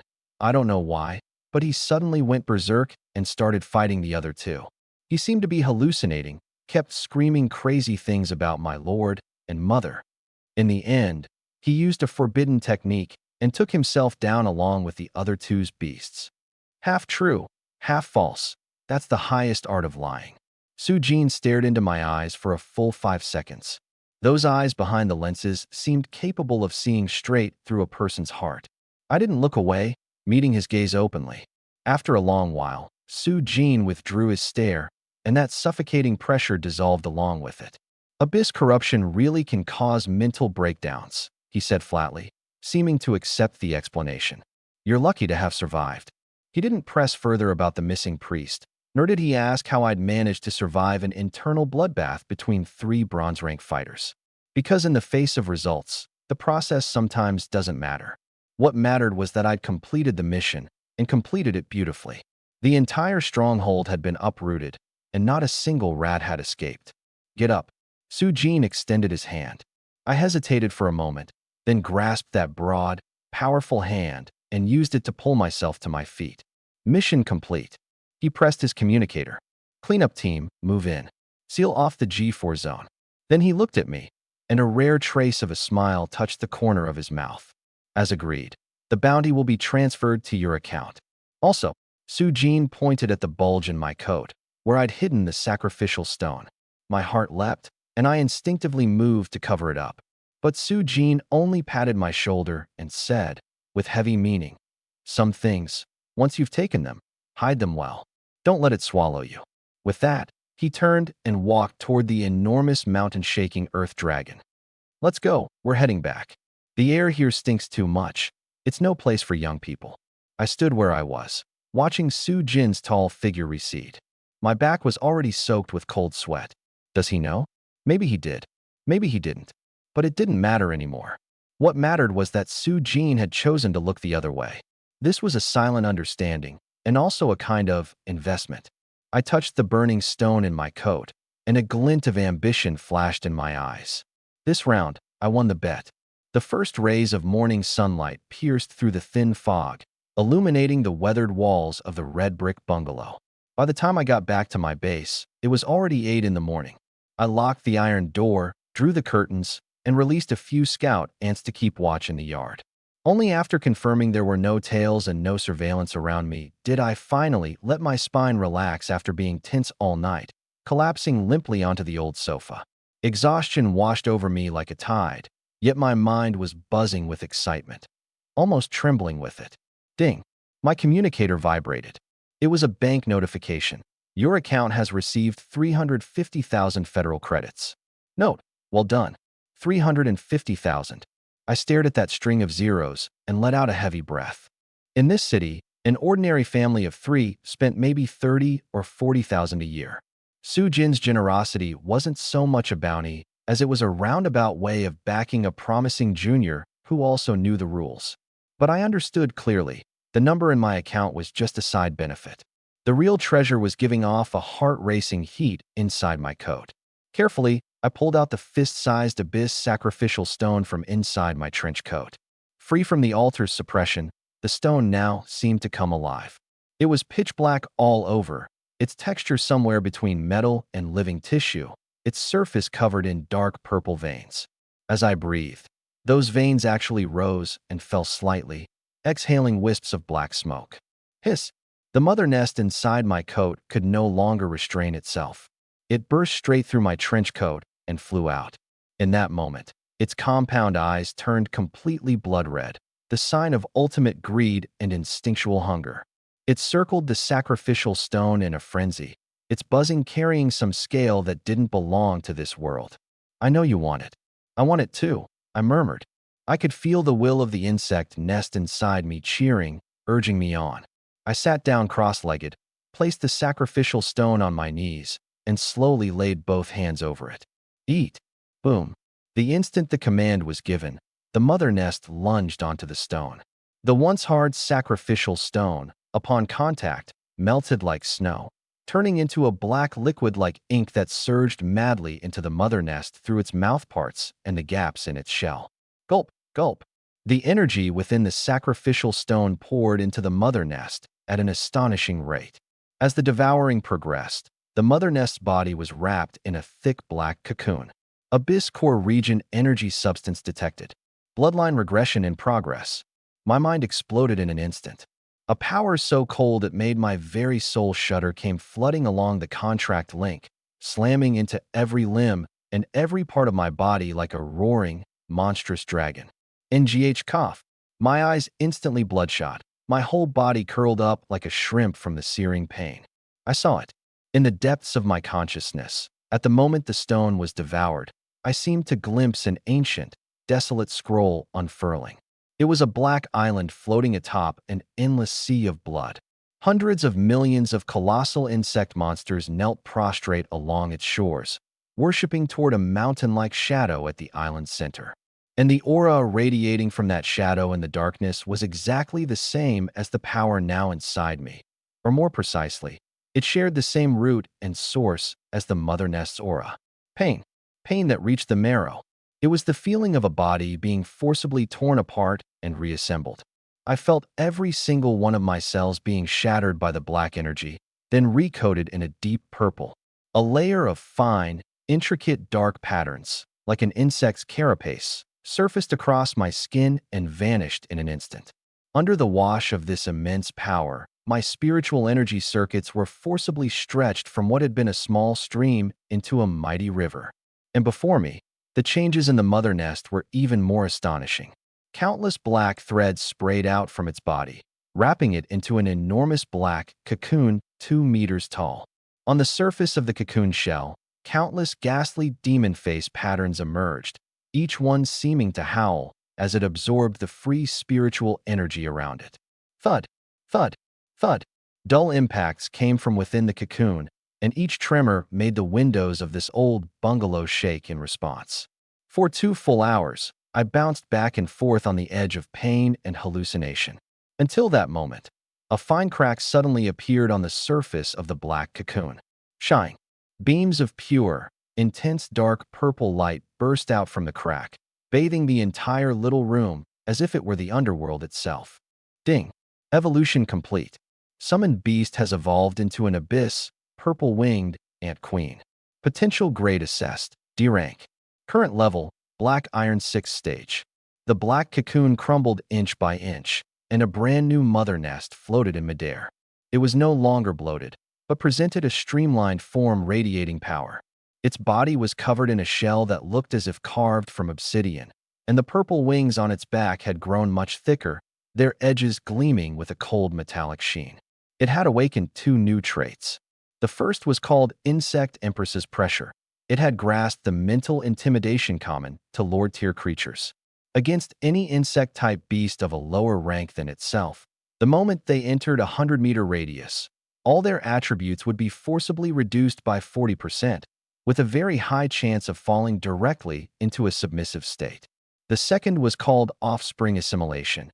Every offspring hatched from it would inherit a trace of the insect empress's bloodline, dramatically boosting all their attributes. As the mother nest evolved, I felt my mind clear. That pure, refined energy flooding back into me pushed my rank upward like a bulldozer. Beast Tamer rank breakthrough, black iron 6th stage. I slowly opened my eyes and clenched my fist. My knuckles cracked and popped.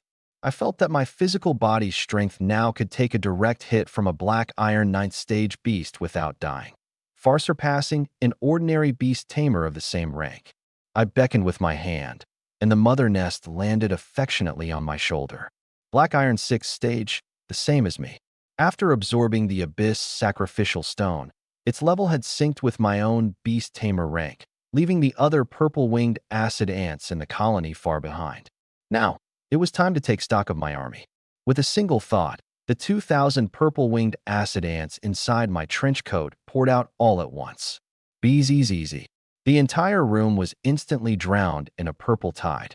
These offspring had undergone changes too. Their limbs had grown longer and sharper, faint dark purple patterns flowing across their carapaces, and their bodies had grown noticeably larger, each one now about the size of half a palm. Even more unsettling were their increasingly thick, powerful mandibles, strong and razor-sharp, fitted with barbs and dripping with corrosive fluid. Watching them open and close was enough to send a chill down anyone's spine. One bite from these things.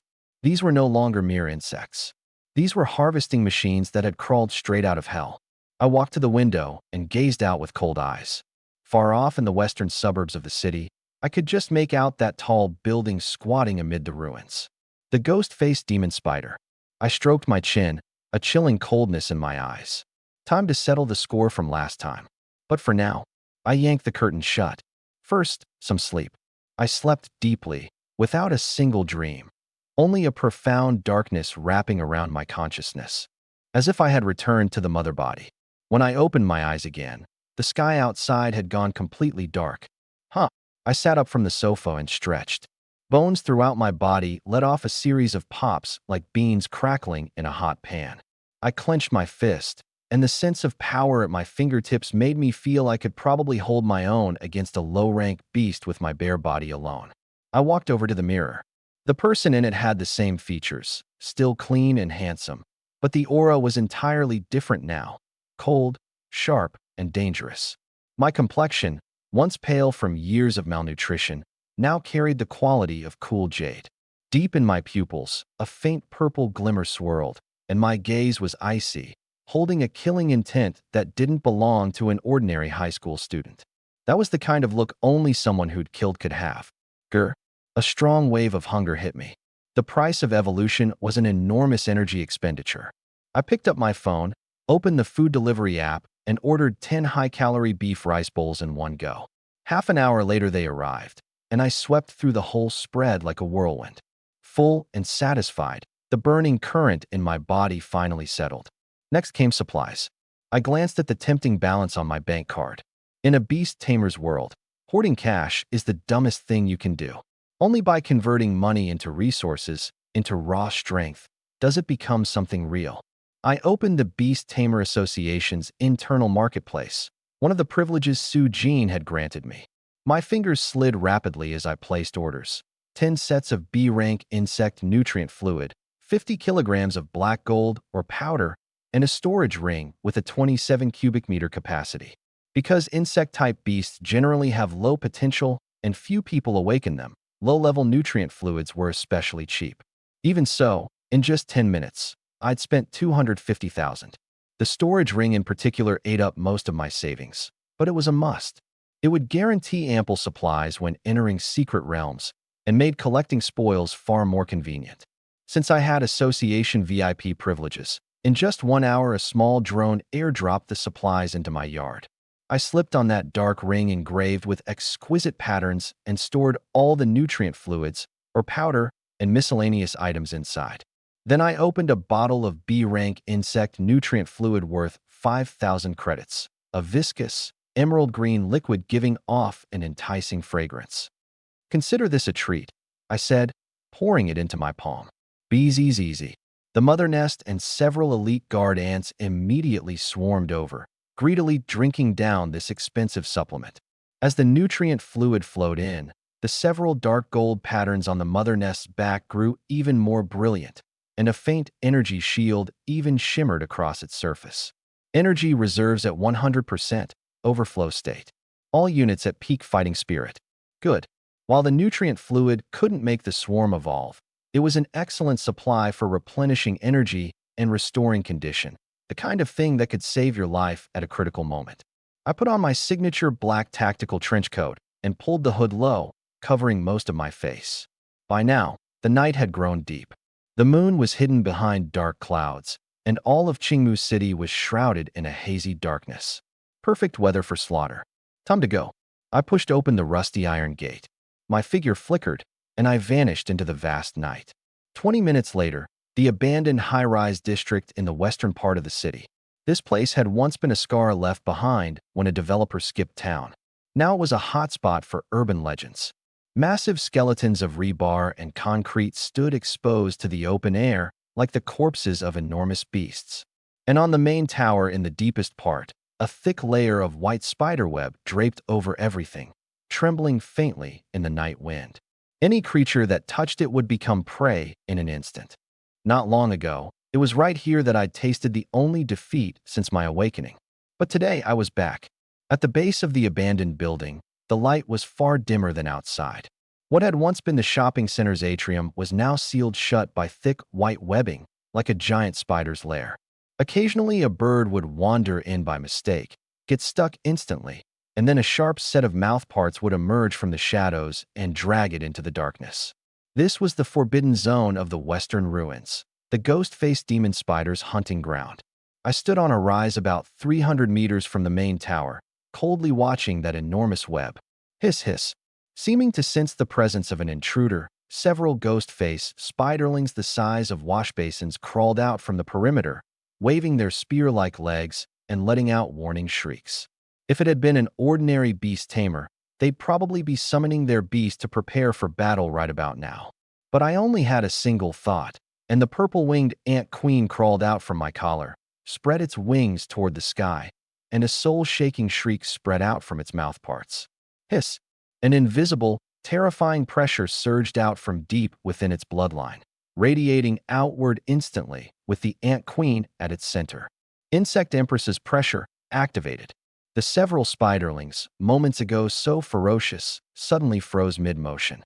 Then, as if they'd encountered a natural predator, their 8 legs began trembling uncontrollably. In the end, they even prostrated themselves in unison on the web, not daring so much as to lift their heads. Spider silk sprayed out of them as if they'd lost control, and they let out pleading whimpers. Before the aura of the Insect Empress, these ordinary insects didn't even have the right to stand. This is what sovereignty looks like. I watched the trembling spiders, and a cruel curve pulled at the corner of my mouth. I paid no mind to these small fry. I raised my head, my gaze cutting through layer after layer of webbing, and locked onto the enormous shadow on the top floor of the main tower. There, a pair of crimson eyes was slowly opening. The Black Iron Ninth Stage Lord had clearly also sensed this aura that unsettled it. "Wake up, old friend." I slowly raised my right hand and pointed it at the building. "Whole army, attack. This time, we don't need tactics. Just steamroll them for me." Bzzz. My black trench coat burst open. 2,000 purple-winged acid ants, bathed in abyss energy and fully armed, surged forward like a sky-blotting storm cloud of purple, carrying the fury of vengeance as they crashed down toward that enormous spider nest. The air trembled. That purple flood didn't charge in a disordered mess. Instead, it split apart midair in an instant, forming more than a dozen spiraling formations like drill bits, and stabbed viciously into that massive white web from all directions. Hiss, hiss. Countless small spiders nesting on the web tried to fight back.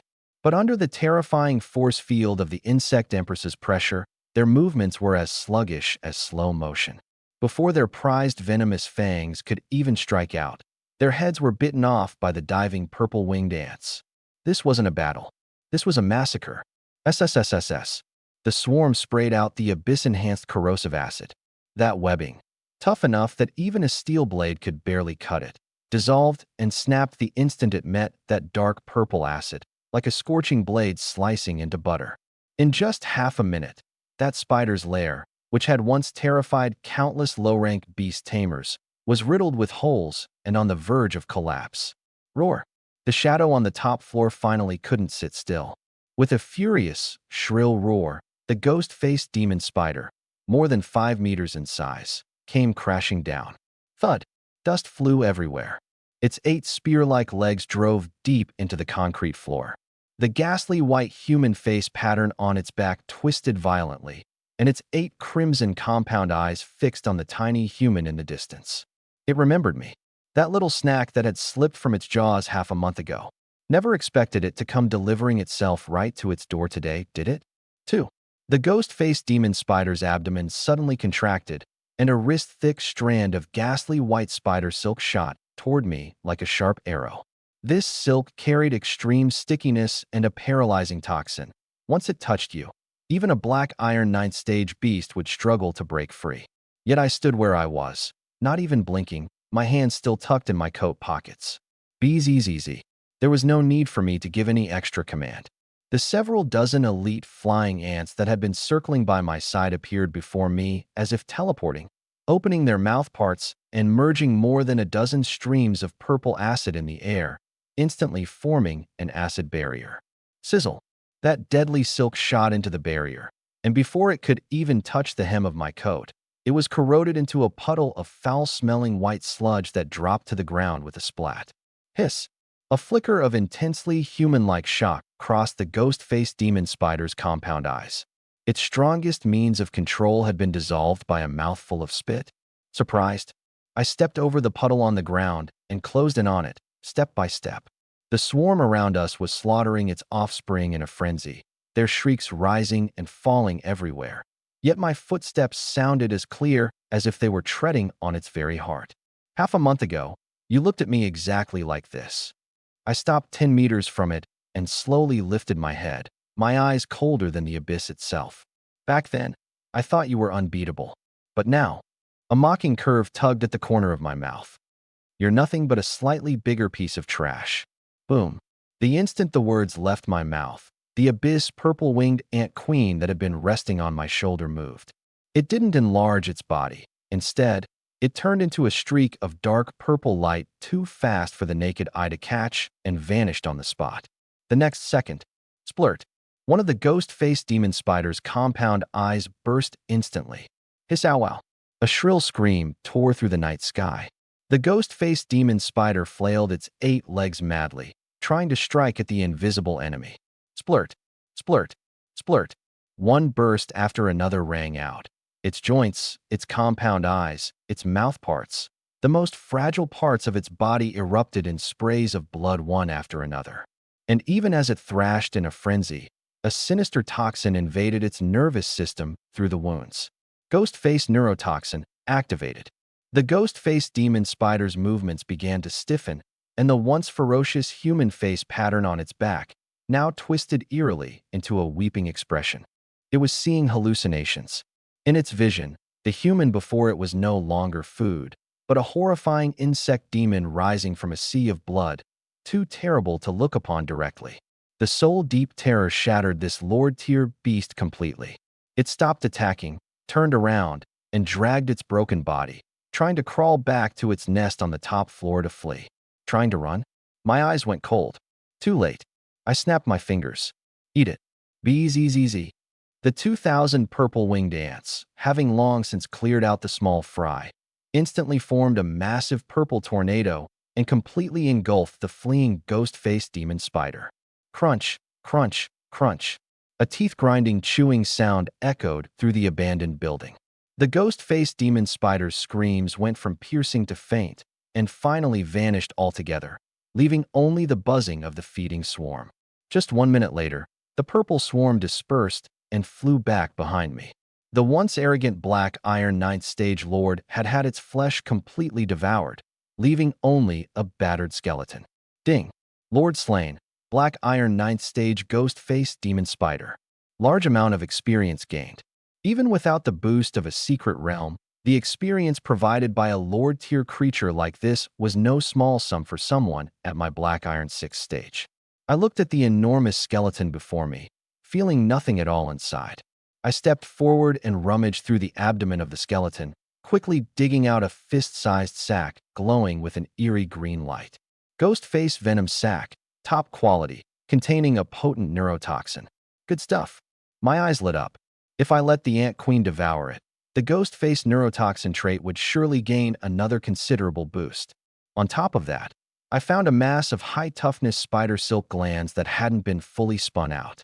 With a single thought, the storage ring on my finger flashed with a faint light, and I stored all the spoils away. This was exactly why I'd paid such a steep price for it. Having to lug home a bunch of bulky loot after clearing a beast was undignified and far too dangerous. Mission complete. I turned around and looked at this ruin, now swept clean. So this is what power tastes like. I clenched my fist, feeling the spiritual energy within me boiling once again from the slaughter. The bottleneck of the Black Iron 6th stage seemed to loosen just a little more. Not enough. Still not enough. I lifted my head toward the night sky, my gaze seeming to pierce through the darkness and reach somewhere far more distant, the direction of the city center and the stage of the coming 100 schools grand tournament. The secret realm, that's the true world for my swarm. 1 week later, Qingmu City Center Plaza. The commercial plaza, normally the busiest place around, was under complete lockdown today. An enormous holographic projection hovered in the air, scrolling through the profiles of contestants from various schools. Beyond the security line was a sea of onlookers and media reporters. Inside the line were crowded thousands of graduating high school seniors, the elite from across the whole city and even neighboring cities. The air was thick with restlessness, excitement, and that particular arrogance unique to young beast tamers. I stood at the very edge of the crowd, still in that black tactical trench coat, my hood pulled low, hands in my pockets, completely out of place with the fervent atmosphere around me. This past week, I hadn't stirred up any more trouble. I'd simply swept the human-faced demon spider's territory completely clean and steadily consumed the resources I'd accumulated. My level hadn't climbed any higher, but my grasp of my strengthened body and this massive swarm had grown far more skilled. After digesting all the spoils, the swarm's toxicity, defense, and scale had all risen to a new level. I understood clearly. The me of now, even if I ran into another bronze rank fighter like Bugtooth, had the power to fight back. I might even be able to turn the tables and kill them. I looked up at the giant 20-meter-tall teleportation gate in the center of the plaza. That was the entrance to this 100 Schools Grand Tournament's secret realm. Do you all understand the rules? On the high platform, an association examiner in uniform held up a loudspeaker, his voice booming. The venue for this tournament is a large secret realm the association has created by linking together dozens of beginner-level secret realms. It carries the difficulty of a beginner realm, but the scale of a large one. He paused, then continued. This competition not only tests the results of your 3 years of study and provides startup resources for novice beast tamers. It's also a crucial factor in admissions for the major universities. It runs on a points system, killing beasts, gathering resources, plundering other people's beacons. All of it earns points. There's only one taboo: no deliberately killing people inside the realm. Of course, the realm has no eyes, and casualties are inevitable. You've all signed death waivers. Your lives are your own responsibility. At this point, the examiner's gaze swept over the spirited novices below. One more thing. This qualifying round has a hard requirement. Only beast tamers below silver rank may participate. Beneath my hood, my eyes narrowed slightly. Below silver rank. Put that way, it meant that within this same graduating class, there were surely already prodigies who'd reached silver rank or above. They weren't allowed to, or rather, wouldn't even deign to, come and bully weaklings in a low-level realm like this. Most of those people had probably been recruited early by top universities long ago. I lowered my head to glance at my own level, just Black Iron 6 stage, then touched the purple-winged Ant Queen in my coat, the one that could kill others of the same rank in an instant, and had even gone toe-to-toe with a Lord-tier human-faced demon spider. These rules suited me just fine. This wasn't a competition at all. This was throwing a starving wolf from the abyss, me, into a pen full of sheep. On the other side of the crowd, in the core area, gathered several of the most attention-grabbing little cliques on the field. Brother Wong, this time the top spot for our Southwest District has got to be yours. A group of sharply dressed students was busy flattering a tall young man with a crew cut. Exactly, Brother Wong awakened an A-rank talent, the lightning elemental spirit. Guaranteed to be gold rank someday, at the very least. If it weren't for wanting to farm more rare resources in this patchwork realm, he'd have been specially recruited long ago. The young man was named Wang Huanping. He came from a common family, but simply because he'd awakened the rare A-rank elemental talent, he'd been spotted and recruited by a first-rate clan within the province before even graduating, shooting straight to the top. Right now, an arrogance he couldn't quite hide hung on his face as he basked in this feeling of being the star at the center of everyone's attention. Keep it low-key, low-key. Wang Huanping waved a hand, feigning modesty. I hear there are a few other tough ones who awakened A-rank talents this time too. Can't get careless. Just then, a gloomy voice cut in from the side. Brother Wang. Wang Huanping turned to look, and his brow lifted slightly. Well now, if it isn't young Master Zhao. What's this? Your flamehound's been cured. The newcomer was Zhao Ze. Right now, he'd lost all his former swagger and domineering air. His eye sockets were sunken, his complexion pale, and a cold, sinister malice radiated from his entire being.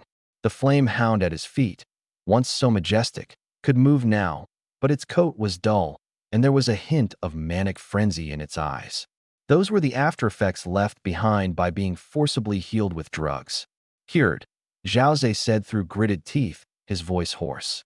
It cost my family every liquid asset we had, plus 2 properties we had to sell. Tisk, TSK, that's rough. Wang Huanping said the words, but his eyes were full of gloating schadenfreude. Once upon a time, he'd been a commoner and Zhao Ze a rich kid. He'd had to look up to the guy. And now, the wheel of fortune had turned. Zhao Ze ignored the mockery. He glanced left and right, confirmed no one was watching, and carefully drew out a box wrapped in red cloth from inside his coat, holding it out to Wang Huanping. He opened one corner of the box, crackle, and a strand of violent purple lightning arced out. Wang Huanping's pupils shrank instantly. This is a silver rank lightning-type core? This was a treasure beyond price for a lightning-type beast tamer. If the lightning elemental spirit devoured it, not only would its strength soar, its skills might even mutate. This thing was a family heirloom and secret treasure of the Zhao clan. Back when his flamehound had been crippled, his family had been willing to burn through their entire fortune rather than part with it. And now he'd stolen it out. Brother Wang, this thing, it's yours. Zhao Ze shoved the box straight into his hands. There's no such thing as a free gift. Greedy as Wang Huanping was, he wasn't a fool. His eyes were full of wariness. Out with it, what do you want? Zhao Ze lifted his head. In those bloodshot eyes churned a bone-deep venom. He extended a finger, pointing far off toward that inconspicuous corner at the edge of the plaza, that lonely figure in the black trench coat. Once we're in the realm, I want him dead. He spoke each word with deliberate emphasis. I want you to help me kill his beast, break all 4 of his limbs, then pin him down and let me grind his head into the mud with my own foot. Wang Huanping followed his finger. Once he made out the target, he couldn't help but scoff. That guy? Lin Kun. The trash who awakened an F-rank bug. His initial awakened beast was A-rank. Mine was F-rank. 5 whole tiers apart. Calling it a gap between heaven and earth wouldn't even be an exaggeration. I hear he's been on a lucky streak lately.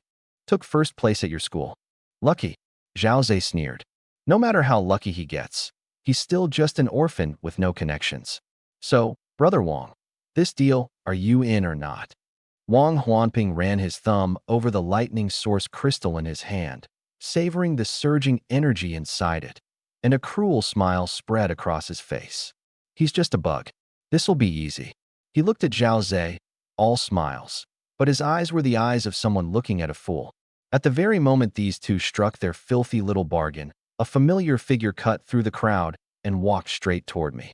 The newcomer wore a finely tailored white casual suit, an iced Americano in hand, his steps elegant.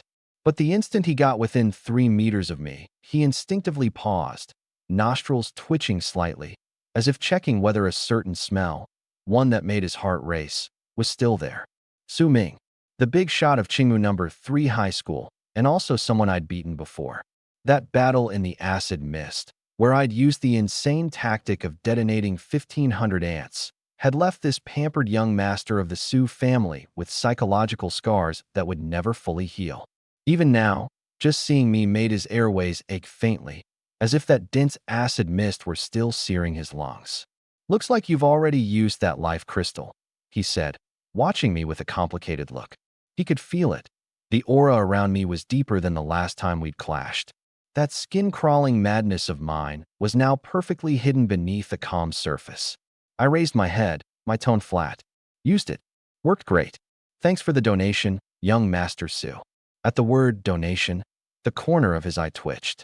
So he already knew that life crystal had originally been earmarked for him by the Su family. Cut the snide remarks. Su Ming took a deep breath and recovered his usual arrogance, taking a sip of his coffee, his gaze drifting to the crowd surrounded Wang Huanping in the distance. I came to warn you. Losing to you last time was because I was careless, and because you're a lunatic who doesn't care whether he lives or dies. But I lost fair and square, so I've kept my word and held Zhao Ze in check all this time. Then his tone shifted, and his eyes went cold. But a cornered dog will jump a wall, and Zhao Ze is exactly the kind of petty, small-minded snake who'd do it. See that Wang Huanping over there? He tilted his chin toward the tall young man who couldn't hide his excitement over getting the lightning core. A-rank lightning elemental sprite, already claimed by the Liu family from the provincial capital.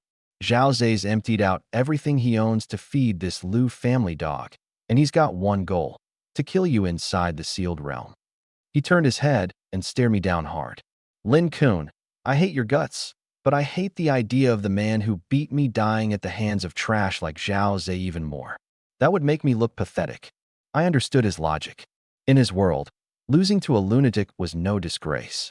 But if that lunatic then got beaten to death by some thug, then what did that make him? The guy who'd lost to the lunatic. That's why he came to warn me, not out of any friendship, but for the sake of his own face. I followed his gaze. It landed right on Wang Huanping's lofty stare, the kind you give an ant, and on Zhao Ze's venomous, twisted grin. In the air, sparks seemed to crackle. An A-rank lightning elemental sprite, huh? My fingers gently rubbed the ring in my pocket. I pulled my gaze back, looked at Su Ming, and the corner of my mouth curled up. Relax. Since I've taken your toll money, I won't be dying halfway. Su Ming looked at that smile, and a chill inexplicably ran down his spine. That look again. The look of someone who treats everyone as a resource, as prey. Lunatic, he muttered under his breath, then waved a hand and turned to leave, not wanting to spend one more second around a dangerous man like me. Do whatever you want, just don't die. I'm still waiting to beat you fair and square next time in the tournament. Oh, right. He suddenly stopped, glanced back, and looked me up and down from head to toe. He nodded. Nice clothes. I watched his retreating back, curled my lip, and said nothing. Beat me? Too bad. Some gaps, once they open up, can never be closed again. Beep. The piercing alarm blared to life. At the center of the plaza, the massive spatial vortex spun to its peak, its deep blue glow staining the entire sky in eerie color. The transport channel is now open. All examinees, put on your recording wristbands and enter within 10 minutes. Charge. For the points. The top spot is mine. The young beast masters, who'd long been unable to hold back, surged toward the portal like a flood. I pulled my cap low, blended into the crowd, and stepped into the vortex at an unhurried pace. Since some people were in such a rush to get themselves killed, I wouldn't mind clearing out some trash on the side while I harvested magic beasts. A powerful sensation of weightlessness hit me. A few seconds later, my feet touched ground, and a damp, rotting, wildly primal air rushed into my face. I opened my eyes. Before me stretched a primeval rainforest that blotted out the sky, giant ferns towering several meters high, the sunlight blocked by layer upon layer of canopy, leaving only dappled patches of light to filter through. In the distance, the roars of unknown magic beasts rang out now and then. The wristband prompted, "You have entered Zone 7 of the Stitched Sealed Realm, the Rainforest Zone. Tournament countdown, 72 hours." I glanced at the recording wristband on my wrist. In the points column sat a glaring 0. Rainforest terrain, huh? I took a deep breath, and the corner of my mouth slowly rose. Damp, dark, obstructed lines of sight. For other beast masters, this kind of environment was a nightmare. Easy to get lost in, easy to get ambushed in. But for my swarm, this place was paradise. Time to get to work. A thought stirred in my mind. Bzzzzz. My black trench coat suddenly billowed open, and countless purple points of light burst out like fireworks. Aside from the 200 elite flying ants I kept by my side as guards, the remaining 1,800 purple-winged acid venom ants, strengthened in the abyss, poured out en masse. Scatter.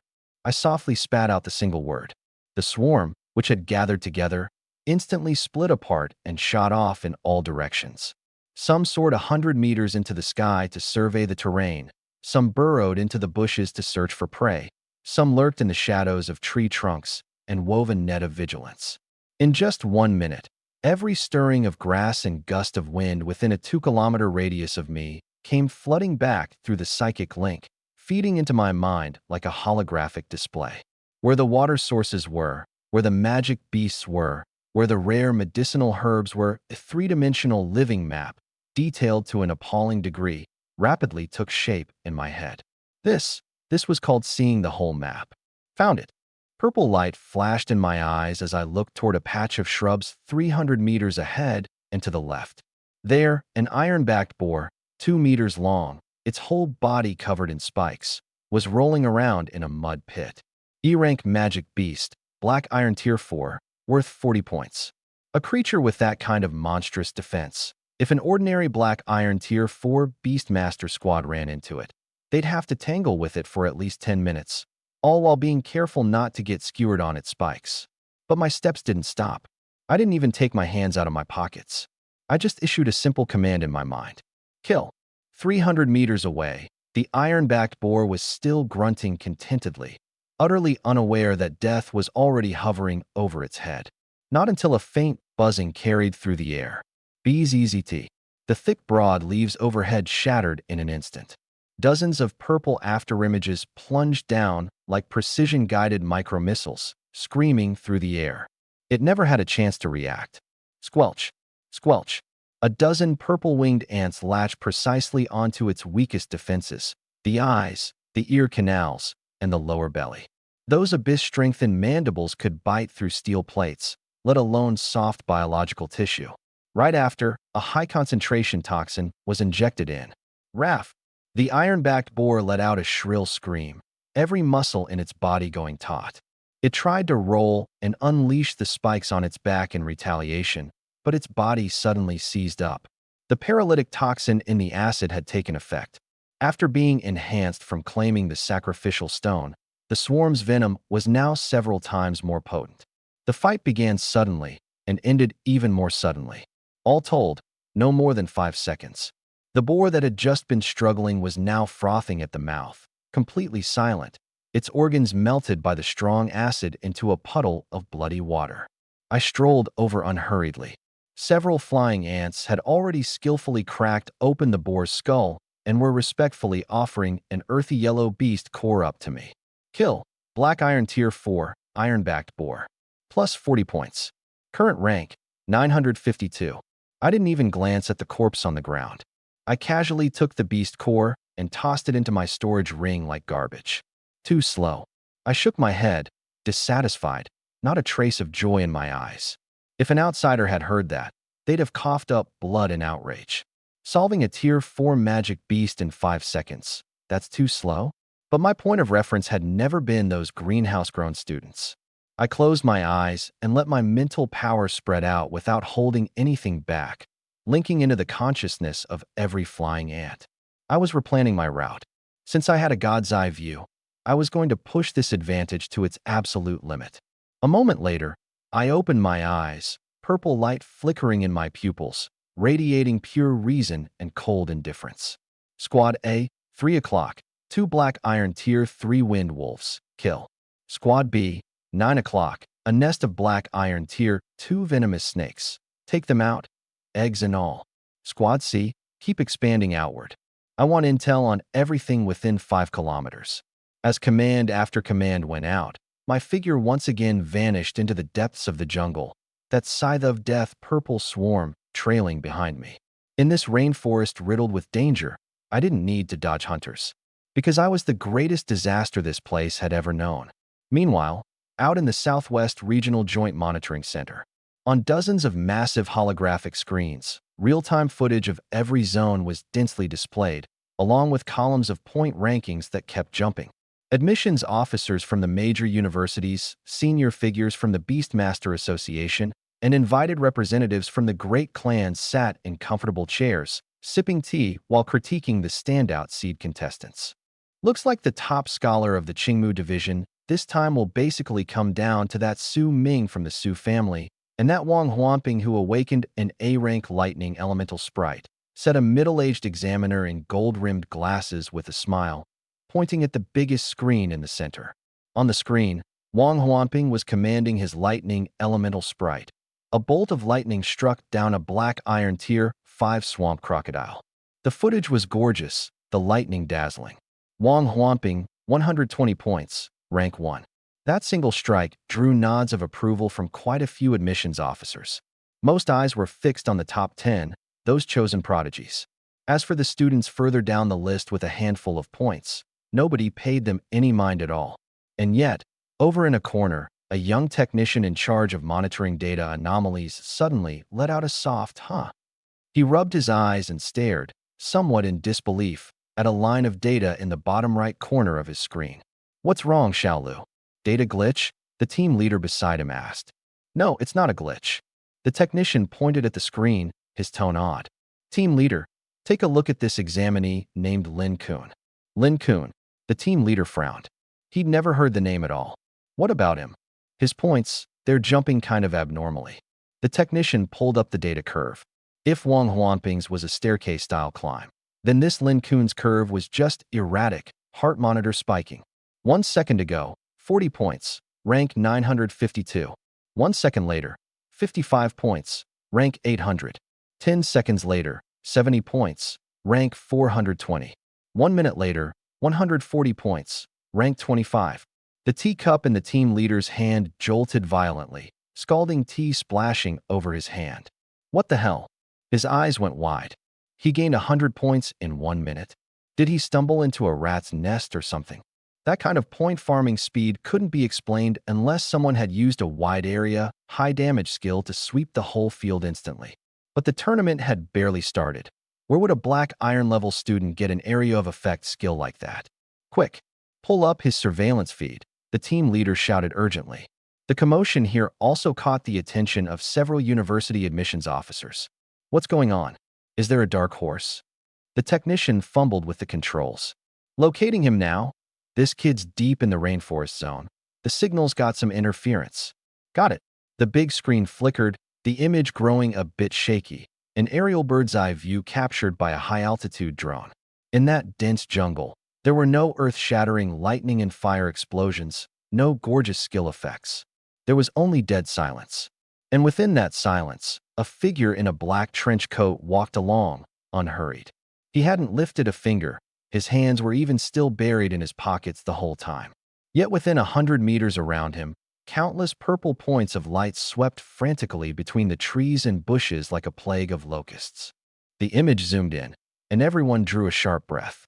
A black iron tier 3 ghost-faced ape had just leaped down from a tree to launch a sneak attack. Before it even landed, 7 or 8 purple flying ants instantly enveloped it. No screams, no resistance. 2 seconds later, that ape dropped to the ground a withered corpse. And the youth named Lin Kun didn't even turn his head, just a flash of light from his ring as he passed by, and the beast core was gone.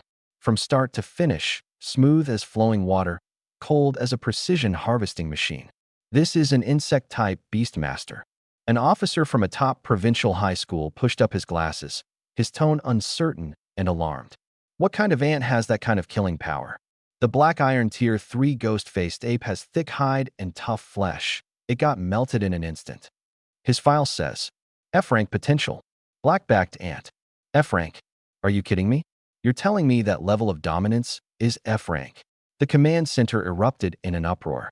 Everyone stared at that name still climbing madly, their expressions shifting from the initial indifference to shock and grim seriousness.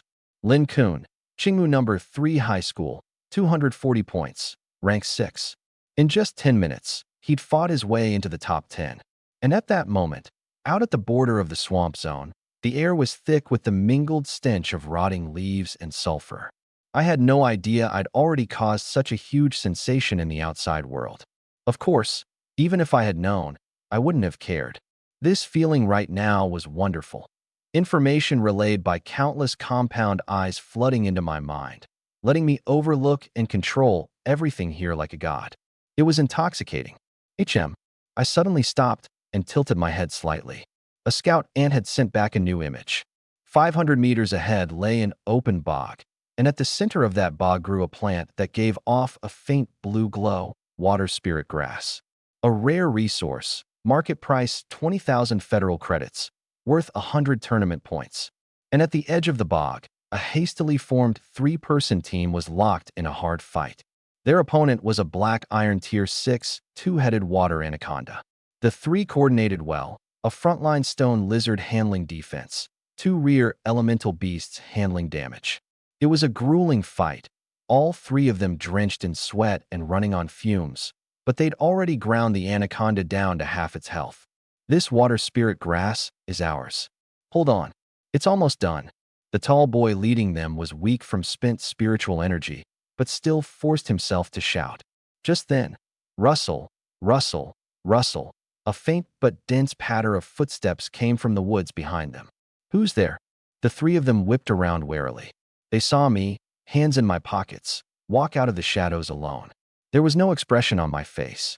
I didn't even glance at these three living people. My eyes were locked on the water spirit grass, then flicked over to the still hissing two-headed anaconda. That snake. I'm taking it. My voice was flat, as if stating an already settled fact. Who the hell are you? The tall boy laughed in anger. Trying to steal our kill? Can't you see we've been fighting it forever? Ever heard of first come, first served? Get lost, or we'll take you out too. A girl in the back shrieked. We found this first. In the sealed realm, stealing kills was the most hated act of all, one that often sparked private brawls. And these three fancied themselves an elite team. No place for a lone wolf to come running his mouth. I didn't get angry. I just gave them a flat glance. First come, first served? I shook my head. Those words reminded me of back when I'd just awakened the black-backed ant, of the scene when Zhao Zhe humiliated me. There's no such thing as first come, first served in this world, only strong and weak. The anger of the weak is worthless, good for nothing but a laugh. If you want to blame something, blame the fact that you're too weak. The instant those words left my mouth, bzzz, a formless, yet almost physical, terrifying pressure descended in an instant, radiating out from me. The Insect Emperor's pressure activated. This wasn't aimed at any single target. It was indiscriminate, area-wide suppression. Thud, thud. The three elites who'd just been shouting suddenly felt their minds go blank, their knees buckle. A terror welling up from the depths of their souls made them instantly lose control of their bodies. People and beasts alike, they all dropped to their knees in the mud in one neat row. And Jie Cha, the leading boy, tried to stand, but found his legs felt like they were filled with lead. He couldn't move a single finger. He watched in terror as I slowly walked toward him, his teeth chattering. The originally ferocious two-headed anaconda was even more extreme. As a magic beast, its senses were 100 times sharper than a human's. The instant it felt that aura, it didn't even dare to spit venom. It just curled straight into a ball, both heads burying themselves deep into the reeking silt, trembling and letting out a pleading whimper. Submission. Absolute submission. What kind of monster is this? Cold sweat streamed down the boy's face, his pupils shrinking violently. This is impossible. This is a Lord-class mental intimidation, or a gold-tier domain skill. Without so much as a sideways glance, I walked right through the middle of them, the hem of my trench coat brushing lightly across the boy's cheek, carrying a chill that made him shudder. Hiss, hiss, hiss. As I passed, the purple swarm surged out like a tide, instantly drowning the utterly helpless two-headed anaconda. There was no fight, only feeding. A few seconds later, I plucked the water spirit grass and picked the anaconda's beast core out of a pile of white bones. I turned around and looked down at the three students kneeling on the ground, despair in their eyes. I didn't kill them, there was no need. Nor did I take their wristbands. It didn't matter. I already had Su Jin's promised recommendation letter to a top-tier academy. Points were completely useless to me. As the sovereign of the swarm, all I craved was energy and evolution. Besides, even if I did want to harvest points, I'd rather fatten them up first. Thanks. I dropped the single word, turned, and left, vanishing into the mist. Behind me, I left those three self-proclaimed elites trembling in the bog, as if they'd just woken from a nightmare. Meanwhile, back in the outside world, inside Qingmu City's #1 stadium, in front of the enormous holographic projection screen, the spectator stands had already blown up. Originally, everyone had their eyes on the first-ranked Wang Huanping or on a few other seed contestants. But in the past hour, an eerie shift had happened on the leaderboard. Current rank 3, Lin Kun, Qingmu #3 High School, for 180 points, kill count 45. Who is this Lin Kun? How come nobody's ever heard of him before? 45 magic beasts? You've got to be kidding me. He's only been in there 2 hours. That's 1 kill every 2 minutes on average. How's he pulling it off? Look, what is that? Someone pointed at the split-screen footage and cried out. In the image, everywhere I passed, whether it was a dead leaf snake lurking in a tree or a swamp crocodile hidden underground, the moment it poked its head out, it was instantly swallowed by a cloud of purple-black mist. No tangling, no skill effects, just dull, efficient disappearance. I was like a precise humanoid bulldozer, plowing across the map, leaving a clean, empty swath behind me. This is the swarm tactic. An admissions officer from a provincial capital academy pushed up his glasses, his expression grave. As everyone knows, a beast master can only contract one more magic beast for each tier he climbs. Otherwise, his mental power just can't take it. How is he contracting a swarm this massive? And that control, it's terrifying. So many bugs, and not one of them straying, completely moving as if they were his own limbs. Just how high does this student's mental power have to be? Back to the sealed realm. 2 hours later, the magic beasts of the rainforest's outer edge had been almost entirely swept clean by me. For other examinees, this place was a hair-raising slaughterhouse, where every step forward required cautious scouting. But for me, with my god's eye view, this was the buffet in my own backyard. I glanced at the wristband. 480 points, current rank 3. I frowned slightly. I'd all but exterminated the rainforest's outer edge, even counting that tier 6 water anaconda from earlier, and I was still only 3rd. Looks like just piling up numbers still can't beat the efficiency of Wang Huanping and his crowd hunting elite beasts. And the resources on this outer edge were starting to feel like small fry to me. The feedback from the mother nest was slightly full, still a long way from the next evolution. I needed higher quality flesh and blood, higher concentration energy. I raised my head, my gaze turning toward the deepest part of the rainforest. A thick black miasma hung there, so dense that not even sunlight could pierce through. Even from several kilometers away, that oppressive feeling kept the low-tier magic beasts around from daring to take a single step closer. Beep, beep, beep. The wristband suddenly blared a piercing red alarm, and a giant skull symbol popped up on the holographic map. Warning, high-energy reaction ahead. Zone marker, red restricted zone, death swamp. Danger level, extreme. Recommended for full-strength squads of Black Iron Tier 8 or above only.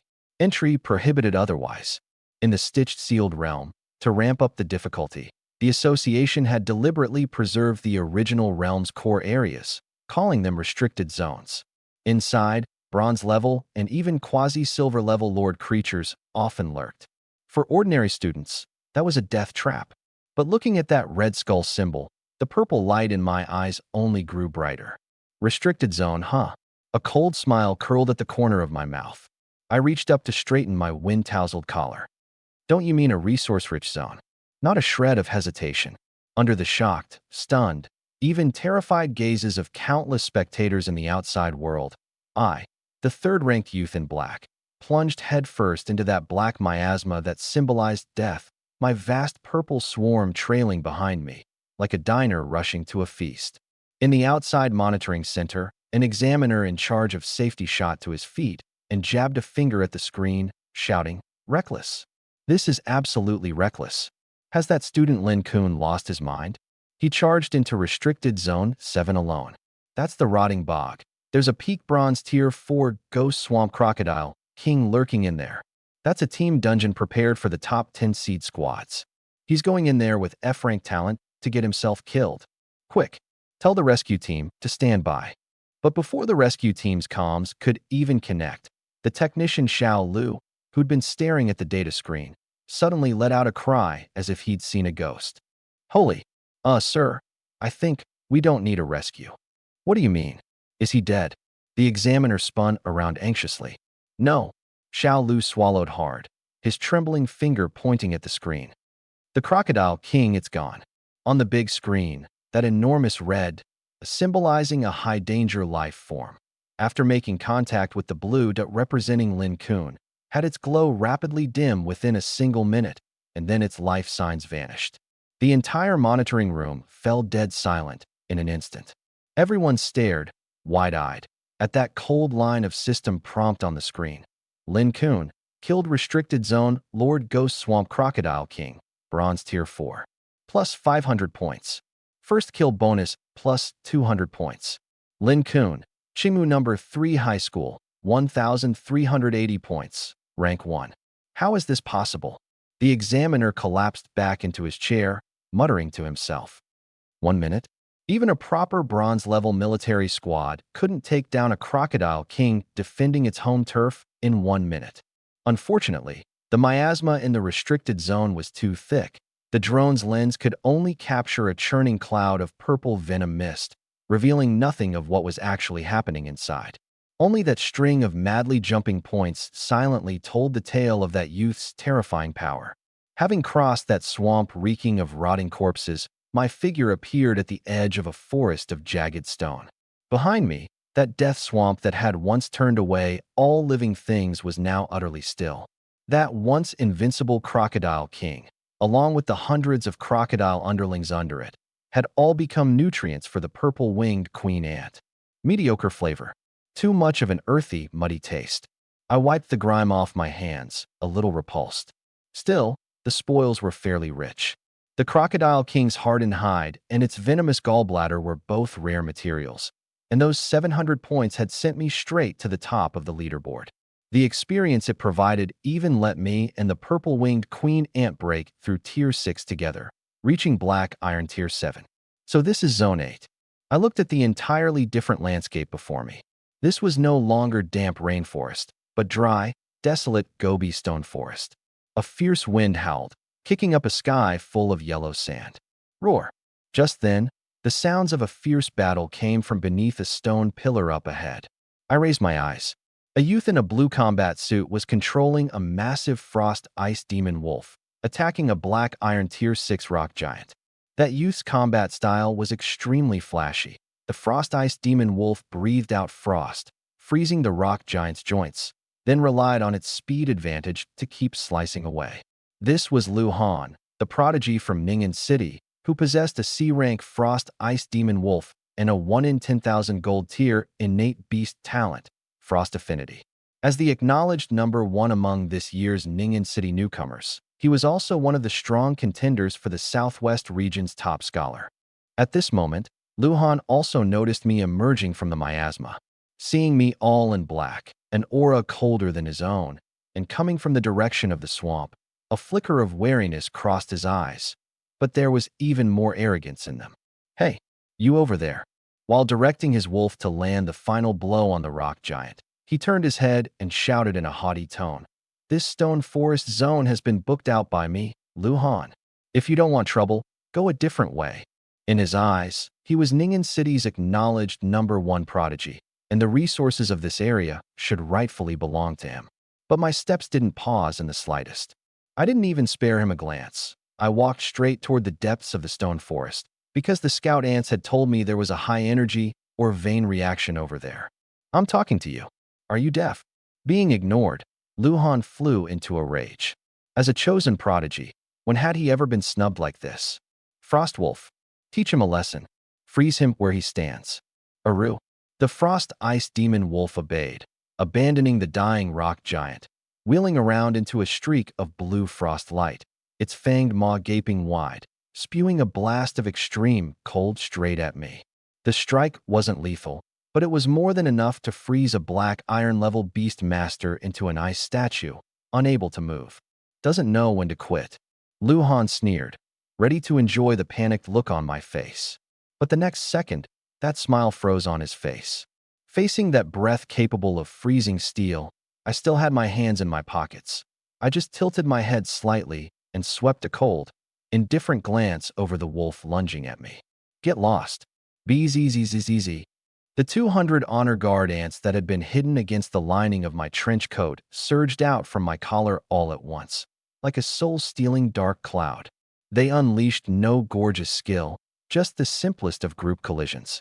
Boom! It was like a heavy truck barreling along at full speed slamming into a teddy bear puppy. That 3-meter-long, majestic frost ice demon wolf didn't even have time to scream before that ball of purple-black shadow sent it flying. Its ice shield shattered instantly, half its body's bones smashed to powder. Like a kite with its string cut, it slammed brutally into a pile of rubble dozens of meters away. Dead or alive, no one could say. Uffed. His beast having taken a critical hit, Lu Han suffered the mental backlash and abruptly vomited a mouthful of blood, dropping to his knees, his face as white as paper. You. He raised his head in terror, staring at my black-clad back as I continued walking on, still calm and unhurried. From start to finish, I hadn't even taken my hands out of my pockets. As I passed by Lu Han, my steps paused for just a moment. This is a sealed realm, not a kindergarten your family runs. Bark again next time, and I'll feed you to them too. With that, I took my swarm and vanished into the sky full of yellow sand. All that was left was Ningen City's number one, trembling in the wind, his entire worldview shattered to pieces.